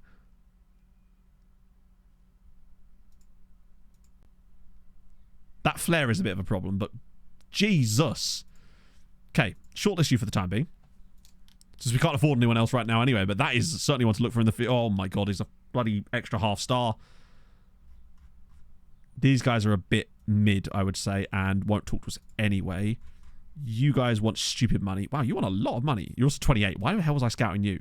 You're 25. Is there anyone that's like stupidly old in here? Yeah. Oh, that was the guy that was worth £37 million. Yeah. Okay, now we're actually into the youngster players. You're already joining us. You are one I'm on the fence about a little bit. For the time being, anyway. Actually, he's too expensive for how good he isn't. Like, he's fine, but I don't think I'd want to pay like £2 or £3 million for him. Oh, hello. Wanted by Tarshin, end of contract. I'm going to let that one go. Because I think Tarshin will actually sign him. Malte Madsen, too expensive. Latrell Bunting, Chelsea, too expensive. Jakobsen, oh god, you're going to be really good, aren't you? Fuck. That first touch is the one thing that lets him down, but he's unflappable driven as well. That's the worst thing about that. Unflappable driven personality. 16 years old, so already stupidly expensive. Though. What about you? Mark Jensen. Christ on a bike. What would you be like as a Trek? Other than his finishing, he'd actually be quite okay. So the trial thing only works if they've already bid on him. So if he's under a bid from them and I offer him a trial, he will accept it, but I'll try it anyway. But I don't think the club will accept it on this side. Yeah, the Copenhagen guys, I think we shortlist.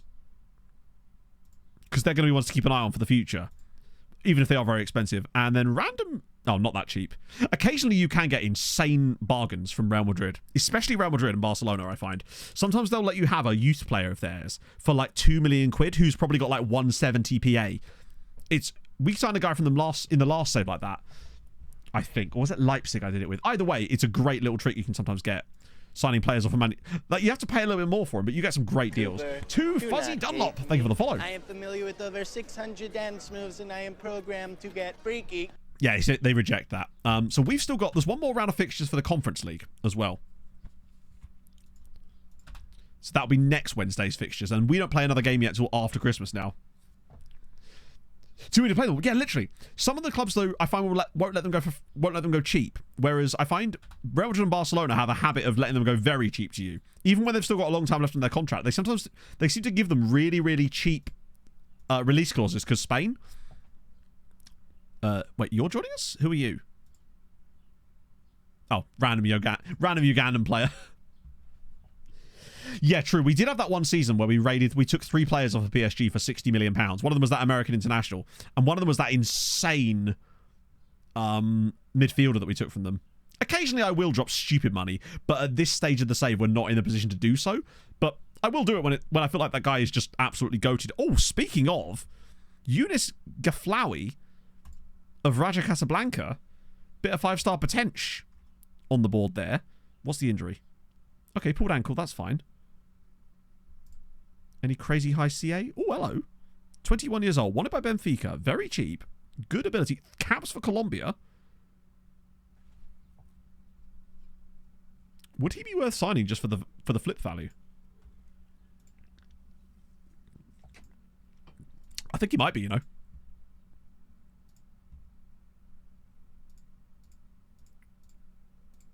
$1.7 million for him.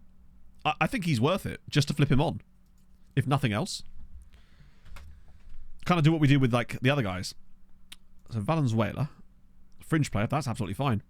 Venezuela. But he's Colombian. He'd never forgive me. I want to get rid of that. These I'll be fine with. No, you're not having a bloody... There we go.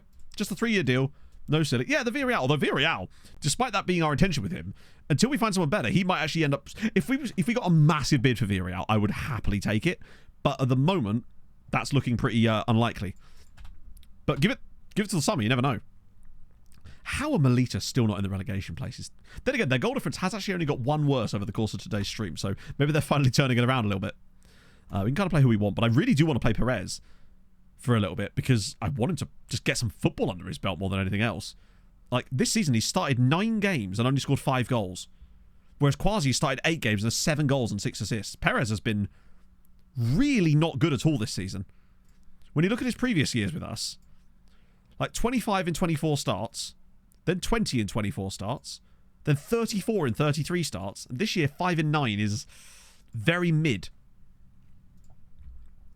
I need him to start packing up some goals. Like, it's December and he's got 5 goals. Our top scorer, I think, is still Quasi with, like, 7. That's a bit worrying, actually. It reminds me a lot of the first season. It reminds me a lot of the season after we had that first bit of success. You know when we got top 8 randomly out of nowhere, and then it was absolute slog the following year because the rep went up? I wonder if that's happened again. That's more like it. Except he didn't score. We won 6-0 against Tarshin and he didn't score.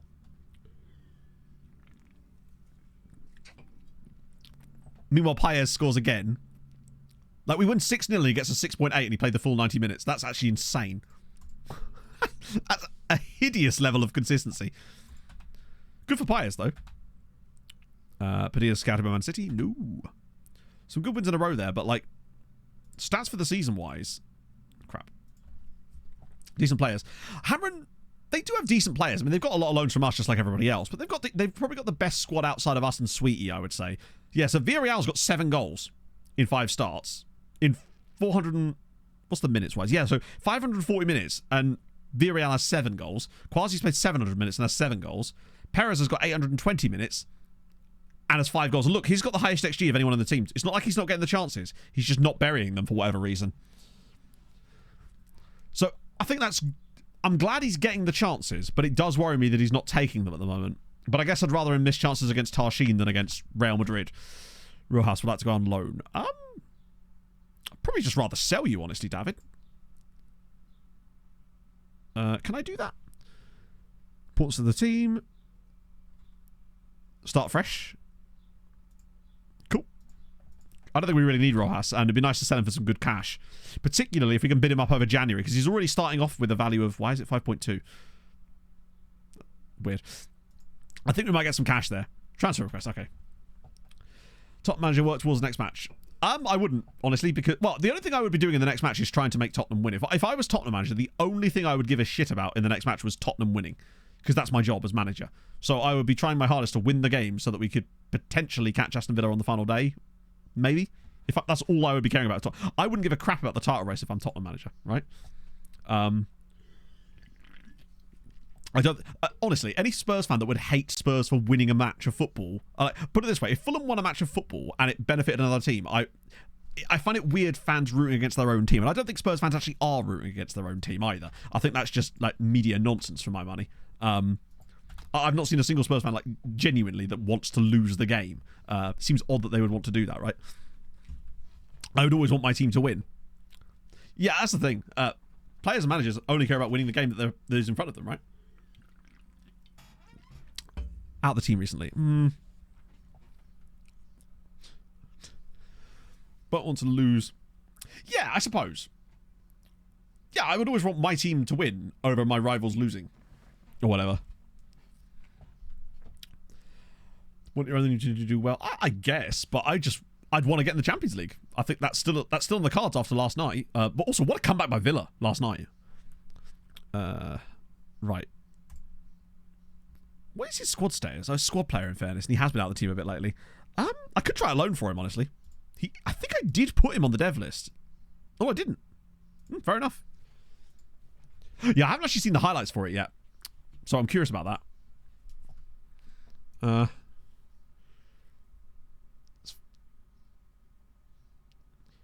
doesn't want us to win tonight. That's fair enough then. But yeah, I guess that's just not the mentality I would ever have about my club, I suppose. The sweet cord of my turn. Thank you for the follow. Oh, fair enough. Okay, I've changed my mind. I guess fans do want their teams to lose then. I've never once thought that about Fulham.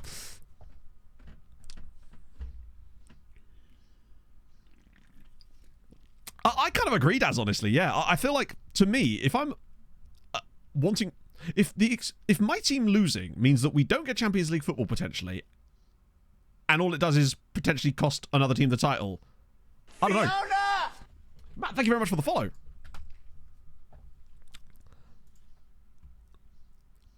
Discharge the... Wow. Wait, against Olympiacos? Who was that? I didn't hear about this. Who was that? Oh, that's an Alaves dude.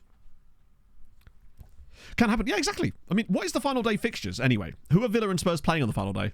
Because Lattice rivals, yeah, sure, but like, wouldn't you much rather have your own club be successful than have them not be successful? But apparently not. Hey, each their own, right? I mean, just to clarify, like, I was getting super annoyed by seeing Arsenal fans being like, "Oh, why aren't Fulham trying it?" So it's like, it's Man City. Like, Arsenal not winning the title won't be because we didn't beat Man City. It'll be because they didn't beat us. Like, if Arsenal really wanted the title that bad, they shouldn't have let Fulham take 4 points off them this season. When it comes to that, if we're bringing Fulham into it, you know, it's really interesting. It's also really inane discourse. I find football discourse really, really inane most of the time. I don't know what it is. It's just always the weirdest debates that don't really have an answer and don't really need an answer a lot of the time. Yeah, Melita, this is how they stay up, right? Best save you've ever done? I don't know. It depends on how you define best. Like, the most fun I've had probably is the last year save with MTK, in truth. This station football discourse. Could it be you, Inferno? But I thought yours was about telling me how to say names properly. And I appreciate it. Love you lots. Bigger deal. I mean, fair enough, I suppose. But, like, each to their own, right? Still want to... Yeah, I don't know.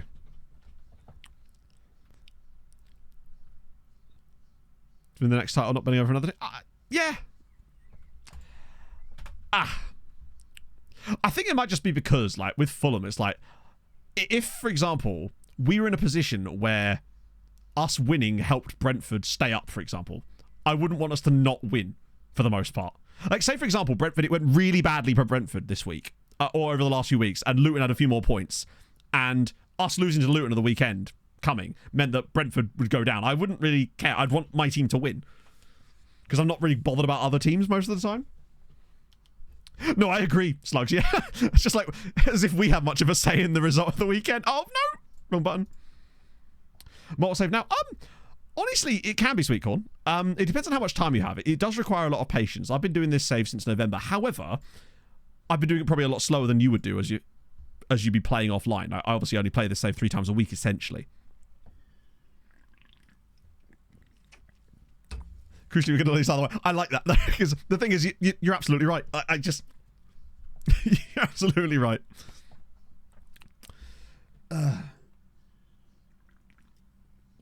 City lose. Oh, City are playing Sheffield. Oh, never mind. Newcastle beat Man United and Brentford. Chelsea beat Brighton and Bournemouth. Man United with the Cup in that 7 gets no Europe. That would be very funny.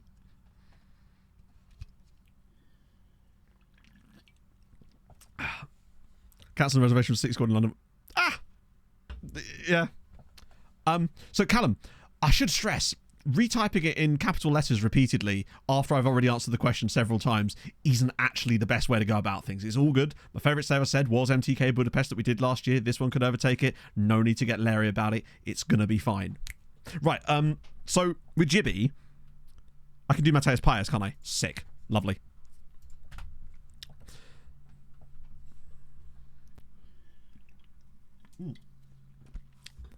What league is it in?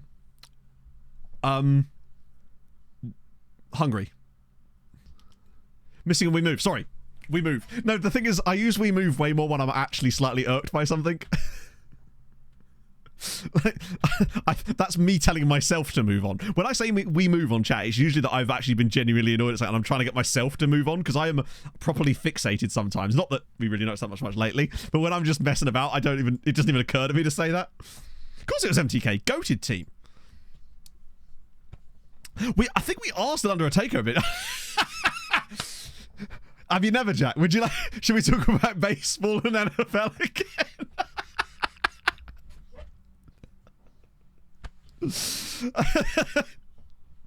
Hello. And then we move, and I was like, mate, we're going to be late for our steak reservation. Jesus, Mike, stop dilly-dallying. Like, pitter-patter, let's get at it. Oh, dear. Oh, yes, very soon. Rude Dan Nistelrooy, great name, well played. Thank you very much for the follow. Oh, is it, Comrade? That's exciting. Me loving that.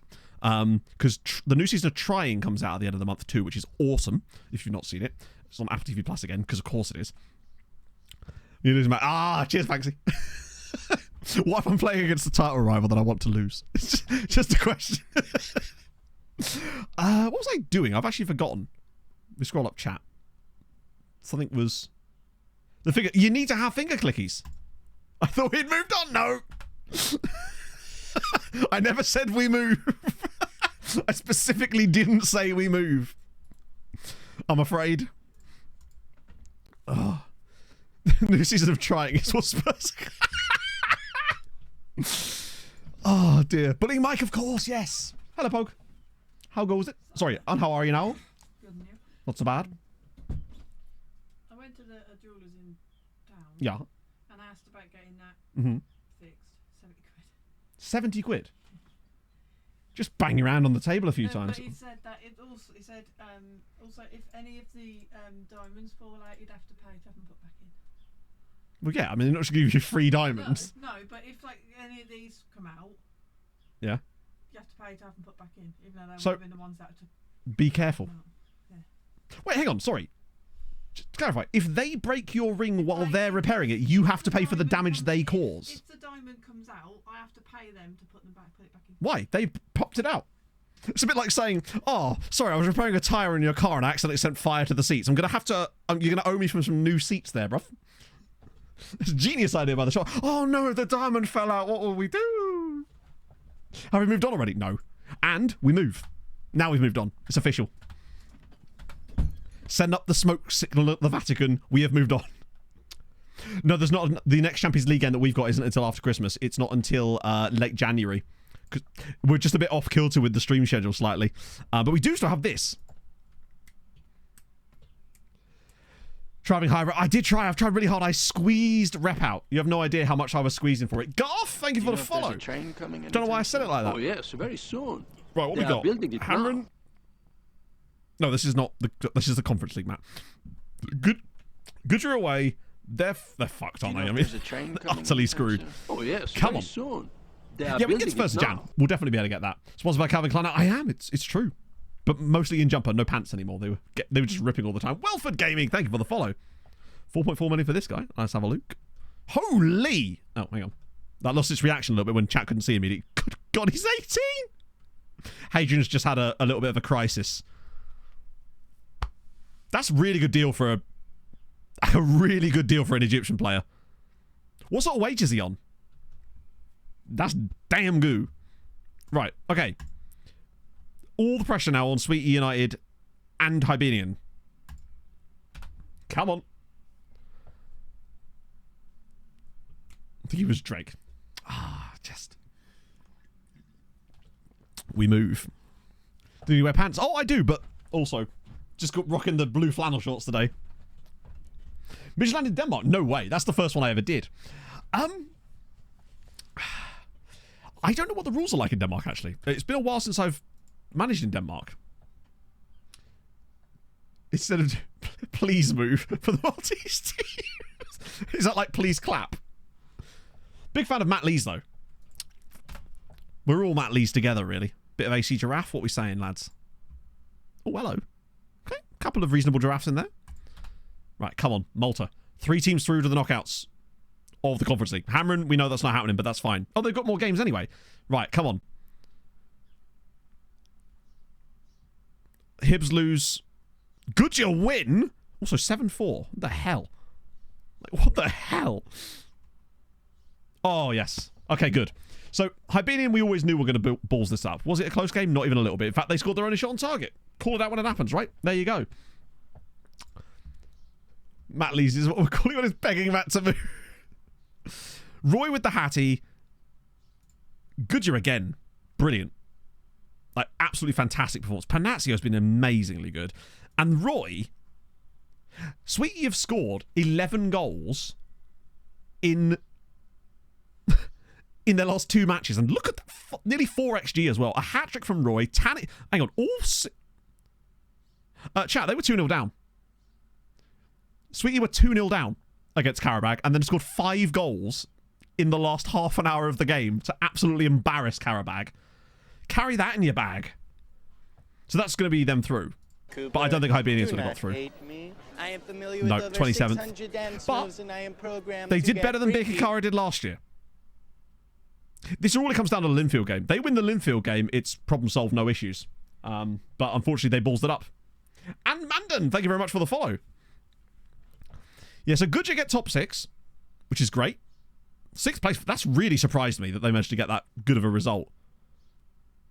If anything, the draws and losses are more surprising. Like, they beat Istanbul Besiktas here, but they draw with Chernomorets and lost to Hearts at home. But Sweetie also get through, which we figured would eventually happen. It just took them a little while to get going. So that's good for Coefficient, though. Really nice day for Coefficient. Excelente. 9 points on the board. And more points will be awarded as well after Christmas, too. So we should be able to get to 10, I would say. Absolutely love that for them.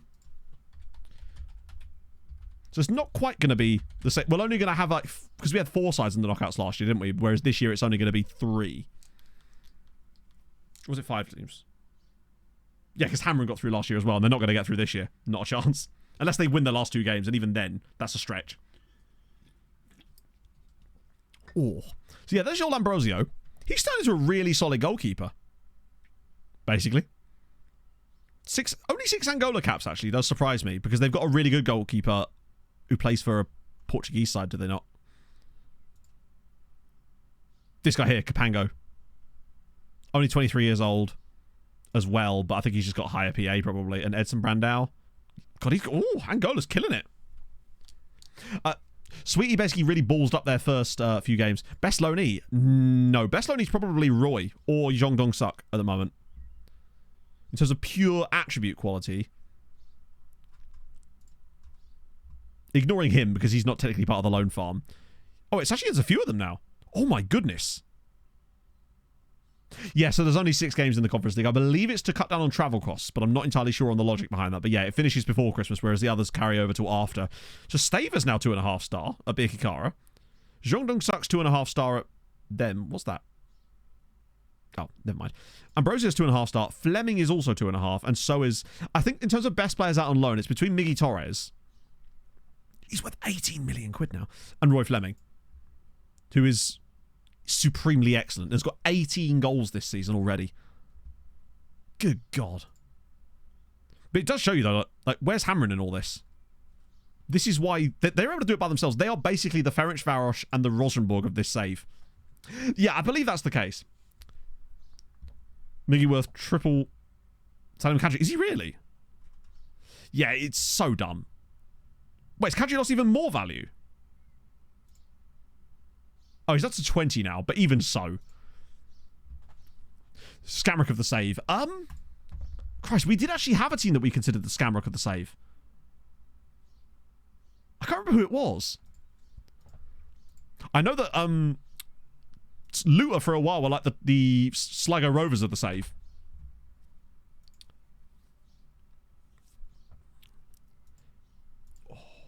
Thomas McVeigh. Oh, the Linfield guy. Yeah, I think we looked at him earlier, didn't we?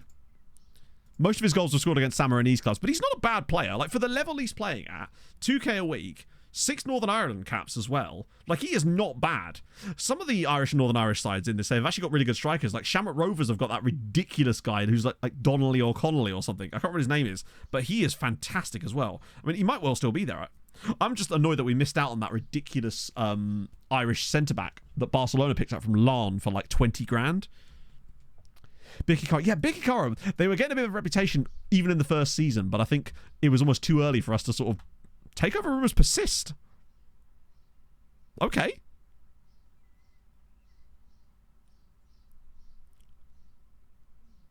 Was it goalkeeper? Oh, you're right. It was a goalie, wasn't it? God, great knowledge. This, if anything, makes me think it's not going to happen. I feel like that when it persists like this, it's not actually going to happen. I'll be amazed if that actually comes off. Usually, all the takeovers I've had on FM have been like takeover in the works potentially, then 3 days later you're taken over.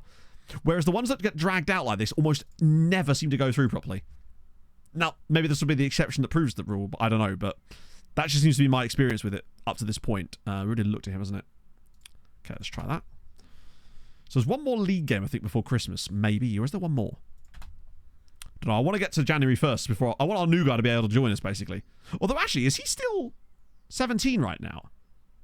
Is he actually going to join us on the 1st of January? Or is he going to be a while longer yet? Oh, no, he does join on the 1st. Oh, he's literally turned 18 now. Excellent. That's good. God, it's crazy that he was that good before he'd even turned 18. Scary, in a way. Yeah, I know what you mean there. It does feel like that. Like, the moment that it happens, I'm like, right, if it's not done in like 5 to 6 days, you can pretty much guarantee that it's not going to happen. I really hope Chelsea don't try and buy this guy back. Unfortunately, they red-locked it when I tried to buy him, which was really weird. But I don't know why I don't enter contract negotiations. There's nothing I can do to get rid of that. That's in the actual transfer itself. Yeah, it's true. We did send him a cake, though. We didn't Yaya Toure him. It's all good. So, yeah, we'll get to January 1st. That way when he actually comes in. So you guys can have a look at him properly. And we can decide if the game's going to absolutely screw us on his, like, PA. Hired his birthday, mate. Why not, eh?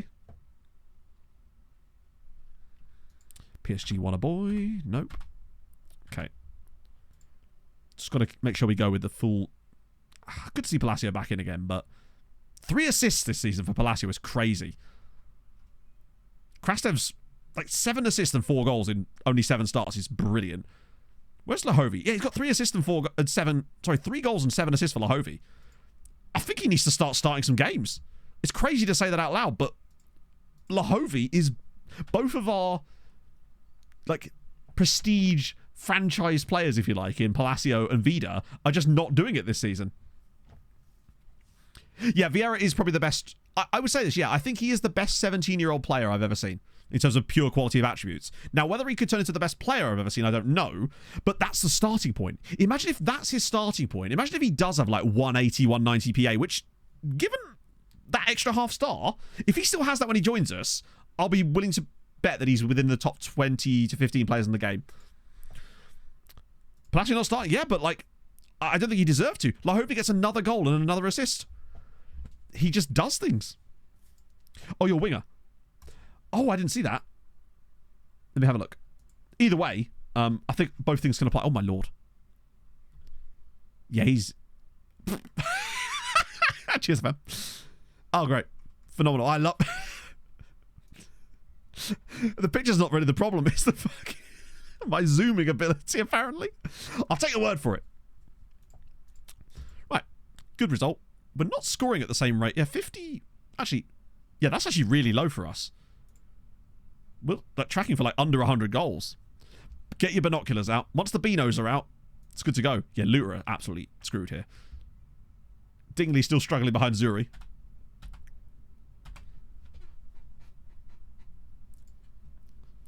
Sounds awful. How dare you? I actually really like this album. Let's see. Particularly the cover of Heart Attack. Let's say cover, it's literally her own song, but the reimagining, I suppose. Ah! There we go. Yeah, he's actually insane. Oh. Okay there, FM. We are actually Hadrian. We won it 3 times. 3 times! No, we're getting to the last...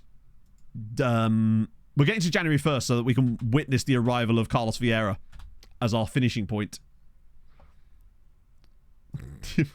Emote can't hurt you. Oh, there's Osama Risky. Won it in League 2 that one time would have been better. It's true. Oh, no, he would have been great. Oh, that was so funny. That was incredibly funny. Oh, hang on. Zabara sacked to manager. That might be a chance for us to give someone, one of our boys. But yeah, there was a guy in chat. This was earlier this year, I think. Basically being like, it was the sort of demure way in which he asked it. It was just like, so I won the Champions League with Swindon Town or someone like Swindon Town while I was still in like League 2. And I'm just like, you didn't know, did you? They went off on this whole thing. Oh dear. No, it was like, is that good? And it wasn't a troll. Well, in a way it kind of was. Well, that didn't take fucking long, did it? Chat, it's already happening. Ironically, not the one we thought it was going to be, but there we go. Marsa have offered a job to Thomas Bucher. And yes, that's right, he is one of the lads. Another uses loan market guy. So Thomas Bucher, out he goes. That'll be the third one we got rid of in one season. Oh. They've got saves coming. Yes, yeah. Yeah, that's what he was like. He says he's, I was like, because basically my thought was, well, you can do this with, yeah. Scored a goal as West Ham under once. Boyka's gone. Well, maybe gone, hopefully.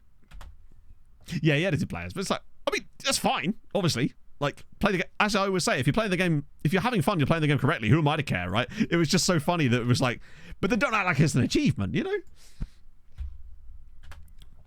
People out staff for a manager's job. So basically, we've signed a load of staff members that have this specific tendency, which is uses loan market. And for some reason, because of their lack of ability elsewhere, and then being in our under-19 squad with low reputation, under-19 coaching staff, clubs seem to really like targeting them as far as being their next manager. Where your DOF only does signings. So basically, what you want to do is you go into responsibilities and into transfers and contracts, and in here, this is where you would set the information for your DOF. So you just basically delegate it to whoever you want that to be. So in this case, it'd be Carlton Crass. Then make sure you hit confirm. Cheers, subscribe. Oh, I look forward to it, Moint. I really do. So yeah, I want to see if Zabar, one of our guys too. We'll see, because it'll be in the staff thingy, won't it? Favorite is Juan Jose Cordoba. Hey, would you look at that? Zabara targeting Juan Jose Cordoba for another one. So that would be the fourth one in one season that we'd have got out. We're going to have the whole league full of these guys soon. This is brilliant. I might have to use Slugs' bit of software to find some new ones. If they take both of them. Out of interest. I just want to see if any of the other clubs that are up for bids here. No, that's the Santa Lucia manager. Wait, hang on a minute. Wait. Pardera. Leah are also after one of them. They want Pardera too. So we could get rid of 5 at this rate. Yeah, now if they would just start taking some loans with that lovely tendency, that would be ace. It's the one thing we're missing. Yep, Master have done it. Master have hired Bucher. Thomas Bucher is in. So that means next stream we'll need to get a new guy. Oh wait, who's Agent Cup? Oh, we're alright. We'll have to go back to what... We'll consult our list and find a new guy. Fossa Juniors, okay. Fana Progress, Padilla. How could he possibly be showing pleasing progress at this stage? God, he might be the best player at the club, actually. Vinny Jr. If only Vinny had it. Luhavi... Nope, you've got 4 years left on your contract. You will stay here and listen to the Jibster. Okay, nearly there. I have to make sure I make a save file right after stream. Nachev's injured. Oh, God. What's with the hip injuries today? It's been crushing us. What about Aguilera? Oh, shit. He's about... Actually, is he? I think he's still playing, right? The thing is, because most of the managers they've got are pretty shit anyway, these guys are not... They're either on the level or actually sometimes slightly better or a little... They're basically around the same kind of range, which is why it's actually perfect for us. Be curious to see as well with Marsa, given that they're a top flight side, whether we can start absolutely shelling them out with players in January. That's what I'm really curious about. Because last time it happened towards the end of the season, and both teams got relegated. Or one was in the second tier and one had been relegated. Loads of fast and crisp. It depends on how you have your game database set up, as well as the skin in this case, I suppose. And also just the speed of PC and various other things. Hello, Paolo! Merry Christmas to us all. That face when you misread what someone's written, misunderstand it entirely, and then have to try and smooth it out there. Use the same formation as you. Oh, there'll be loads of... I don't believe that can exist, Jason. I believe if your the tactics that staff choose from is based on a set of tactics that are listed in the game, it doesn't count like tactics you make manually because they're like listed in the game. Yeah, Zero going up would be very interesting. Yeah, you can see. And wait, ready for it? And we move. I'm seamless, chat. Like a really expensive t-shirt. I was about to start going off on one there, but I couldn't think of the second bar. So he's kind of intriguing. Particularly at TS Galaxy, who I don't believe I've got on my list of clubs. Where are we moving? Oh, wouldn't you like to know? I guess you would, because you've asked. But I'm not telling. I keep my cards close to my chest. Through the loop. Oh, it's like slam poetry, but it's just shit. So it's slam poetry. Oh, sweetie now after the take. Hang on a minute. Don't you dare steal our takeover. President Miguel Mifsud will be willing to entertain the proposition. Hey, look at that. Sweetie, maybe. Yeah, so it's slam poetry, but you want to slam your head into a desk. So it's slam poetry. It'd be cool as trained staff members to do. It'd be cool if you could, like, impart wisdom onto staff members. Are we still in the... Oh, hello. I guess I'm off the bill, I suppose. Are we still in the middle of a slam poetry? Brother, going on. We're just going to go until the 1st of January so we can see the new guys join us. Specifically, you know who. I don't, but you do. Bloody Pebbles is joining us, isn't he? Zabano, what's up, baby? Nicholas Lozano to Zabar. Here we go. Yeah, these takeovers are actually edging me like crazy now. So that would be the second one in a week. Imagine if Leah came in as well. Then that'd be 5 of them gone already. We'd actually start to run out. Was that a different guy? God, they're just going for all of them. I'm definitely going to have to run Slugs' script after stream and find some more of these. Ooh. Oh, Jesus. Danny's out of contract. No! We added an affiliate last season. I think these will be okay for the time being. Staff contracts I'm okay with. Because we got that French one. I think it was French. I've actually forgotten now. Yeah, we got Sasha. We can have a look for another one. Fuck it, why not, right? Because we can get the ones we want now. Coming through the youth ranks. Coming through the youth ranks. Right, let's try it. Fuck it.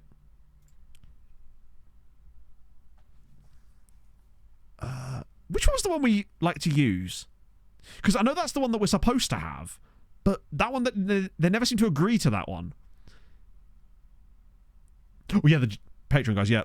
Yeah, but the foreign youngsters one, they never normally agree to it. What we've done lately is we get the scouting knowledge one, and then we upgrade it to foreign youngsters. And that seemed to be more successful.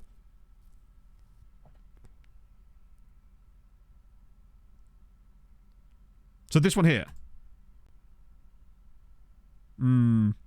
Yeah, that's... They never seem to... Oh, okay. Nope, tell a lie. They actually will go for it now. We've got the reppy to make it happen. Right. Oh, thank God. I was expecting to see all, like, Maltese sides in there. Okay, this seems slightly different. Or is it? Right, so we want Academy rating followed by rep rating. Rep rating is actually really important. So... Remaining second tier is not going to be for us because the rep ratings are too low. There's a few Romania here. Yeah, you're right. It doesn't look any different, does it? We want really high youth rating. Portugal would be pretty good. But it's probably Portugal, isn't it? Roma Poikina, but Portugal's youth rating is so much higher. Because Portugal's... Basically, the reason why not Cluj is because... Well, firstly, where are Cluj? Oh, they're there. It's Universitaire. But... Romania's youth rating is much lower than Portugal's, basically. And that does matter when it comes to picking these. People always... You tend to look at this and go, oh, we need one with good facilities and good youth recruitment. The problem is, if you're recruiting youth from a country with a low youth rating, it doesn't matter how good the recruitment is if the youth rating isn't good enough. So by getting like Portugal, Spain, France, you're going to get better players, basically, because they come from their youth intake. So yeah, we'll do better than Ench. This is a bit of Scammer Rovers as well. Yeah, it'll have to be Ench, I would say. Obviously, once we've got a few of these ones sorted out, we can then start to do some more flavoursome ones. But these are just to try and give us a better chance of getting some good youth intakes. What Monster Taker? Why is everybody getting takeovers? That's an internal one, right? That's not any... That's... Everybody and their mum is getting a takeover right now. But us and Sweetie are the ones I really care about. Wait, is that Lithuanian buying them? So there we go. So we're getting Belenench. And... Wait, is that the one that means that we can... Yeah, so now we've got youth intake ones with Domzale, Sochaux, I think, Dam, and Belenench. So we've got Spain, Portugal, Slovenia, and France. Damn. That's good. Financial flow is good, though. It should be, yeah. I think our best chance of getting a good player is going to be... Oh, thank God. It's going to be one of the other guys, basically. Yeah, it'll still be... Oh, great. So Perez is now going to miss more time. I might actually have to start play. I think I might genuinely start going with Villarreal and Quasi for the time being. I think that's going to have to be our first choice partnership at the moment until Perez can sort his head out. Because right now he is not with it. Melbourne excited. What's Melbourne up to these days? Playing for New York Red Bulls. Earning, admittedly, quite a lot of cash, in fairness. It's crazy that he only got 13 chili caps in the end. Reports from Padilla. Martinez. Jesus, he literally has won everything, hasn't he? Man has won it all. Right, here we go. Hello, Pogler. Still going? Yeah, we're just finishing off now. Zabar fired Lozano, so that's 2 more of them gone. That's going to be great because both Zabar and Marsa are right down here. January could be popping with just those 2. Hi, Martius. Yep. Do those. Yeah, I'll make the save file right after stream. Why didn't we sign him? I know. Look at the state of him. After you've had your bath, you stink. Hmm? After you've had your bath, you stink. What? Make a save file after you've had your bath. Smelly. That's very unlikely. I actually smell fantastic today, thank you. Sniff. Embrace me. Drinking my musk. Okay. So you're doing it again. Pretending like you don't like me when I'm on stream. I do like you.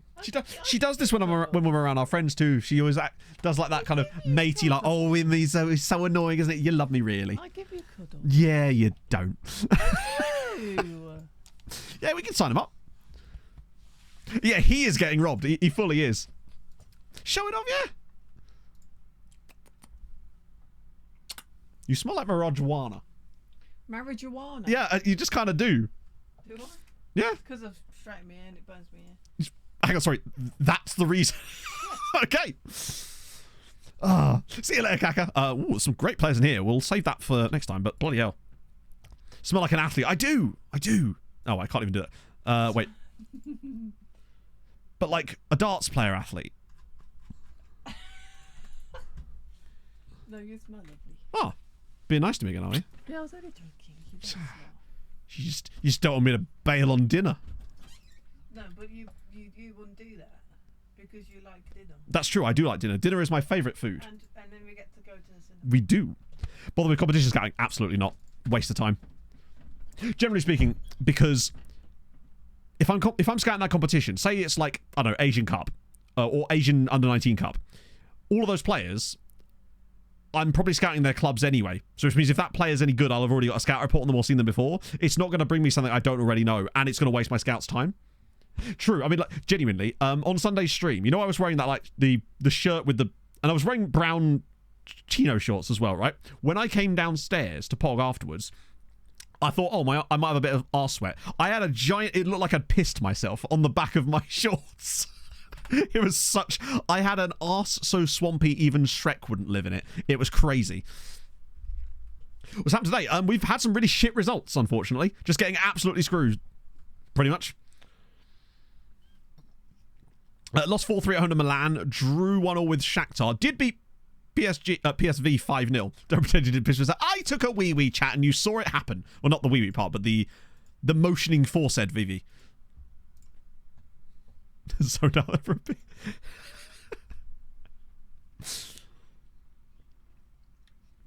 Landing strip. Yeah, you could drop up like an Airbus A380 on it. Trust me. Hello, Stewie. It's been fun. If not, 21 signings sealed. Holy shit. And delivered. Ready for the...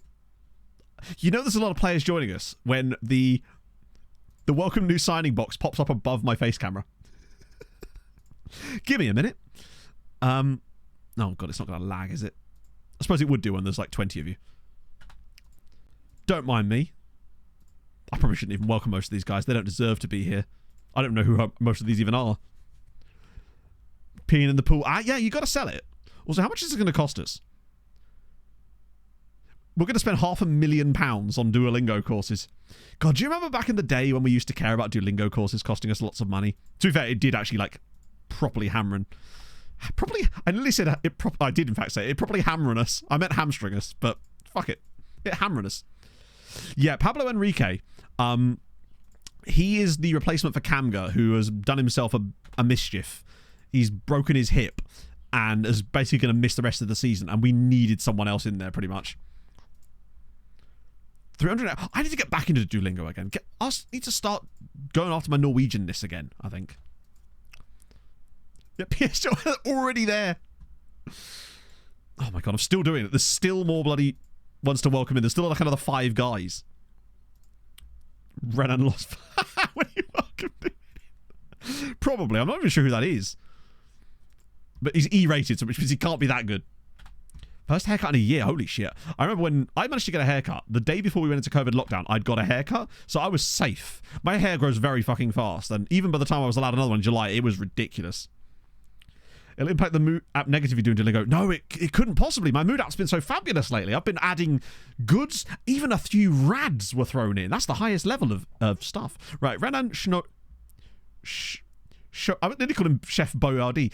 He's rubbish. Like, he is abysmal. But someone's bound to want him. Off you go. The Fallout, yeah. Armando. Also bad. But dev list off to Gajira. Or one of the many affiliate clubs now. Right, Pablo Enrique, what are we saying? Oh yeah, he's a little bit fantastic, isn't he?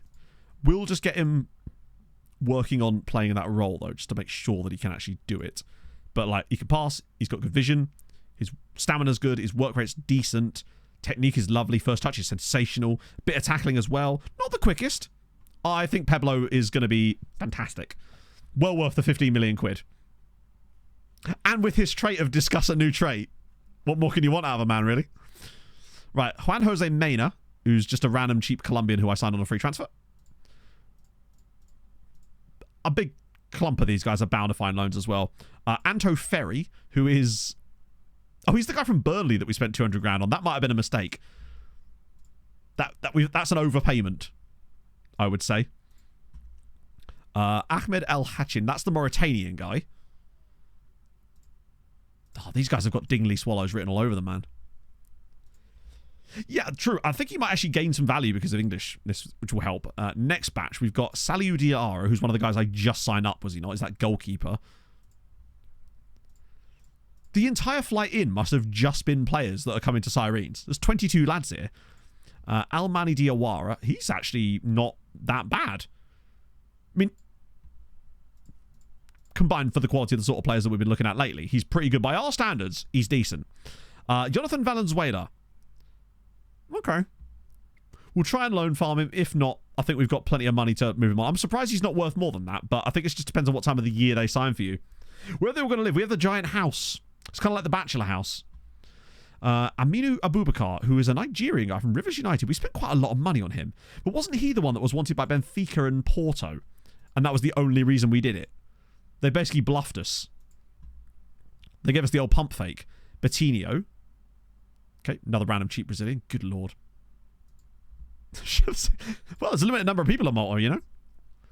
Yeah, we own like a giant apartment building in the middle of St. Paul's Bay and they all just live in it together. Even the ones that are earning 50 grand a week. Facundo Pereira. Okay. That's more like it, baby. Finally, some delicious fucking food. Facundo Pereira is the man. Don't know what the hell role he's going to end up playing for whichever club he ends up in, but I hope he ends up in the loan farm. Because whatever this potential might be, professional personality, good on both feet, 6'1", just develop into something, right? Who in the fuck? Oh, this is the Mexican dude. Free transfer. Holy Christ. He's worth a lot of money as well. Look at him. We might just be able to flip him, potentially, but he's very good. Curtej? Oh, he's on loan. Yeah, we sent him out. We kept him on loan, didn't we? Jonathan Luboyera from... Oh, he's the Ugandan chappie.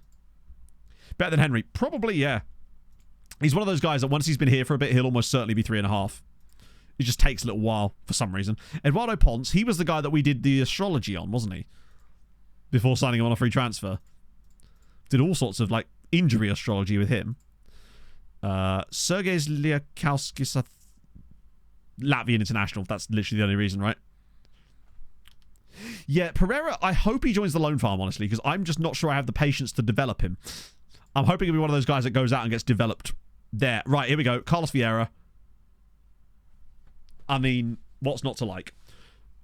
Immediately defensive positioning. His heading ain't going to go up there very much anyway. Get that marking and positioning through the fucking roof. And, God, he's good. Is he in the first team squad? Yeah, nope. He is now. How is he only worth £4 million? This guy is insanity. He's so good. I'm so excited about what he's going to be. Alex Mensah, what are you like?